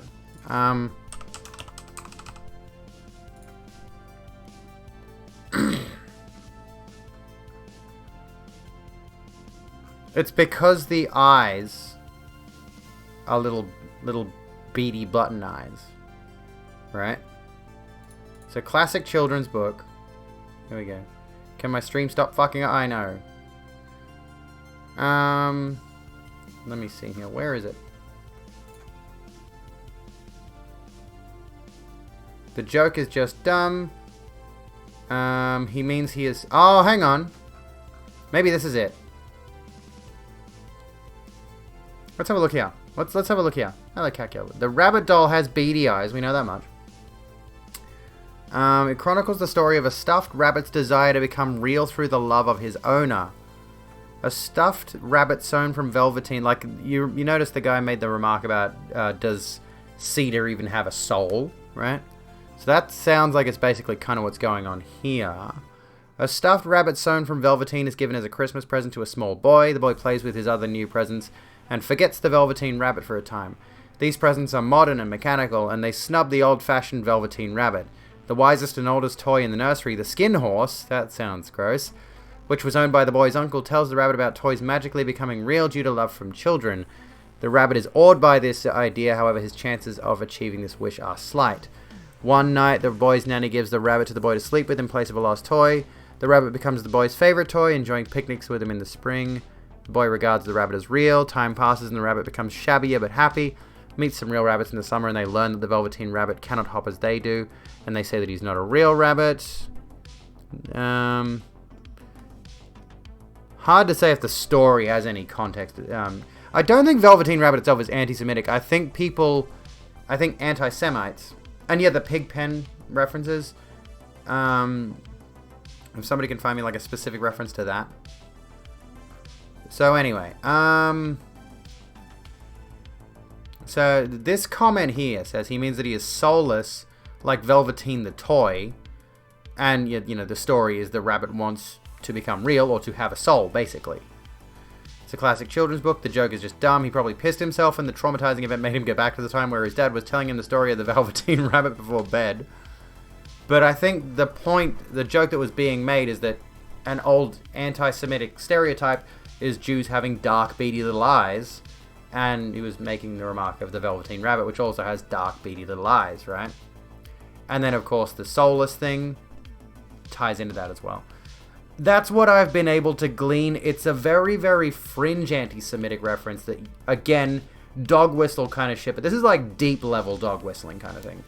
You know, unless you know the details of this kind of thing. And this is why it's important, honestly, to stay on top of knowing what these dog whistles are. This is why folks like myself like knowing these things, so that you can point out if somebody is using these kinds of references and say, this is what they actually mean. This is what they're actually getting at. Be critical of that person. You know, if someone is saying this, that, or the other, it's important to know what kind of remarks, like, Sam Cedar is actually Jewish. Yes. I didn't know this, actually, until somebody else on Twitter in response to the Serfs pointed this out. It's not that deep if you know more than nothing about Nazi Germany. That's the thing, right? Is there are a lot of us who are only given a very basic level of education about what happened. Like, I know Nazi Germany happened. I know the Holocaust happened. And I know of, like, the trans book burnings. Like, there was transgender literature, and one of the first book burnings was a bunch of queer literature from a transgender clinic. And as a result, like, I know bits and pieces, but I don't know the full story, and I don't know all of the little things that could be used and characterized as anti-Semitic dog whistles. Like, it wasn't until dickhead, Australian skinhead, what's his name? Pete Evans. It wasn't until Pete Evans posted that meme about the black sun, where it was like the MAGA hat caterpillar talking to the butterfly with the black sun, and the MAGA hat says, "You've changed," and the black sun says, "We're supposed to," insinuating that red hats turn into Nazis, like full-blown Nazis. I didn't know that the Sonnenrad was a Nazi symbol until I researched it, until I started seeing people saying, "Oh, this is a Nazi symbol," and I looked it up, and wouldn't you know it, he posted a Nazi meme. The Nazis are taught in such a whitewashed way, at least in the States. I don't know how it's taught elsewhere. They are generally demonized, rightfully so, but I think the problem is we get like a basic level of education. I mean, I remember learning about World War II and the Nazis in primary school, or maybe like early high school, but I wasn't given a deep historical education on it. I think there was maybe a lesson on Nazi Germany, and they glossed over a lot of those finer details that you would need to go through a history course to understand, a modern history course to understand. Australian skinhead. Thank you for continuing your membership. Ginger. Wow, has it really been 6 months? Much love, girl. 3 you kick bunnies. 3 you kick bunnies, oh no! That has tremendously atrocious implications given the context of the Velveteen Rabbit.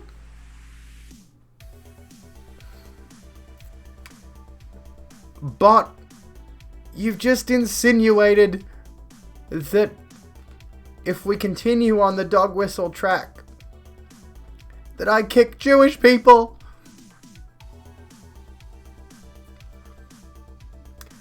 Thank you, bot.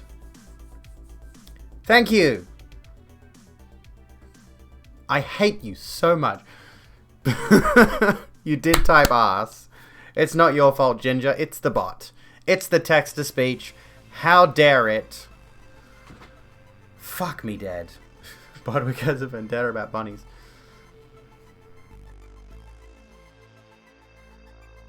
Excuse me. Thank you for the 6 months.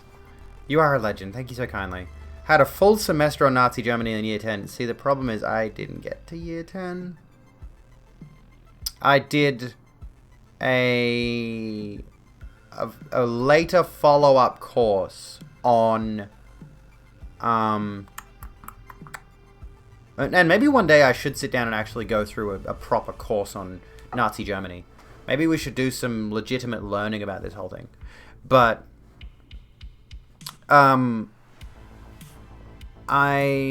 should do a learning stream on Nazi Germany, perhaps, so that we can have a greater understanding of all the dog whistles that neo-Nazis use. Might be a good idea, actually. I know of, like, the 14 words. I know of the Sonnenrad. I know of the origins of the swastika. Now we're aware of the Velveteen Bunny thing. I'm aware of the triangles that the Nazis used to categorize people, like the pink triangle, which was reclaimed by the queer community.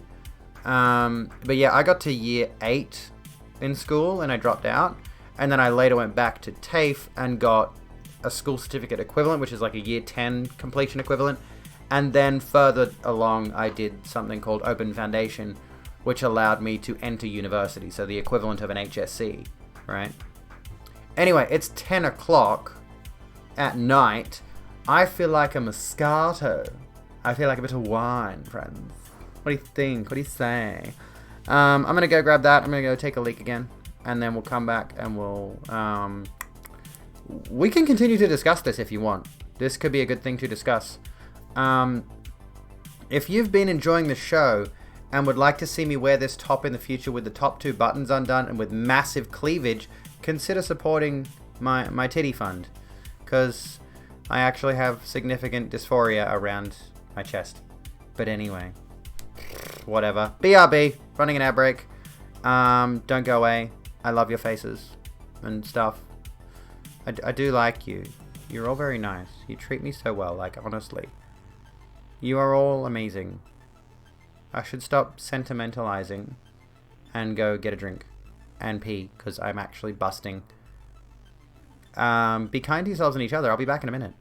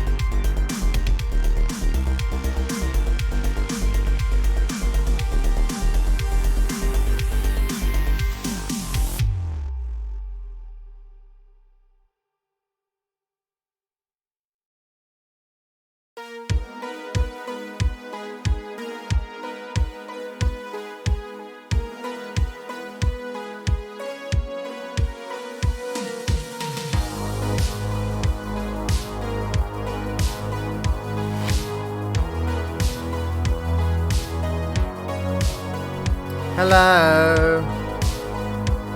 God, my voice sounds fucking atrocious some days.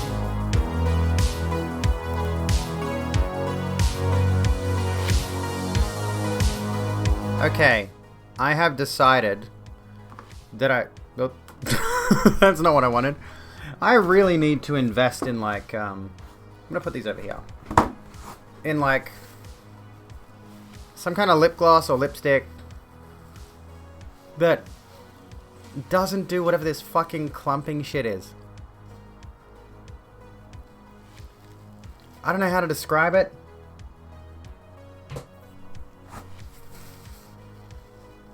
I honestly don't, but it gets like clumpy, and all of a sudden I got like this. If you type !goal, there is a Streamlabs donate link to the Titty Fund. I'm actually going to call it donations, because if we want to discuss this for a minute, we could talk about the Titty Fund. Also,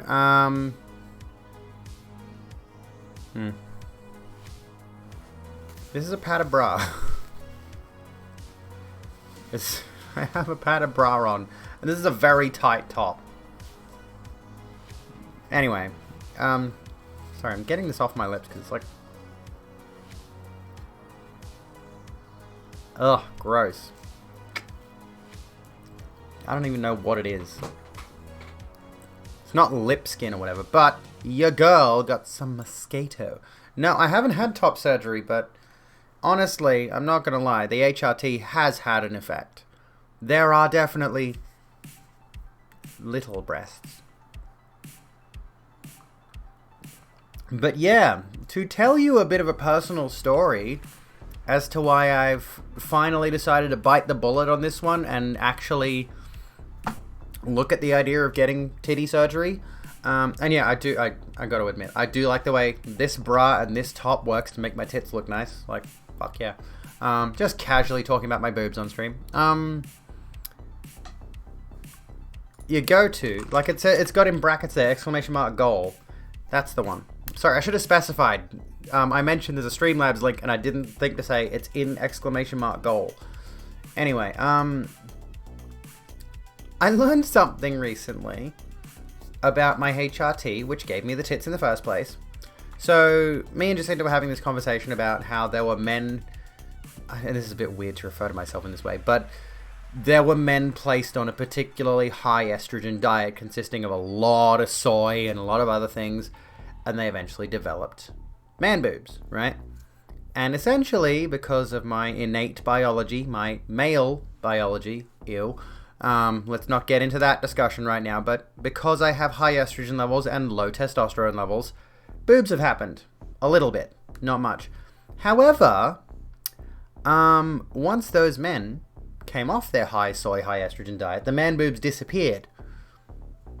You know, slowly, gradually, they went away. The reason I tell you this is because there has recently been a shortage of Progenova, which was the estrogen that I was taking, and I was absolutely terrified that I might be forced to come off my estrogen and thus lose the boobs, which is terrifying because I have a lot of gender euphoria around this area. I like knowing that they're there. I like seeing myself and being like, yes, this feels right. To see myself, honestly, like topless in the mirror and things like that, and I look at myself and it's a huge, maybe it's not soy, but whatever it was that gave them an estrogen high diet. Anyway, not the point I'm making. But like the fact of the matter is, knowing that I've got boobs, however small they may be, but knowing fuck off, whatever this is. Apparently I hit 10,000 steps somehow. Knowing that there's something there gives me a lot of gender euphoria. And knowing that I could lose it if I come off my estrogen is kinda scary. So I want something a little more permanent. And no, I don't want to buy breast forms or anything of that nature. You know, knowing that, you know, if there is another shortage, thankfully there's another medication they put me on, which is not going through a shortage. It's something to do with the manufacturers deciding to just stop producing a certain type of estrogen, a certain type of estradiol. So knowing that there's I could potentially lose access to the medication that gives me such intense gender euphoria, has led me down this road of thinking, you know what, fuck it. I've been considering top surgery for a while, and it's about time I actually take steps towards getting it done. So I'm doing that. Anything I can save is going to be going into that fund, so we may not even if it was entirely funded by you folks, I fully intend to put as much money towards this fund as I can. Unfortunately, though, unless I were to tip myself through Streamlabs, if I were to say put money in, I think it connects to my PayPal. If I were to put money in there, which I don't think I'm logged into. Let me see if I can log into it. No, I'll do it later. Thank you, Gingerbeard Man, for your $20 contribution to my boobs. I'm just gonna keep referring to it like that. But yeah, like, I actually had a moment of, like, once I had found out my chemist didn't have stock of either A, my original medication, which I already knew, or B, the replacement medication, I had a huge freak out moment. And on the walk home, because I walked to the chemist, because got to get my exercise in during lockdown, I started crying about my tits. I started having a mental breakdown over my tits. And I was just like, okay, we got to commit to this. This has got to be a thing. It's honestly so strange to me, and it's probably rooted in a whole bunch of society's conditioning towards that whole thing, ideal body image, etc., etc., etc. But yeah, like, I had this thing where I was like, if I lose these, I will lose my mind. You know, it's a weird thing to be so caught up on. In the same way that, like, I get freaked out by the idea of putting on too much weight, so I have this compulsion around not eating too much. You know, if I start eating too much, I start to freak out about my diet. You're eating too much. You're going to put on weight. You're going to get fat again. You know? And that's all embedded into my head thanks to social conventions telling me that being fat is supposedly like a bad thing, right? Because it's associated with so many social conventions, unattractiveness and bad health and all of these other things, right? You know, we are taught to disdain or to show disdain towards overweight people, even though there's a significant portion of the population that is overweight, and they're perfectly happy and fine, you know, and they're healthy and all that. So we are conditioned to think certain ways about ourselves based on how we see other people. How could I not take the opportunity to help buy such a lovely person tits? So, how much is it? It's going to be... 8,000 is like a ballpark. It's the... What they've said to me is it could probably be anywhere from like six-ish to $8,000, depending on complexity. Now, their actual price range on their website lists anywhere from like just shy of 6K to nearly 11K, but they gave me an estimate of like it could go as high as $7,990. I think they said. So just like 8,000 is a ballpark estimate. If I hit exactly 8,000 POG, I'll donate $10 to a trans charity. But yeah, like honestly, like you've mentioned, you always struggle with your self-image and feeling like anyone would want to be with me. That's a huge thing I had a problem with before and still do have a problem with now, is this idea of would I be considered an attractive partner? You know, would I be considered attractive to the people I find attractive? And that's really what it boils down to, is like a lot of our self-worth is buried in our visual presentation. It's like I'm wearing layers of makeup right now because I want to look pretty. And the pink eyeshadow is kind of cute as fuck. And I'm wearing glitter and you can't see it. Why did I even bother to put the glitter on?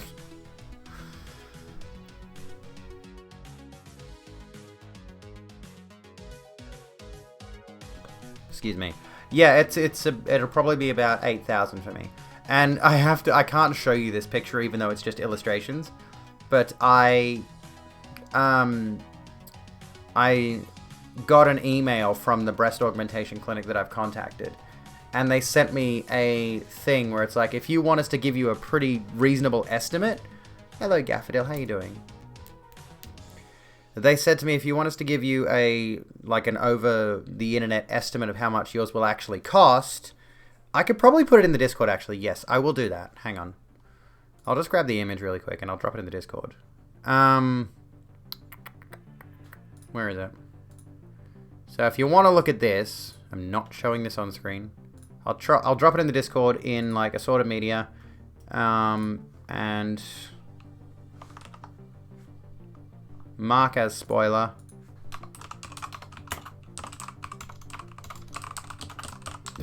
So if you want to go and look at what they've suggested that I do to get an estimate, is they want me to take a bunch of pictures, but I can't take them myself. They're photos I need a friend to help take. So I'm going to have Jacinta over and just going to take some photos of my titties. And then I'm going to send those off to the clinic and they're going to come back to me with a rough estimate of how much the actual total will be. And I could maybe update that. We'll see how we go. The only problem with updating this though is like, I think Streamlabs has a thing where you can set the starting amount. So whatever gets contributed can be tallied onto that. You want a hair transplant? You hate seeing the thin hair in the mirror? Yeah. I constantly think I've got thin hair. And I do everything I can to take care of it. Like, I actually started conditioning properly. I've been conditioning all my hair, not realizing you're supposed to condition your tips. Not the whole thing. I've been shampooing everything, like my scalp, like going through all my hair properly. And then, as of today, I've started conditioning just the tips. Because I didn't read the conditioning instructions beforehand. And I was conditioning all of it like a moron. But yeah, I can totally understand wanting to get hair transplant. And I hope you can. But yeah.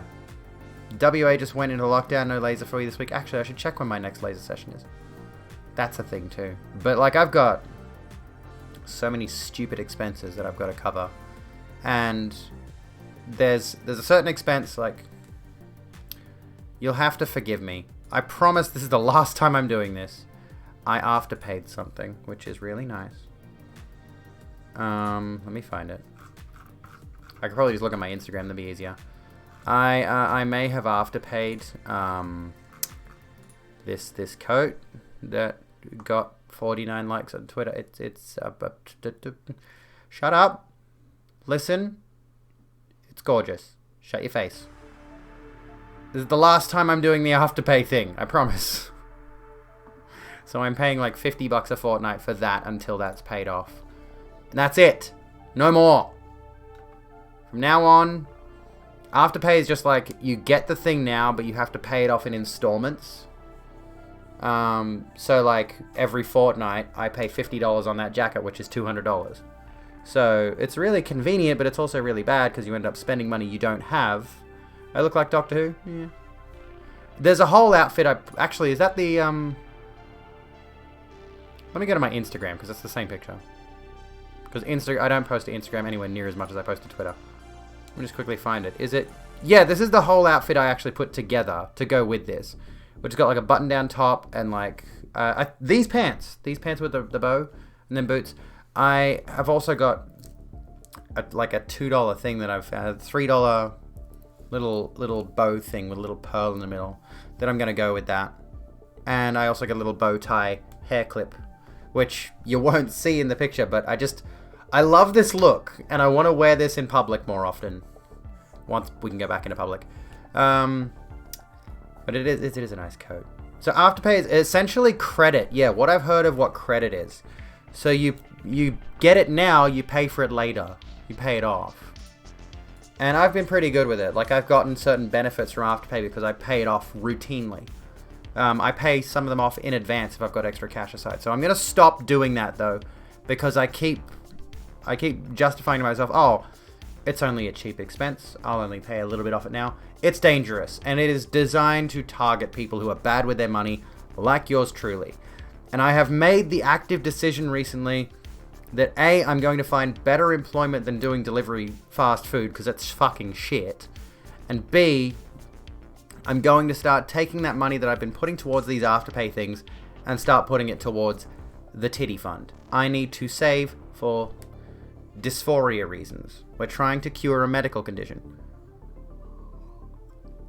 No, it's just a separate service that you attach your bank card to, and then either A, it'll direct debit from your card every fortnight on whatever date that you started the Afterpay. So if I start something on a Thursday, it's grown-up loot boxes. Shut up. So let me think for a second. If I started one today, typically, if you were to just open an Afterpay account now, if I started one today, then in 2 weeks' time, like, I'd pay, like, say, $10 off a $40 purchase today, and then in 2 weeks, I'd pay another $10. 2 weeks after that, another $10. 2 weeks after that, another $10. But yeah, there's a bunch of them. There's Afterpay, there's Klarna, there's Zip, and they're basically designed to get you to spend more money, but you're spending less money immediately. But it has resulted in me being able to buy certain things. Like, I'm trying to think of other good examples. Like, a lot of my clothes, honestly, I've managed to put together entire outfits in the past, buy them, and pay like $25 now, and then keep paying off the rest over the next couple of months. But I want to stop doing it. I am trying to make active, positive choices with regards to my diet, with regards to my budget, and with regards to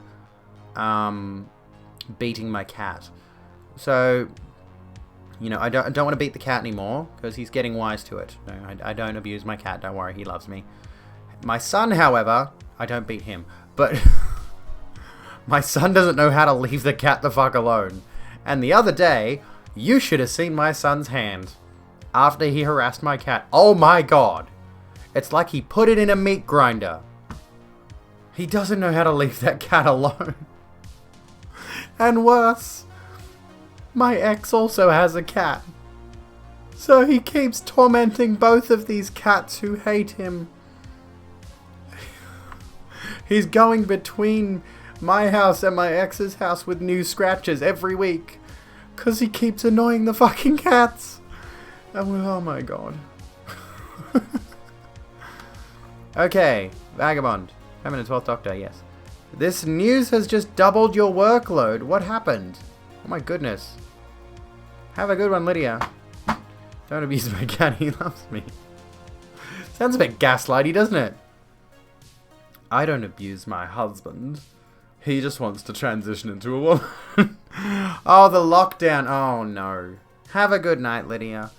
Yeah, lockdown's gonna treat us like shit. I'm hoping that I can find some kind of work from home stuff. Like, honestly, maybe I should have gone into, let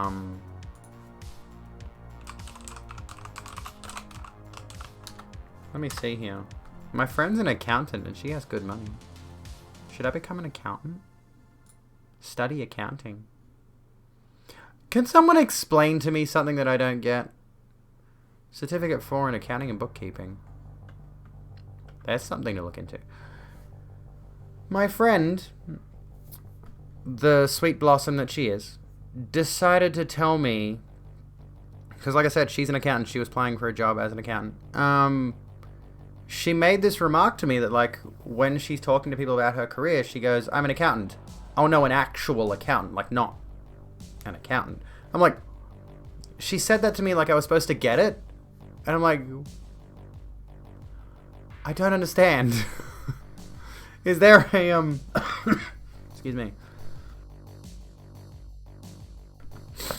Is there a, is there something that I'm missing? I don't get it. Abby cancelled over being a trans widow. Receptionism is a pretty chill gig and it's usually distanced because you're behind a desk. True.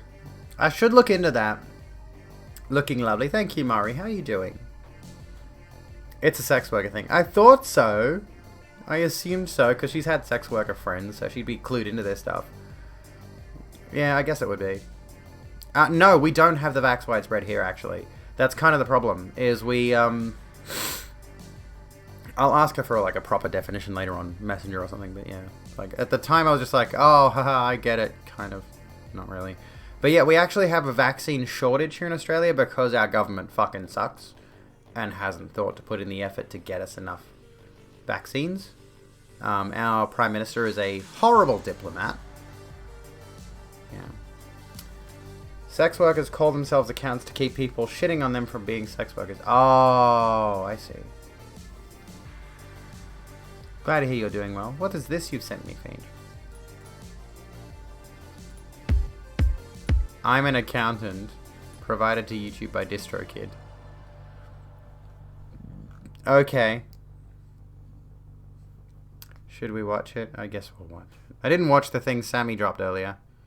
Oh well. I forgot about it. Well, we don't need to watch it. I'm a struggling actor, but if I'm asked by a stranger what I do, I usually end up telling a lie because there's too much to get through. I don't want to go through the motions of saying that auditions are a full-time job. I'd rather smile and simply state that I have a full-time job as an accountant. As an accountant. Nobody asks you questions when you say you're an accountant. What do you do? I'm an accountant. Where do you work? At a place where accountants work. Do you like your job? Yes, I like my job, and my job is an accountant. As an accountant. At a place where accountants work. As an accountant. Yes, I like my job. Yes, I like my job. I'm living life and having fun. This numbers job is number one. Accounting is a sacred art. I'm definitely not an actor.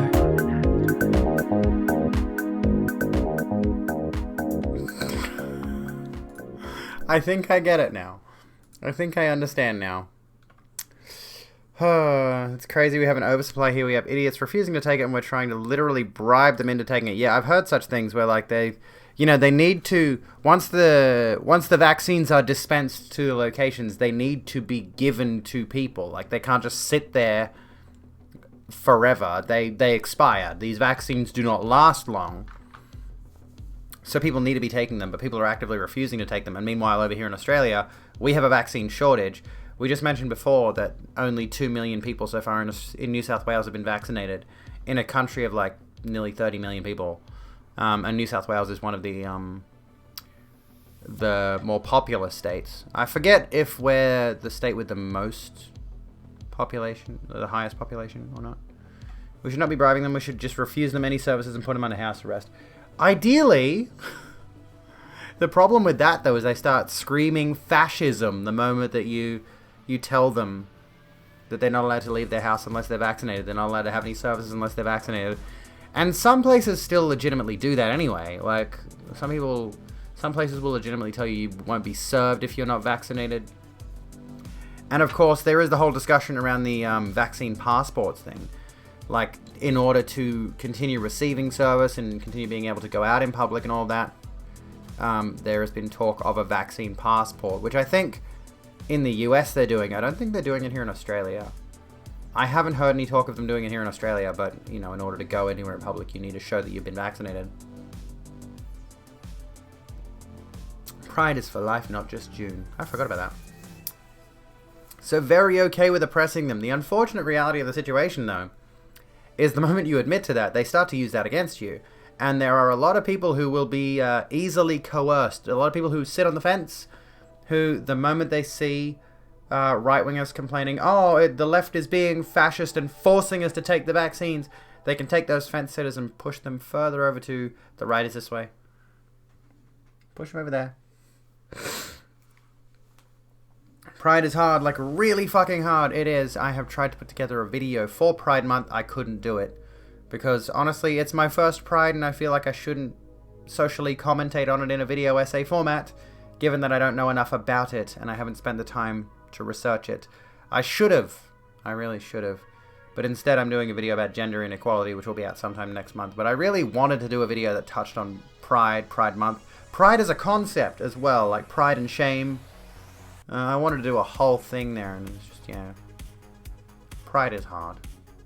Being an out and proud trans person is hard.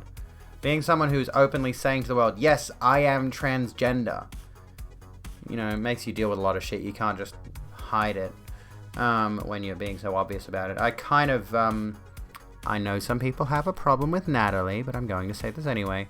She posted a tweet a while back about how she wished she could have just disappeared to a desert island, been given a full cycle of hormones, and then, you know, like disappear from the social eye, the public eye and then come back after the 2 years once she'd fully transitioned. You know, all that kind of thing. And like she was specifically saying that trans people in general should be able to have that option. And I kind of see her point. Honestly, I'm very envious of Abigail Thorne because of the fact that she spent a solid year out to her friends and family and kept it hidden from everybody else. And then, I think it was a year. And then she comes out and now it does her amazing identity video, which is just the best thing ever.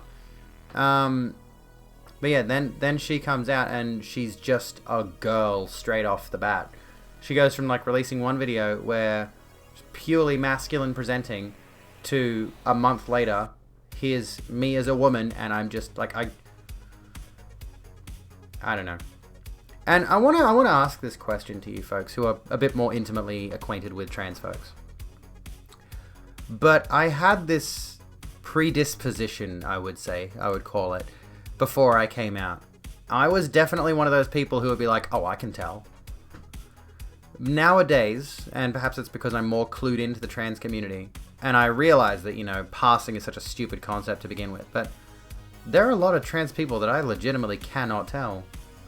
There are a lot of trans people out there where I'm just like, no fucking way.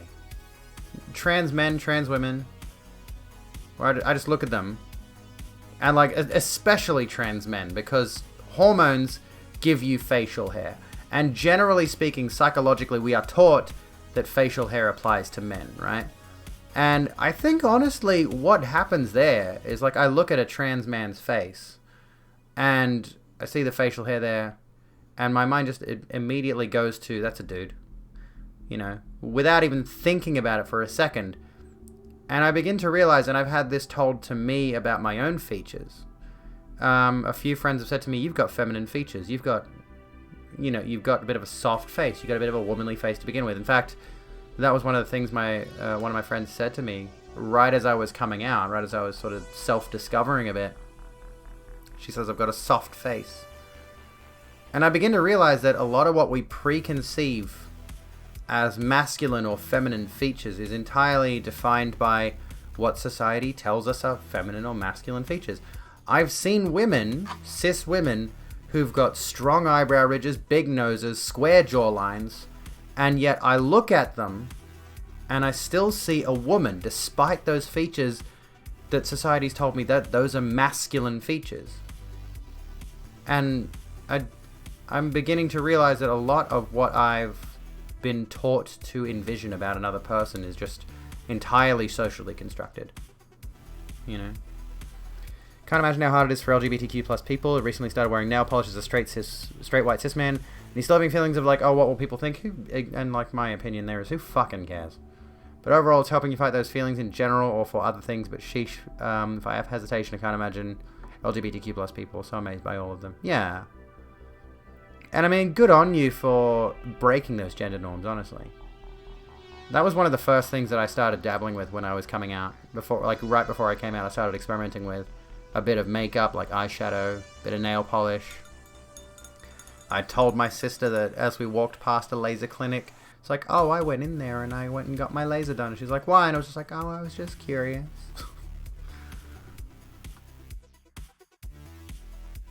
No, I did not play Amogus. No, chatting. Yes, yes, indeed, Obi. Learned the hard way years ago about not commenting on a trans person passing. Yes, as well. That's perfect. Like, there are a lot of people who think it's a good thing to say this. Like, there are a lot of people who say that it's a good thing to say to a trans woman, "Oh, you pass better than I do," like from a cis woman, right? It's like, just generally speaking, that doesn't really come off as a compliment. There's still a lot of issues with saying that kind of thing.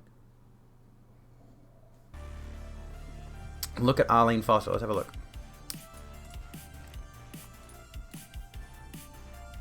Arlene Foster. Northern Irish politician. Yeah, good example. Good example. Cis or first woman to hold either position.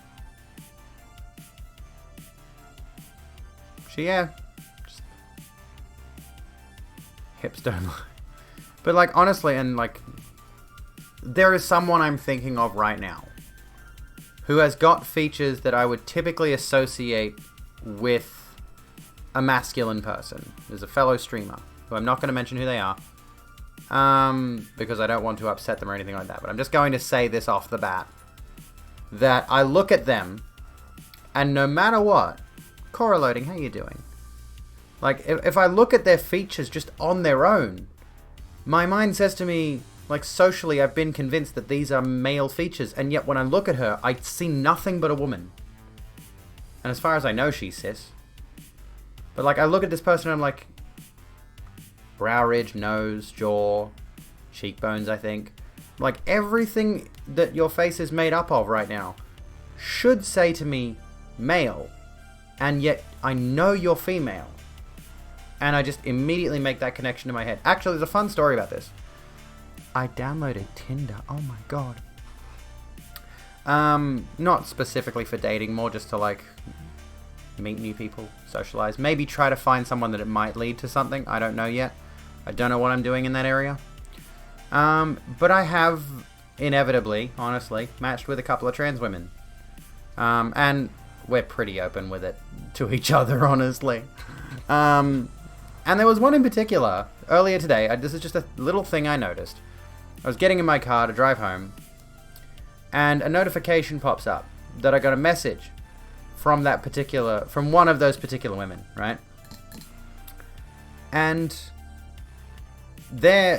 what she's told me is that she's not on HRT. She's only recently come out. Cora, thank you for the 100 bits. Oh my god, you're a legend. Thank you so kindly. Thank you. You don't feel comfortable talking about this. Why so? I was just going to say that, like, this person sent me a message, and my immediate response to seeing their little name pop up says, this person has sent you a message. My immediate train of thought was, oh, I'll respond to her when I get home. So, think about that sentence for a second. So I matched with a trans woman, I've been chatting to a trans woman, and it occurred to me, as I was driving home, it's just like, oh, I just immediately defaulted to her because that's who she is. And it strikes me that there are so many people out there who go out of their way to use the wrong pronouns for trans people, right? And maybe it's a circumstance of different upbringing, maybe it's a circumstance of, like, a different cultural awareness.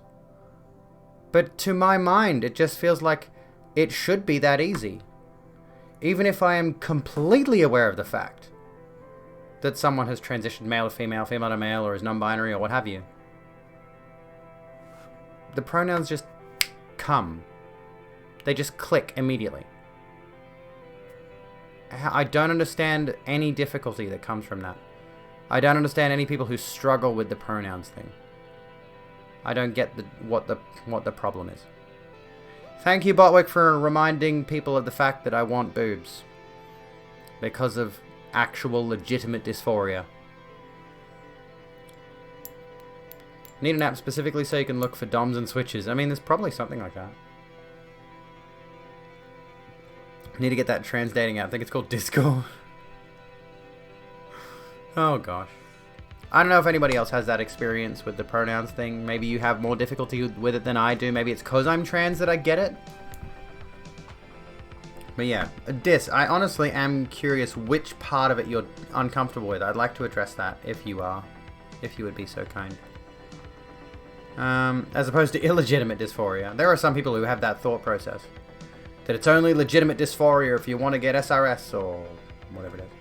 It's only legitimate dysphoria if it's so bad you're going to kill yourself. Some people are ridiculous in how they need to gatekeep these things to justify denying people healthcare, for example. Which is currently a thing going on with the UK. Hello, Lictar, how's it going? If you're wearing a skirt, have tits, and have long hair, there's no excuse for misgendering, yeah. Exactly. Like, and honestly, like, the whole passing thing in general is stupid. Like, we shouldn't have to fit a certain cultural mold to be valid in our gender. You know, you can be a trans woman who's tomboyish, for example, who is perhaps potentially very masculine, but is still a trans woman. You know, other way around too. You could be a feminine trans man. You know, you shouldn't need to define yourself according to society's preconceived stereotypes. Look at my tricep. Oh my god.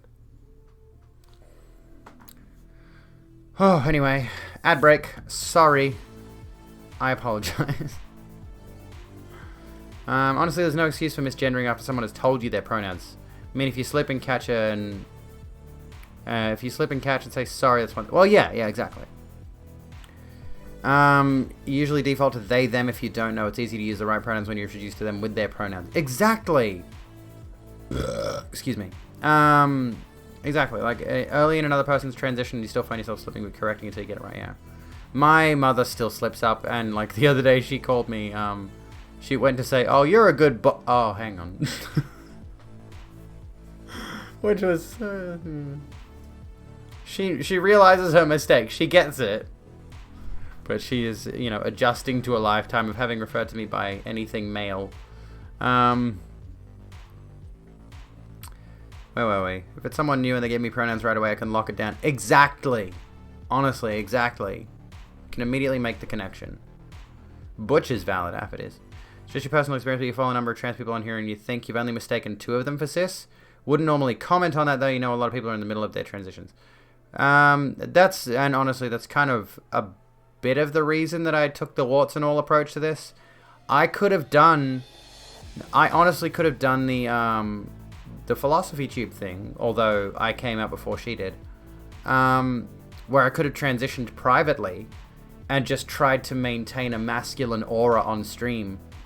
In, you know, this is, you know, my most front-facing public persona, really. You know, I could have maintained that behind the scenes. I could have maintained my transition behind the scenes and then come out once I was effectively passing, so to speak. You know? But that's a whole situation. I decided to go the route of, like, let's show the world that this shit ain't pretty. And just because you've been exposed to the more attractive trans people through the form of mainstream YouTubers and Twitch streamers, for example.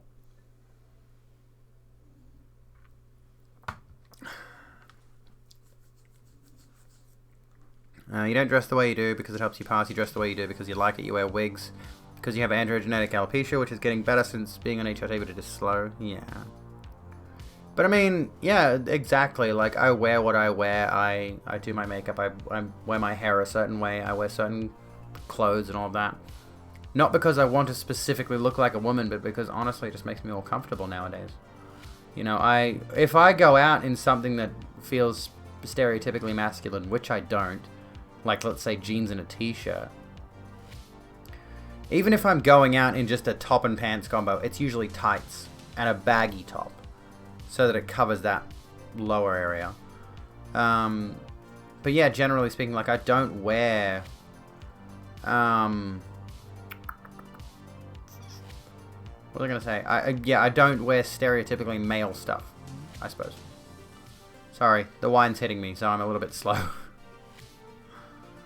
But yeah, nowadays, like, I'm particularly more comfortable wearing feminine attire in the first place. You know. Mother wants to start using she, her now, but you feel it. But you might, like, faint or something if she catches you off guard. Understandable. Trying to get your non-binary friend out of their mother's house sometime in the near future. They already struggle with depression, and her mother not only is one of those I don't believe in depression people. Oh, what the fuck? She refuses to stop calling your friend to go. Oh my god, that's atrocious. It's like when I first met you. No matter what I might have thought, appearance-wise, excuse me, saw the she, her pronouns and filed you away in my memory like, this is rogue bitch, she is a woman. Oh my god, you said my old username, you might get banned on Twitch. You might get me banned on Twitch. Oh, fuck. Used to get Hoss and Boss a lot. Took too long to understand why you hated that so much. Yeah. Thinking of it as anything other than female just doesn't make sense. Yeah, exactly. Like, to my mind, knowing someone's identity and just making the connection you know, is so simple and baseline. But again, and maybe I'm giving certain people too much credit here, but again, it just feels natural to make the connection that somebody is female or male or non-binary. I still do stumble on non-binary pronouns occasionally, I've noticed. Or I will refer to somebody who is non-binary by one of the binary gender archetypes of society. You know. Radio Astoad. Want to introduce you don't want to introduce yourself to people as a guy anymore. It feels horrible. I understand that, yeah. But like, on a similar note, you know, there was an interaction recently where I met... Oh, you forgot to do the unlure command earlier. Okay. Speaking of, there's a pronouns extension if you want it. Twitch banned me hard for saying Books Bezos. Jeffrey Bezos. There was honestly a situation recently. Jasmine, welcome to the Rogue Room. How you doing? There was definitely a situation recently where I met some new people and I made an outward joke. And here's the thing. Full face of makeup, hair down, wearing a feminine top and a skirt, doing my voice as much as I can, you know, because it is still a bit of work to get my voice to where I want it to be, and it's still not where I want it to be. But, you know, I made a joke about the fact that I'm gay, by the way, meaning, you know, I'm a girl, so lesbian. But I specifically said I'm gay, and then someone else who was new to me leaned over to my sister's boyfriend and made a remark about, oh, I think this guy's available. And it's like, you've just met me. I'm in full girl mode. You've been introduced to me as Abigail. You couldn't connect the dots? Honestly. Like, what do they think I am? And I know that's probably like an offhand thing that I'm just like thinking too much about, but it still hits me. I'm just like, you had to have actively ignored everything I'm doing right now. You had to have actively ignored every facet of my personality and just immediately defaulted to a preconceived notion. I don't get it. There was no factor of me there that was masculine at all. I'm still annoyed by that. Hello, Jasmine. I hope you're well. And you know, like, I obviously I'm outwardly trans. It says it in my stream title, so I get people in here calling me a guy, a dude, a man all the time. I get people in here being absolutely rude about it. But if I'm in a new social circumstance, generally speaking, I'm not open about it. I don't tell people, hey, I'm a transgender. How you doing? I'm one of the transes. I went male to female. Used to be a bloke. Like, excuse me, fucking tickly throat, Jesus. I'm like, people who know me know I'm trans, but I don't make a thing about it. You know, I'll talk about it privately with my friends and stuff, but it's just, I don't know. I think they might have thought you were a drag queen in girl mode somehow, which is, That's honestly one of the reasons I just refuse to touch drag. Aside from, like, there are some drag streamers I follow and who I'm friendly with on social media and such. But I specifically don't want to associate myself with drag in any way. And I don't want people thinking I'm even remotely into drag, is the thing. I just refuse to be associated with that because I'm not a drag queen. I'm not a cross-dresser. I'm a woman who happens to be transgender. So there's that whole thing there. Because there are a lot of people who conflate the two. A lot of people who conflate trans people and drag queens. They think there's some kind of similarity there. And like Courtney Act has recently come up with my mother. She's been like really into Courtney Act lately. Courtney Act, who, when she's not in drag, is Shane...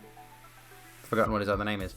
But, you know, the character of Courtney Act uses she, her pronouns, but the person of Shane does not.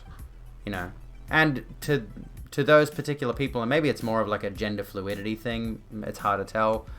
But you know, when they're in girl mode, they're big and boisterous and flamboyant. What the fuck about any of me right now says flamboyant? I'm not wearing a big foofy wig. I'm not wearing eyeshadow that comes out to my temples. I'm not like wearing a big bosom piece. Like, you know, I'm just me in me mode. This Abigail doesn't come off at the end of the night, you know. I take my makeup off, but Abby's always here, you know. You appreciate what drag has done for queer folks, but you cannot do drag stuff yourself. Yeah. And I don't have any disdain towards drag queens. I have disdain towards people who just conflate drag queens and trans people and just connect them and immediately think I must like drag for being a trans person, which is pretty insulting, honestly.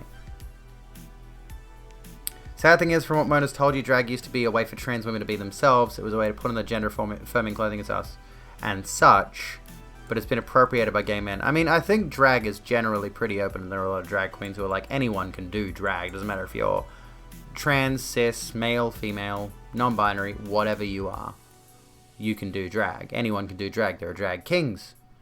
You know, those who get done up in some kind of ridiculous stereotype of masculinity, though I haven't seen any, so I can't think of any examples. There's the wine done. No more wine for me. Oh. Oh. Fuck. Nearly had it happen. We nearly did it. We nearly did it. I'm looking good. Thank you, Jasmine. Drag is complicated and has a really complex history. Like the term lesbian. See, there's a lot of... there seems to be a lot of discourse around the term lesbian. A lot of people who think that a lesbian is only a lesbian if it's a cis woman who's into a cis woman. There's a lot of people who think that bisexual women cannot be lesbians. There are a lot of people who think that trans women cannot be lesbians. There's a lot of like gatekeeping around the term lesbian, not realizing that something like, I think in the 1980s or maybe even earlier, the term lesbian was sort of a rejection of gender norms in a lot of ways and largely just applied to sapphic people. So, feminine presenting people who are interested in feminine presenting people. And, yeah, there's a weird amount of gatekeeping around the term lesbian, I've noticed. And I personally am a lesbian because I'm a woman who's into women.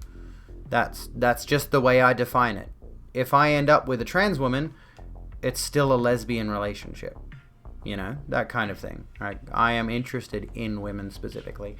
And if there is a bisexual woman who still, you know, most of the time dates men, and honestly, that's the reason you'll see a lot of bisexual women in straight-facing relationships, is because it's just, you know, it's easier to find a heterosexual male partner than it is to find a lesbian female partner.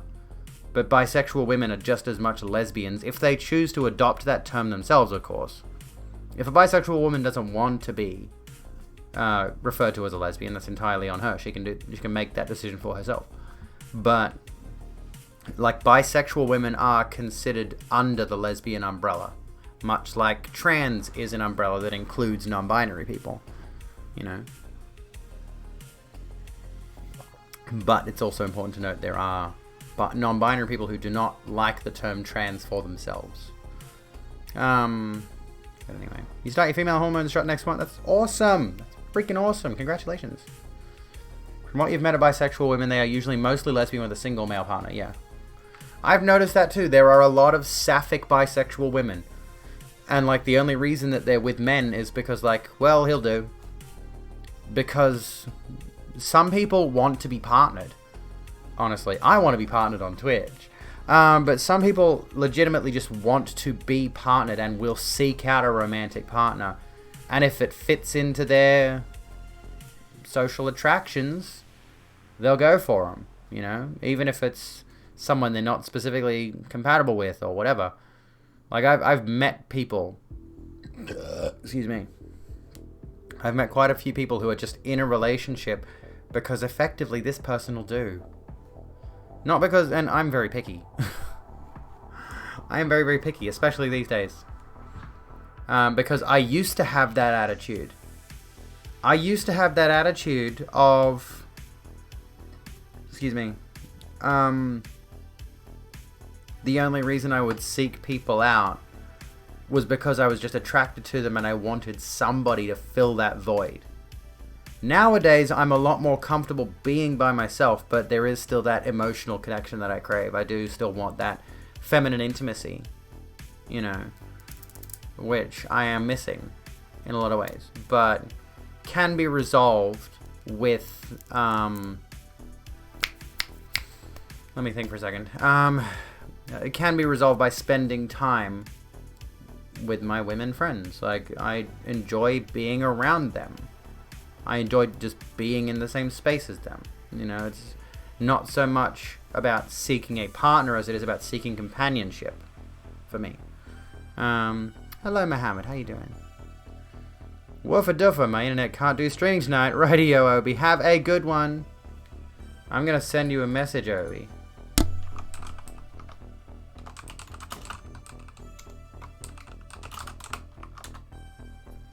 So, I mean, I don't know if you're still there, but, you know. Or if you can even hear me. Am I gay? Yes, very. Very lesbian. Hello, Story Girl. How's it going? Been moving into new digs and getting things organized. Can't stick around, but wanted you to know I appreciate you and have missed your streams. Thank you. I'm hoping tomorrow night I won't decide to get on the Moscato, because that actually hits me. Holy wow. Economic pressures don't help either. Yeah, exactly. Like, there's a lot of people who get into relationships because it's easier to be with someone than to not be with someone, you know. In terms of economic stability. Like, I certainly had that when I was in relationships in the past. And nowadays, I'm certainly in this, space of, like, there's a factor in the back of my head. Yeah, what the fuck are you going on about, Mohammed? Shut the fuck up. Not to be rude or anything, but shut the fuck up, dude. You're not doing much. Anyway, what was I saying? Yeah, I think a lot of people do get into relationships because of just the convention of someone needs to be the breadwinner and someone needs to stay home, take care of the house, take care of the kids if they have any kids.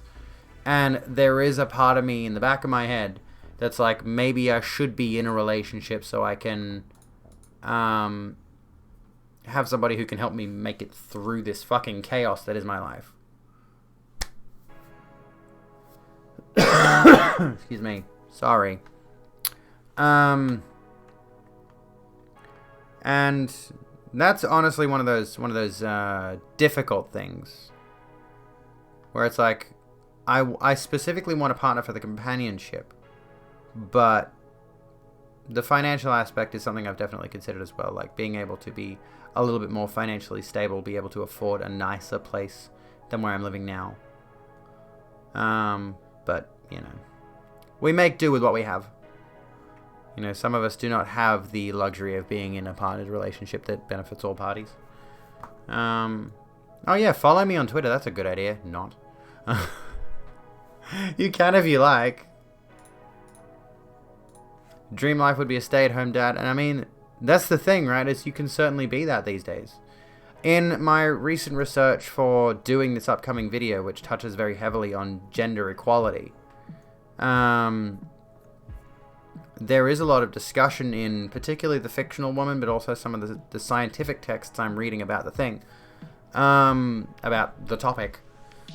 There is a lot of discussion around the idea of the stay-at-home dad, and why that is still such an obtuse concept for a lot of people. There are so many people out there in society who still have this notion in their heads that the man should be the one going to the office or whatever it is, going to work. And, you know, in one particular segment, I want to bring this up. This really stuck out to me in this book. Where are we? Let me have a look through the chapters here and see if I can find it in this book, because it's a really good read. Where's the chapters list? I can't find it. Specifically, I'll try to paraphrase. For my daughter Saphira. She named her daughter Saphira. Isn't that gorgeous? For God's sake. I can't find the chapter list. Come on. I really recommend this book, The Fictional Woman. Because for those who are unaware, Tara Moss underwent a lie detector test in, I think, 2002. Here we go. Playing Mothers and Fathers. Here we go, 256. She underwent a lie detector test in 2002. Took a polygraph test to determine whether the fiction books she'd been writing crime novels, were actually written by her, as opposed to the idea that they had been ghostwritten by some boyfriend or some other male figure in her life. So, she's the first scientifically proven author, I guess. Such an absurd notion that a woman can be independent, right? Can make her own decisions. So, in this, she specifically talks about how when she was, I think she is still married to this man, I'm not sure.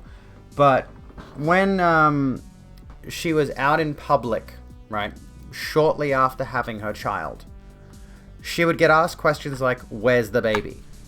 When her husband was out in public, he'd get asked questions like, how's the baby? The expectation, of course, being that because she's the mother, she should be with the child at all times. And she couldn't just go and do the grocery shop, or couldn't just go and mind her own business while her husband was at home, or her husband was minding the kid. Right? The implication there is, this is the, this is the mother of the child, therefore the mother should be with the child. The child is an infant. How on earth is the child going to survive without the mummy being present? And how on earth is the mummy going to survive without the baby being present? It must be parasitical to one another. Did they forget Mary Shelley did writing, Enid Blyton? What about one of the most prominent authors of the 20th century? No, when did, I've forgotten her fucking name now, but there is a, let me think. Who is it? What's her name? You know who I'm thinking of. There is a lot of misconception. Jane Austen is who I'm thinking of. Jane Austen, very prominent author. There is a lot of misconception that women have had trouble finding publishing because they are women, because there's been a lot of notable female authors over the years, of course. There's been a lot of notable women who are authors, who have written fiction and non-fiction and all these kinds of things. Women have always been able to get published. Now, the issue, of course, is how often are women published compared to men? How often are women able to pull a book deal? Beatrix Potter, yeah, exactly. Twitch streamer you should talk to. I think he's kind of confused on trans people. Why is he confused on trans people? And yeah, honestly, you're totally right there, Jono. Like I think this was back when polygraph tests were still taken somewhat seriously. But yeah, lie detector tests are bullshit. We know they're bullshit. They don't work. But back then, it was possibly the best example of how to determine, which that's not the point, honestly. That's really not the point of the whole thing. The fact of the matter is, she went through a lie detector test to prove she wrote her own books, and prove to them that she did, sort of.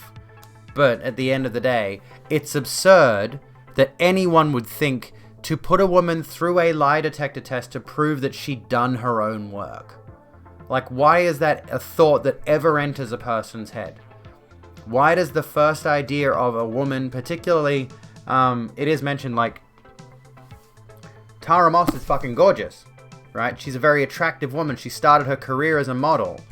And throughout that career, that transition from being a model to being an author, she's been often referred to in, like, promotional material and interviews and things like that, and when interviewers ask her questions, it always stems from the fact that she was a model in the first place. Like, a lot of her career has been rooted in this concept of model turned author. Can this hot babe really be an intellectual? Like, that's the narrative that keeps getting told about her. And this applies to so many other women out there. This idea that as a woman, you're only value to a lot of people, and we see this incredibly often in the Twitch community.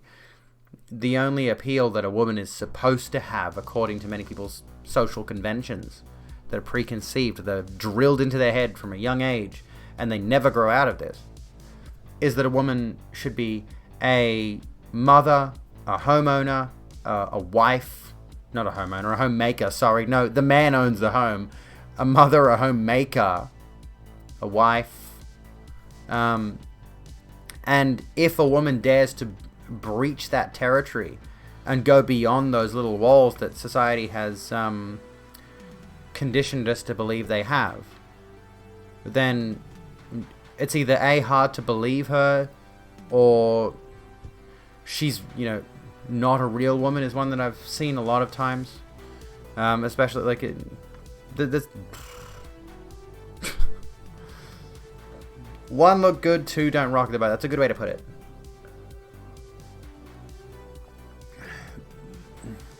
Did you know Alexander Graham Bell only knew the telephone worked because he invented, for his sister, he himself was deaf. Oh, okay. Oh my goodness. Okay. Interesting. Oh, goodness me. I did not know that. Is that true? Now we're getting into that territory. Okay, I'm gonna bookmark this. I didn't think to bookmark this H3. Gonna watch this later on, not tonight. We could watch this on stream if you want tomorrow. We're probably not gonna have time tonight. I mean, I've got 50-ish minutes left of stream, and I don't want to spend the entire time watching this H3 podcast segment with Steven Crowder featuring Sam Cedar, but I'm certainly gonna watch it with my friend when I get a chance. But anyway, if she did it the opposite way, she'd be praised as a Renaissance woman.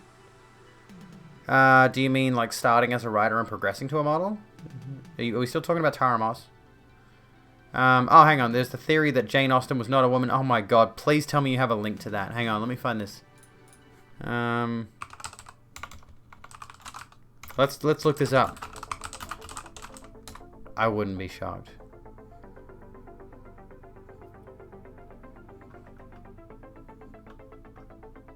Hang on. Maybe that's not... Jane Austen, not a woman? No, I'm trying to look. Jane Austen, not a woman conspiracy? The real reason Jane Austen never married. The many ways in which we are wrong about Jane Austen. Jane Austen is a fraud on the Washington Post. What I really would like to read is Masculinities by Raywin Connell, actually. I should find a copy of that. I wonder if my library has a copy of Masculinities, because I'd like to read that for my upcoming video. There's a bunch of books I should check out. Anyway, be right back. God, guess. Sounds good. Watch it tomorrow. Yeah, we'll watch it tomorrow. You're in the first episode of H3 After Dark. Oh, really? How so? Alexander Graham Bell stole the design from an Italian immigrant in the USA. Really? I nearly knocked this over again. I'm going to put you over there. And hopefully not knock my water over. Stay hydrated, folks, so you don't accidentally knock over your hydrating thing. Oh, goodness me. Check out some dumb selfies of me, which is mostly just me going live on Twitch. Oh. There are people on the Discord call when you were on, they asked you about sex. Oh, there you go. Fun fact. That's pretty neat. Oh, I forgot to run ad rolls again. Sorry, I'm doing it. I apologize. I'm running an ad roll. Okay, what is this that I've got here? Another rum. Sounds good. Get yourself a rum. I should look up something that we can actually talk about, because I've got nothing at the moment. I want to stream more when you're awake. That's why you're only here sporadically. The stream started at 4 a.m. Oh my goodness. So what? It's like 9 a.m. now? Also, theories that William Shakespeare only wrote 3 of his plays in The Midsummer Night's Dream, Comedy of Errors and Merchant of Venice, and his patron was the writer of Hamlet, Macbeth, and The Tempest, and the other stories were other writers who sold their scripts to the patron of the Lord of Oxford, who was like really rebellious. Have you got any I want sources for these. I want to read more about these things. But I don't know what to look up on Google. Do you have any sources for them? I really want to read about these things, but I don't know what I would look up.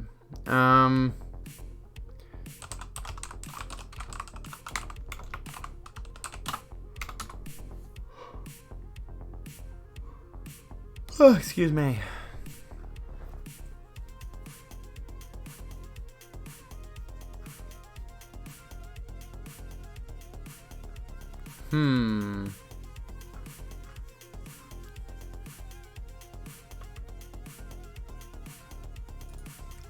What can we...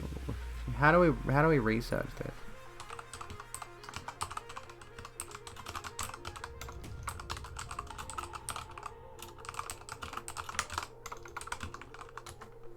This is the first I'm hearing of these. Here we go. History. This is on the history... What's it called? The History Channel website. History stories. Did Shakespeare really write his own plays? Nothing has been found documenting the composition of the more than 36 plays and 154 sonnets attributed to the bard. Go away, I do not want to sign up for the history newsletter. Most scholars accept that William Shakespeare was born in Stratford-upon-Avon and spent time acting in London before returning to Stratford, where he lived until his death in 1616. But actual documentation of his life is pitifully scarce, little more than several signatures, records of his marriage to Anne Hathaway, and the birth of their children, a 3-page will, and some business papers unrelated to writing. Above all, nothing has been found documenting the composition of more than 36 plays and 154 sonnets attributed to him, collectively considered the greatest body of work in the history of the English language. And, I mean, I'd try to stream more when you're awake, Gaffadil, if I could, but it's nearly midnight for me. Welcome to the Rogue Room, Little Zai. How you doing? 4 adverts for things you're not interested in. Ew. Gross. Ew, ads. Actually, let me just quickly go back and check. Okay, so the ads shouldn't be playing right now. Okay. So let's have a look at this. In the absence of such proof of authorship, can you read that? Yeah. Some skeptics have posed the question, how could a man of such humble origins and education come by such wealth of insight, wide-ranging understanding of complex legal and political matters, and intimate knowledge of life in the English court? Since the 19th century, a roster of famous people, Henry James, Sigmund Freud, Mark Twain, Helen Keller, Charlie Chaplin, and many others, have voiced their doubts about the man from Stratford. Thousands of books and articles have been devoted to the subject, many of which propose their own candidates for the true author of the Shakespeare canon. Hello, Lil Zai. I'm doing well. How are you doing? Essayist Francis Bacon and playwright Christopher Marlowe may have their supporters, but for the last 90 years, the favoured candidate has been Edward de Vere, the 17th Earl of Oxford. First proposed in 1920 by J.T. Looney. We're off to a good start. His name is Looney. In his book Shakespeare Identified, Oxford was highly educated, trained as a lawyer, and was known to have travelled to many of the exact places featured in Shakespeare's plays. Oxfordians, known as those who believe in De Vere's authorship of the bard's works unknown, argue that he concealed his identity because his works were so politically provocative and he wished to avoid being outed as a lowly playwright. Happy Pride Month. Give him a lie detector test. It was really Jesus. It was Jesus Christ what wrote them. But until hard evidence surfaces linking his place to someone else, the man with the strongest claim to the plays of William Shakespeare appears to be William Shakespeare. For one thing, Oxford died in 1604, and some of Shakespeare's greatest plays, including King Lear, The Tempest, and Macbeth, were published after that date. However, you could argue the idea that, maybe they were... If the theory holds true, you could argue they were written before his death and simply published later. Shakespeare's supporters, known as Stratfordians, emphasize the fact that the body of evidence that does exist points to Shakespeare and no one else as the author of his works. This includes the printed copies of his plays and sonnets with his name on them, theatre company records, and comments by contemporaries like Ben Jonson and John Webster. Doubts about Shakespeare's authorship and attempts to identify a more educated, worldly, and highborn candidate, Stratfordians contend, reveal not only misguided snobbery but a striking disregard for one of the most outstanding qualities of the bard's extraordinary work, his imagination. So there's an idea, there's a thought. Here we go, we're just looking at all these different theories about these things now. I like this, a little bit of history lesson. Got pride overalls with rainbow straps, that's fucking cool. I like that. I've got a Trans Pride lanyard over there that I've never worn, and I bought simply because it was like Trans Day of Visibility, I think. And I got it well after Trans Day of Visibility, of course. I never got a chance to wear it to anything. So, kind of a waste that I own that.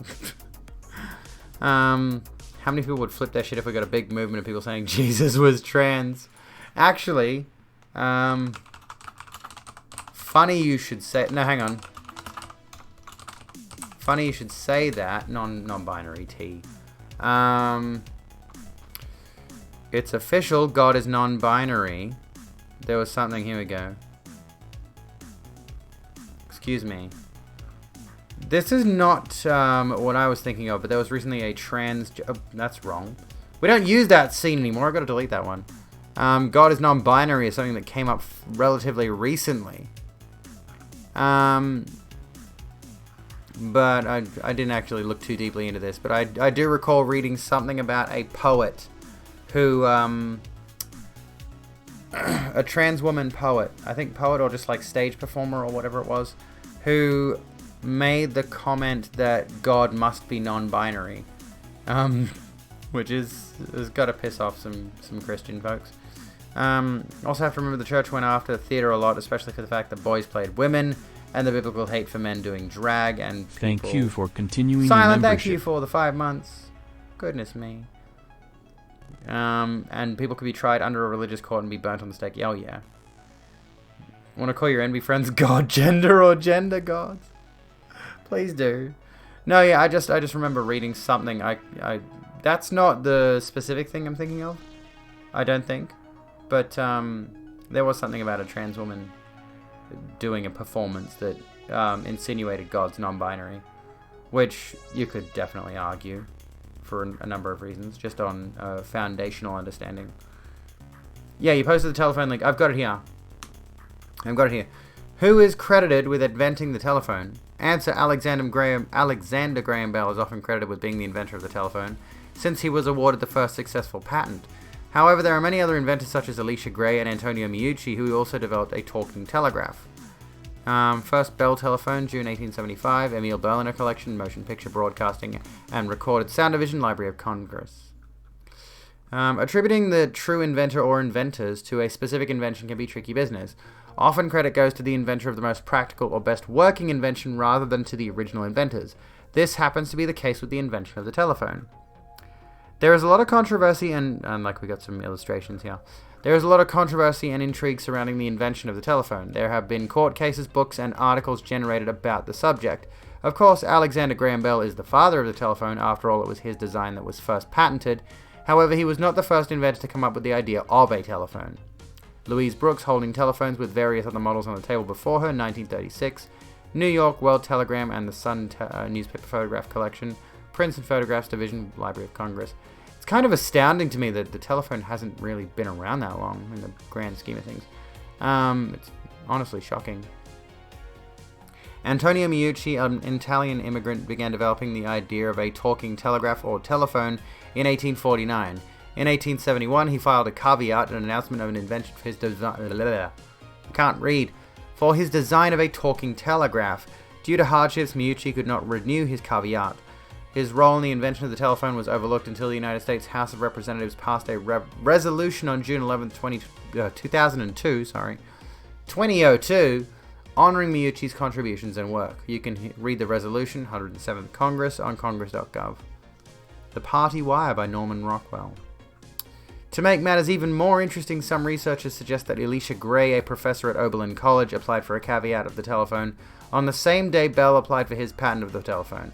These gentlemen didn't actually visit the patent office, their lawyers did on their behalf. In historical first patents, the first United States patent for many everyday things, Travis Brown reports that Bell's lawyer got to the patent office first. The date was February 14, 1876.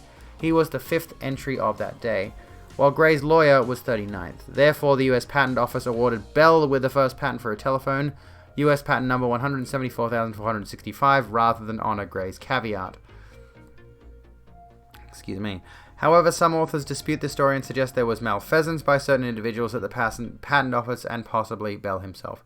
If someone asks who is credited with inventing the telephone, you can explain the controversy that still surrounds this question. Who wants to spend the time explaining the controversy? Teach the controversy! Why are we not teaching the controversy in schools? Specifically around the invention of the telephone. There we go. That's interesting. People did sell stories to better-known authors, but reworking old stories, Romeo and Juliet, is just a remix, was also very common. Copyright wasn't huge back then. And even then, like, you know, you could take stories that are well-known and copyrighted, and as long as you change enough details. Like, if we look at, for example, let me think for a second. What was it? 50 Shades of Grey. If we look at 50 Shades of Grey, we can be made well aware of the fact that it was E.L. James... Oh, God, how long have you been sitting there? A lot of speculation stems from the idea that E.L. James stole a lot of 50 Shades of Grey from a Twilight fanfiction forum, where they were all essentially like... I think it was like a collaborative project, or just a bunch of people had different Twilight fanfictions going, and it seems there's a heavy theory that she plagiarized them all. And honestly, all that says to me is if you can do it successfully enough, you could still get away with that kind of thing. You could still get away with just like ripping off somebody else's writing, as long as you change just enough. Lilith, thank you for contributing $9.19 to the upkeep of my boobs, which I haven't got yet. But we'll get there. I promise we'll get there. We'll get my boobs done. And then I won't show you on stream, because it's against TOS. But thank you for supporting my journey towards gender euphoria. I need an alert for that. I don't have an alert for like tips. I'll sort that out. I'll do that later. Anyways, don't get me started on our US schools. We just made Juneteenth a federal holiday, but some stated wanted to make it illegal to teach that kind of race-related history in schools. I've been meaning for the longest time to do a stream about what's it called? A stream about critical race theory. And we can't do it tonight, but we can dip our toes in. Because it's interesting that Republican conservatives were largely leaning very heavily, and yes, here is Cat, on the transphobic nonsense. And then all of a sudden, they just immediately pivot to critical race theory. All of a sudden, it's not a huge focus, the transphobic discussion. They've decided to pivot to critical race theory. And I really want to understand what it is. I think I have a broad understanding of what critical race theory is. We'll just take a look at the Wikipedia page for now. Critical race theory, here we go, is an academic movement of civil rights scholars and activists in the United States who seek to critically examine U.S. law as it intersects with issues of race in the U.S., not intersects. To clarify, because we do talk about intersex stuff occasionally. Sorry, I'm itchy. That's why my hand is down here. I'm scratching my tummy. And to challenge mainstream American liberal approaches to racial justice. CRT, I just think of those monitors, examines social, cultural, and legal issues as they relate to race and racism in the United States. And more recently, England, Canada, and Australia, which is very relevant. I would like to look at these kinds of race issues with regards to Australia specifically, honestly. CRT originated in the mid-1970s in the writings of several American legal scholars, including Derek Bell, Alan Freeman, Kimberly Crenshaw, Richard Delgado, Cheryl Harris, Charles R. Lawrence III, Mari Matsuda, Patricia J. Williams. It emerged as a movement by the 1980s, reworking theories of critical legal studies with more focus on race. CRT is grounded in critical theory and draws from thinkers such as Antonio Gramsci, Sojourner Truth, Frederick Douglass, and W.E.B. Du Bois, who I've definitely heard of. I've learned about him in sociology, as well as the Black Power, Chicano, and radical feminist movements from the 1960s and 1970s. Hello, darling. How are you doing? Why are you eating my hand? Why do you do that? I'm not meat. I'm not to be tenderized and then eaten. Look at this idiot. No, the moment I switch cameras, he stops. He grabs my hand, he hooks his claws in, and starts chewing at me. Yeah, now you're not going to do it because you're on the big camera. You know you've done bad. Dickhead.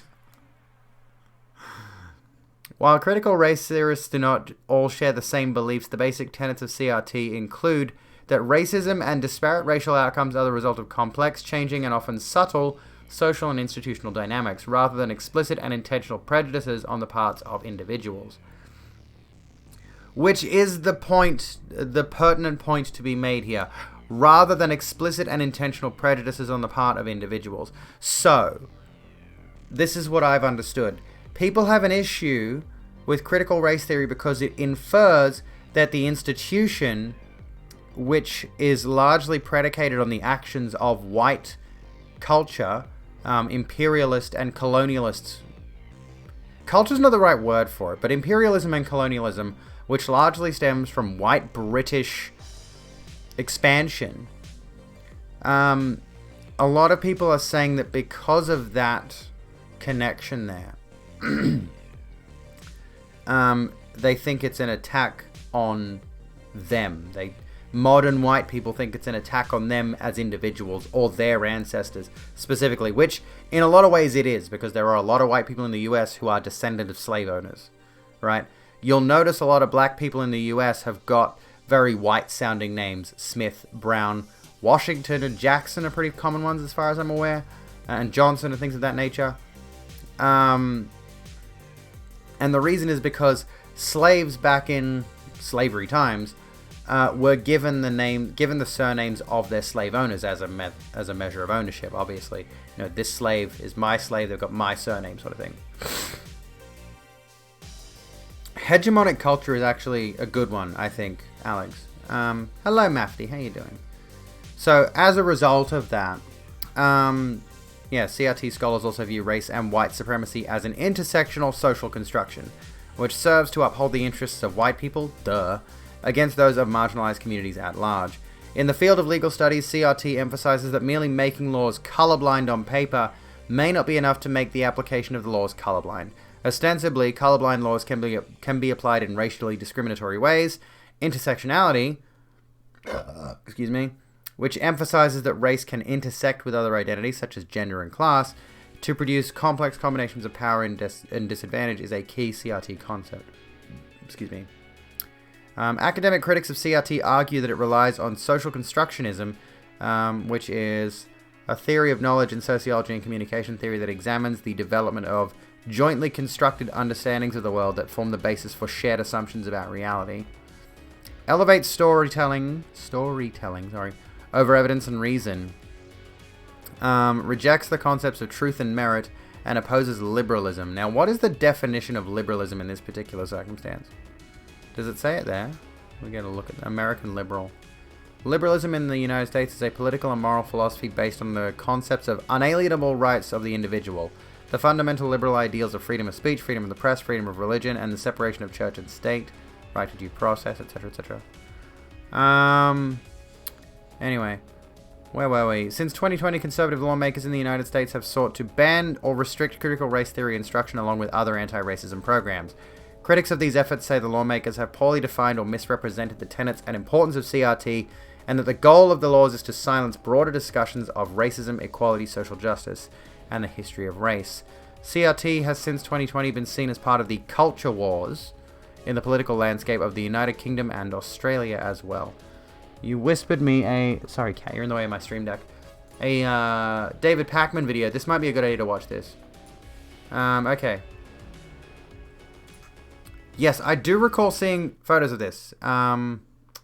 This is interesting. Let's watch this. Let's watch some David Pakman. I want to talk a little bit about a critical race theory protest gone completely haywire in Ashburn, Virginia. Can you hear that all right? The school board of this wealthy county, Loudoun County in Virginia, wanted to hold a meeting to close... Which is the same place, if I recall correctly, Loudoun County was the same place where that teacher got suspended because he refused to acknowledge a transgender student's pronouns and name. He was adamant that it was gender ideology that he was being forced to believe. So it seems like this place in Virginia is a bright spark. Anyway. Close out the school year. And it became complete and total chaos in this Washington, D.C. suburb as parents who apparently are against critical race theory, although it's not completely clear they really know what it is, they wanted to... Exactly. Like, even just reading what I've just read then, I feel like I need to actually sit down with a book on this kind of thing and understand it more. But I do have a broader understanding now. Like, I do understand, generally speaking, what CRT is, and all I did was read the first section on Wikipedia about critical race theory, and that's all it takes to get a basic concept. And yeah, like these people clearly have been given the Cliff Notes version of it. And there is actually something semi-relevant to this. A remark from AOC regarding like being a strategist versus being a something else with regards to your political trajectory, I suppose you could say, which feels particularly relevant here. And the notion, of course, is that certain people will try to educate their prospective constituents on this is the way forward, this is how I want to progress our society, this is how I want to change things, and other people don't follow that method at all. They simply attack the other side. But we'll come back around to that. Protest critical race Essentially, I mean, it's not about educating people, you know. theory. We're going to look at some video clips here. This is wild, wild stuff. Here is one parent, the founder of Parents Against Critical Race Theory, speaking to a crowd outside the event. Take a listen to this. About. All they keep doing is changing the narrative. Critical race theory is culturally responsive framework, culturally responsive teaching. It's all just Trojan horses. Inequity and diversity. Trojan horses for what? What? It's all just Trojan horses. You can't stop that cat. You need to move. You're in the way of my stream deck. I can't see what I'm fucking doing anymore. Trojan horses for what? Like, you can't just say it's all just Trojan horses. What you need to do is you need to take the point you've just made about it's this, and then explain it properly. And I guarantee you he's not gonna. Diversity and inclusion, come on. Inequity and diversity and inclusion, come on. One thing that... come on. Oh, I'm watching it and you can't see it. And I love David Pakman's face here. Look at that. Inequity, what did he say? Inequity and diversity and inclusion, come on. Come on. Come on. Like, come on what? What, it's not a big deal? Is that what he's getting at? Is that what he's hinting at? It's not a big deal? Oh, come on. Inequity, diversity, inclusion.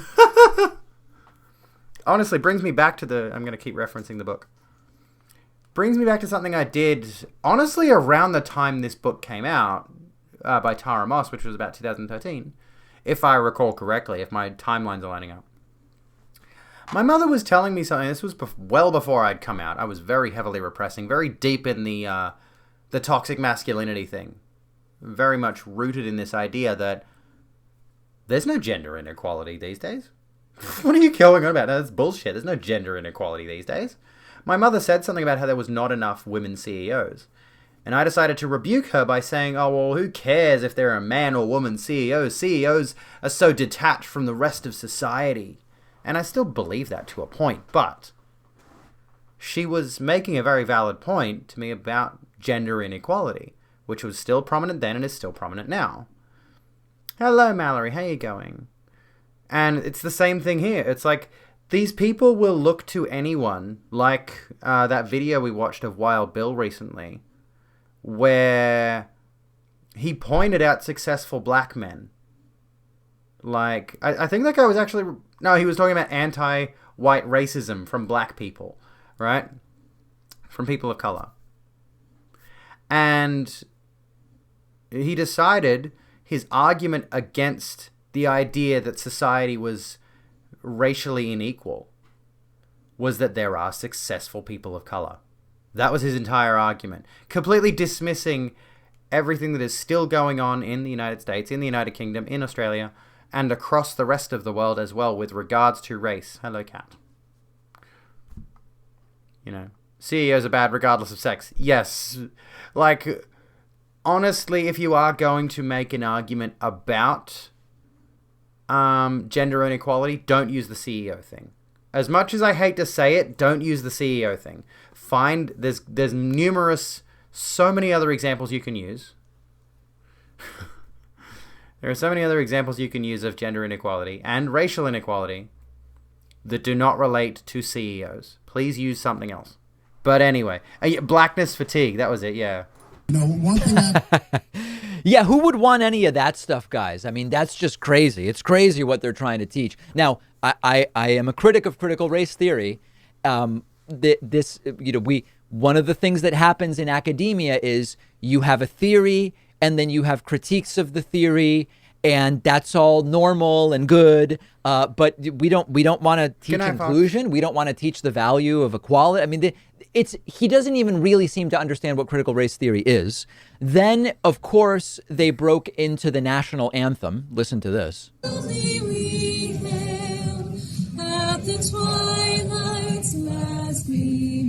I think you get the impression. This is not, they're just standing in the parking lot singing the national anthem. Again, if you were... That's just honestly so pathetic. Why are you standing in a parking lot with protest signs, singing the national anthem? Why are you doing that? The CEO argument does feel in line with that there just aren't enough female drone pilots as a complaint. Yes, exactly. You know, there are better arguments about gender inequality than there aren't enough women in this job. You know, there are points you could make about... Oh, God, no. Stream's buffering. Stream's doing a thing. You need to make arguments not about the women in the jobs, not about the women in this particular role. You need to make the arguments about women are not paid as much as men in certain circumstances. Women do not retire with as much superannuation as men. A lot of women don't retire with superannuation, period. So if they're not married to a man, there are a lot of elderly women who end up in poverty. You know, the list goes on. You know? Let's get rid of some losers for a second, and then we'll continue with this. To satire, sort of like ignorant... We're kind of in between two separate topics, which are kind of relevant. Thank you, Draco. Which...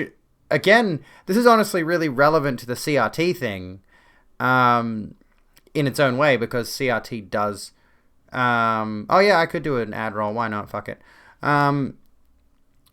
This is relating to the CRT thing because CRT, like we mentioned a moment ago on the Wikipedia page, is intersectional. So the issues that are... And this is one thing that opponents to pretty much any of my comments...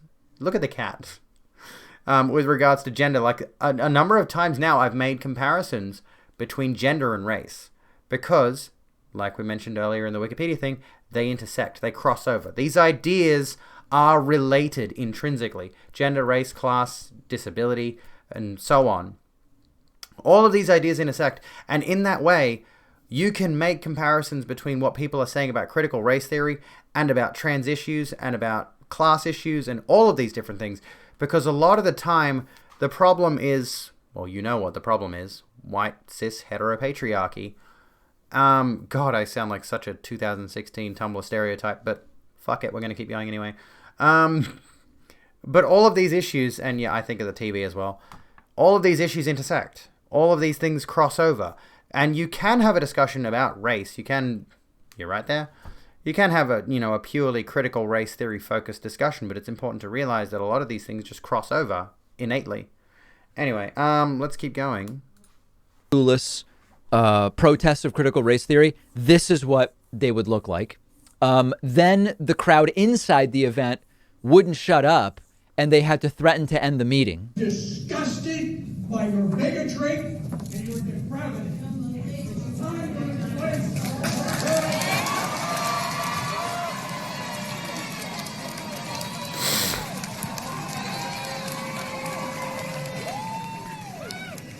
Sorry to run ads, folks, but I gotta make money off trolls.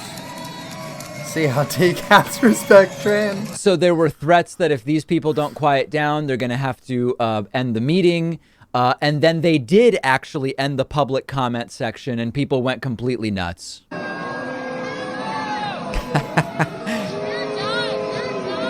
Oh my goodness.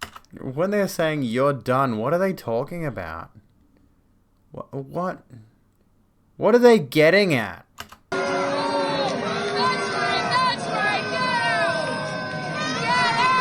So that was after the... Honestly, this reminds me of a tweet I saw earlier of... there were two screenshots from a TikTok, if I'm not mistaken. And one of them was a very stereotypical Beverly Hills white girl, like the bleached hair and everything, straightened hair, and like just to paint a picture. And she the message flashed up on the screen that was like something like, "I'm a conservative." I forget the finer details. "I'm a conservative," she says. And then the next screenshot was, "This is my," and another pretty stereotypical looking Beverly Hills white girl, holding some gemstones out in the palms of her hands. And the text was like, "This is my friend who is a liberal who's into astrology," or something like that. Don't touch the Stream Deck, cat. You're going to have to get down. And honestly, somebody made a comment that was really pertinent, that was along the lines of, these are probably both conservatives, who treat politics like sports teams, right? They don't particularly care about the actual political discourse happening. They don't care about the actual details. They literally just treat their favorite politicians and their favorite political parties as a sports team. They don't have any active involvement in the political progress, in the process of things. They don't give a shit. And that's what this is striking me as here, this clip here. See, like, look at the way they're acting. Look at the way they're behaving and screeching and hollering. Yeah, like pro wrestling is another good example. It's the same kind of thing. This is the kind of shit you would see at a football game. They're booing, they're thumbing down. "Oh, you're done, you're over." And these people have no interest in what any of this is. You know, most white Americans think that briefly covering the civil rights movement in a K-12 history class is CRT. Oh, yeah. So that was after the announcement that they were going to have to wrap the thing up because people were going completely crazy. And things just continued. Hang on, what did you say, Alex? But there aren't enough female drone pilots. It's a joke argument. We were supposed to react to Trump's ban of trans people in the military with "lol, more trans-imperialist foot soldiers." Oh, okay. I get your point, yeah. Getting wilder and wilder. Take a look. Oh, this is when they go back into the national anthem. The meeting was ended and they go back into the national anthem. Why the national anthem as a form of protest? Honestly. And actually, now that you mention, I mean, I suppose I've seen big sign banner things at sports games and stuff when I've ever seen footage of sports games. I don't watch sports. But in terms of wrestling, like the big signs they're holding up it feels like a wrestling thing, yeah. I can see that. Boo, I don't like that guy because he's the donkey team. Pets Abby's modem better. I need to reset her. I need to contact my provider or something. They don't care what is right, just support your side. Pretty much. Yeah, like, again, the sports team thing. How many times have you heard of somebody who supports a specific footy team because their dad or their mum does? Because their parents have been watching that footy team since they were kids. And, like, let's just say, for example, they're watching a certain football team. Like, that family, those parents were watching a Sydney footy team since they were kids. And now they've grown up and their kids are getting into sports as well. It's like, oh, we support this footy team, despite the fact that 20 years ago, that footy team was a completely different makeup to who they are now. And let's just say, for example, they've been tremendously underperforming since going through a complete roster change. The team's not even the same anymore, and they're doing terribly, but those people are still vehemently attached to it. And it's honestly the exact same thing here, where, well, in a lot of ways, unfortunately, politics doesn't really find itself in the same situation because a lot of faces in political parties don't change.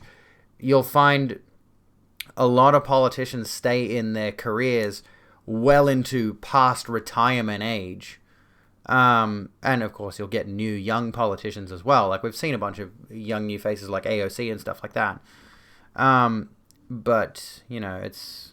Yeah, honestly, Maury, it's just nationalism. That's what it is. They're fascists. They're all employing nationalist symbols to support an oppressive status quo, pretty much. Defend the status quo at all costs, yeah. Want to make conservatives mad? Remind them that under God wasn't in the original Pledge of Allegiance. There was a wrestler called Hacksaw Jim Duggan, and his Who's and Chance of USA is pure MAGA loons, yeah. Hate when people complain when the ref called you a correct foul you should support to win fairly. Yeah, that's the thing, right? People will always, like, this happens a lot, again, in sports games, and I'm not a sports person. But the amount of times, like, even I, as someone who doesn't know what the fuck's going on, has looked at a certain play, and I'm like, well, that kind of looked off. I can understand why the ref is giving, like, a red card or a yellow card or whatever. It's like, I kind of understand, and the commentators are explaining it, and yet the other person is disagreeing with the referee and the commentators who are explaining what's happening. And I've understood it, like, there's been a few instances where I've paid attention to sports because someone else was watching it, right? And because of just fierce brand loyalty, essentially, the person I'm watching with is absolutely disagreeing with everything that's going on, despite the fact that they're just explaining the rules of what's just unfolded. And just, you know, putting it out there. It's like, this is exactly how this should go. Let's just see if it pans out that way. So many people, and you know, again, the same thing in politics. The rules are clear. The rules are right there. And so many people don't want to play by the rules. They just want to win. And yet we still teach our kids cheating is bad. Cheating is wrong. Cheating never gets you anywhere. Cheating will only lead to negative results. And yet there are so many adults who are fully in favor of cheating, whether they realize it or not. So that went on, and then the arrest started happening. This is while an arrest is going on. I think in this clip you hear someone yell, "Who pays your salary?" to the police officers as well. Who pays your salary? There it is.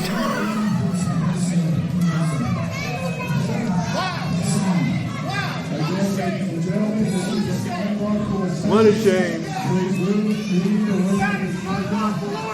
Okay, so people getting completely outraged. I guess they're mad at everything. Getting mad at the police.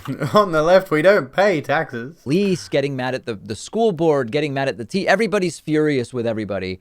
And then this is sort of like the cherry on top. Here is a guy getting himself arrested in the midst of this. It's not the same guy, is it? No.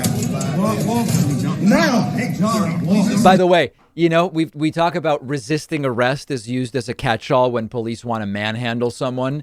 By the standards we normally see applied to what counts as resisting arrest, this guy's doing it, and police treating him very, very politely, as you can tell. This is an unlawful arrest. I have a First Amendment right. Listen. I am a First Amendment right, and then he trails off. I missed what the rest of that said, but he's like, I am a First Amendment right. What citizen? What? Wait. Give me a second.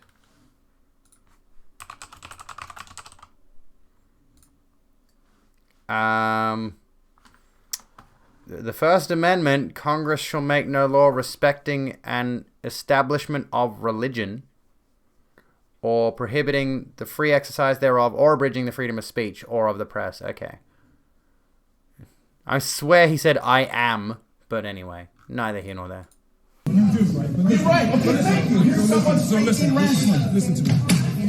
At this point, the meeting is over, right? It's not over. I love how the guy says, the officer says the meeting is over, and the guy says it's not.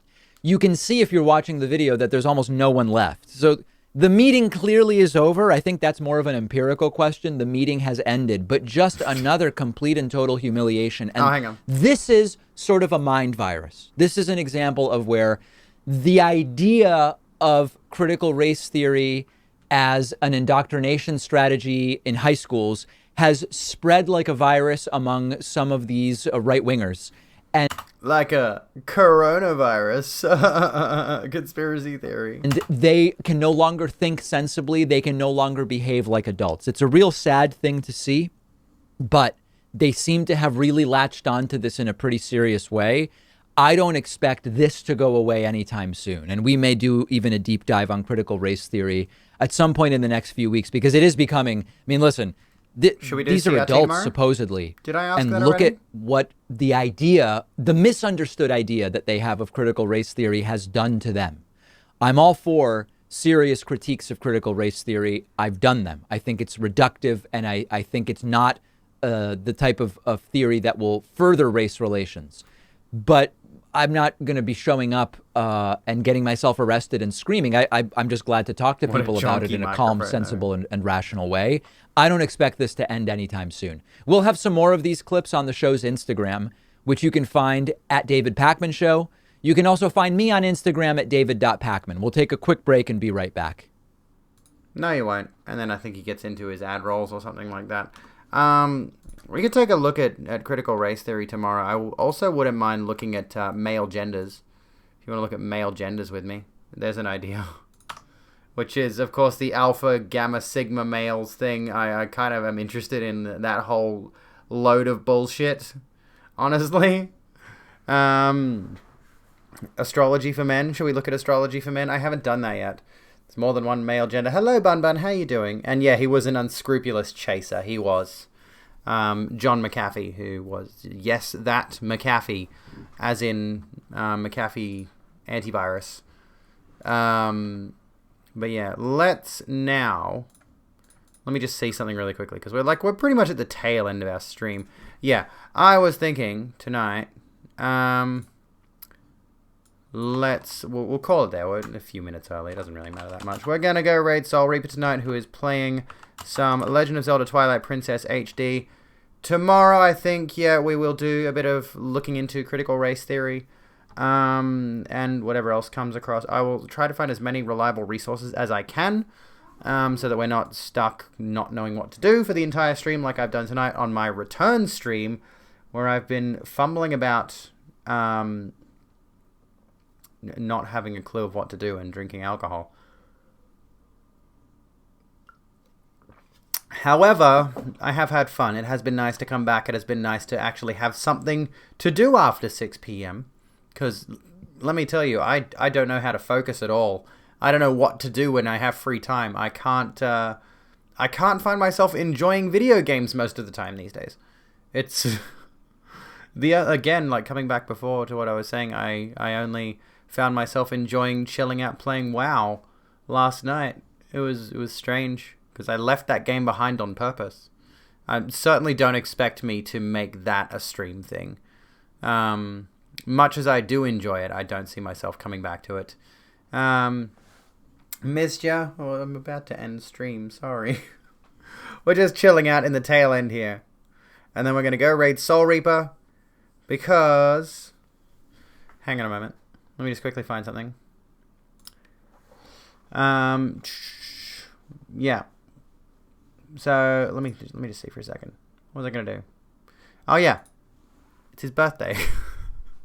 I had to make sure. I didn't want to say it's his birthday without knowing for certain, but as far as I know, it is Soul Reaper's birthday. Also, let me just have a look really quickly. Oh, hang on. Yeah. Okay. I'm just wrapping everything up. Yes, Elden Ring is coming. Yes, Elden Ring is coming. Although, like, recently, honestly, I found myself playing Dark Souls 3, and I'm just like... it felt like a chore. It felt like a slog. I wasn't enjoying it like I used to enjoy it. I did play Bloodborne recently and found myself enjoying that, but I also picked up God of War because it was, like, super, super cheap. It was, like, $12. And I've been playing a bit of that. And it's not bad, but I just kind of don't like the combat. I like where the story's going. I'm enjoying all the characterization. However, the combat really does not stick with me. It's really clunky. I get that it's a critically acclaimed game, but I'm wondering why. Do people really enjoy these games where the combat is intentionally just like really heavy and awkward? Maybe I'm just used to Dark Souls and I like the way they've kind of refined the combat there. It really feels like it just works, to paraphrase God Howard. Aging, why you no like game anymore? Yeah, exactly. It's like, I kind of hate that I've got this sensation now of I'm not into games like I used to be. Which really, I don't know, makes me feel a certain type of way. I don't think it's necessarily a positive one. What game is this? God of War, the PS4 one. And they are going to be showing God of War Ragnarok footage soon, I think. It's speculated that at Sony's next event you're going to see God of War Ragnarok footage.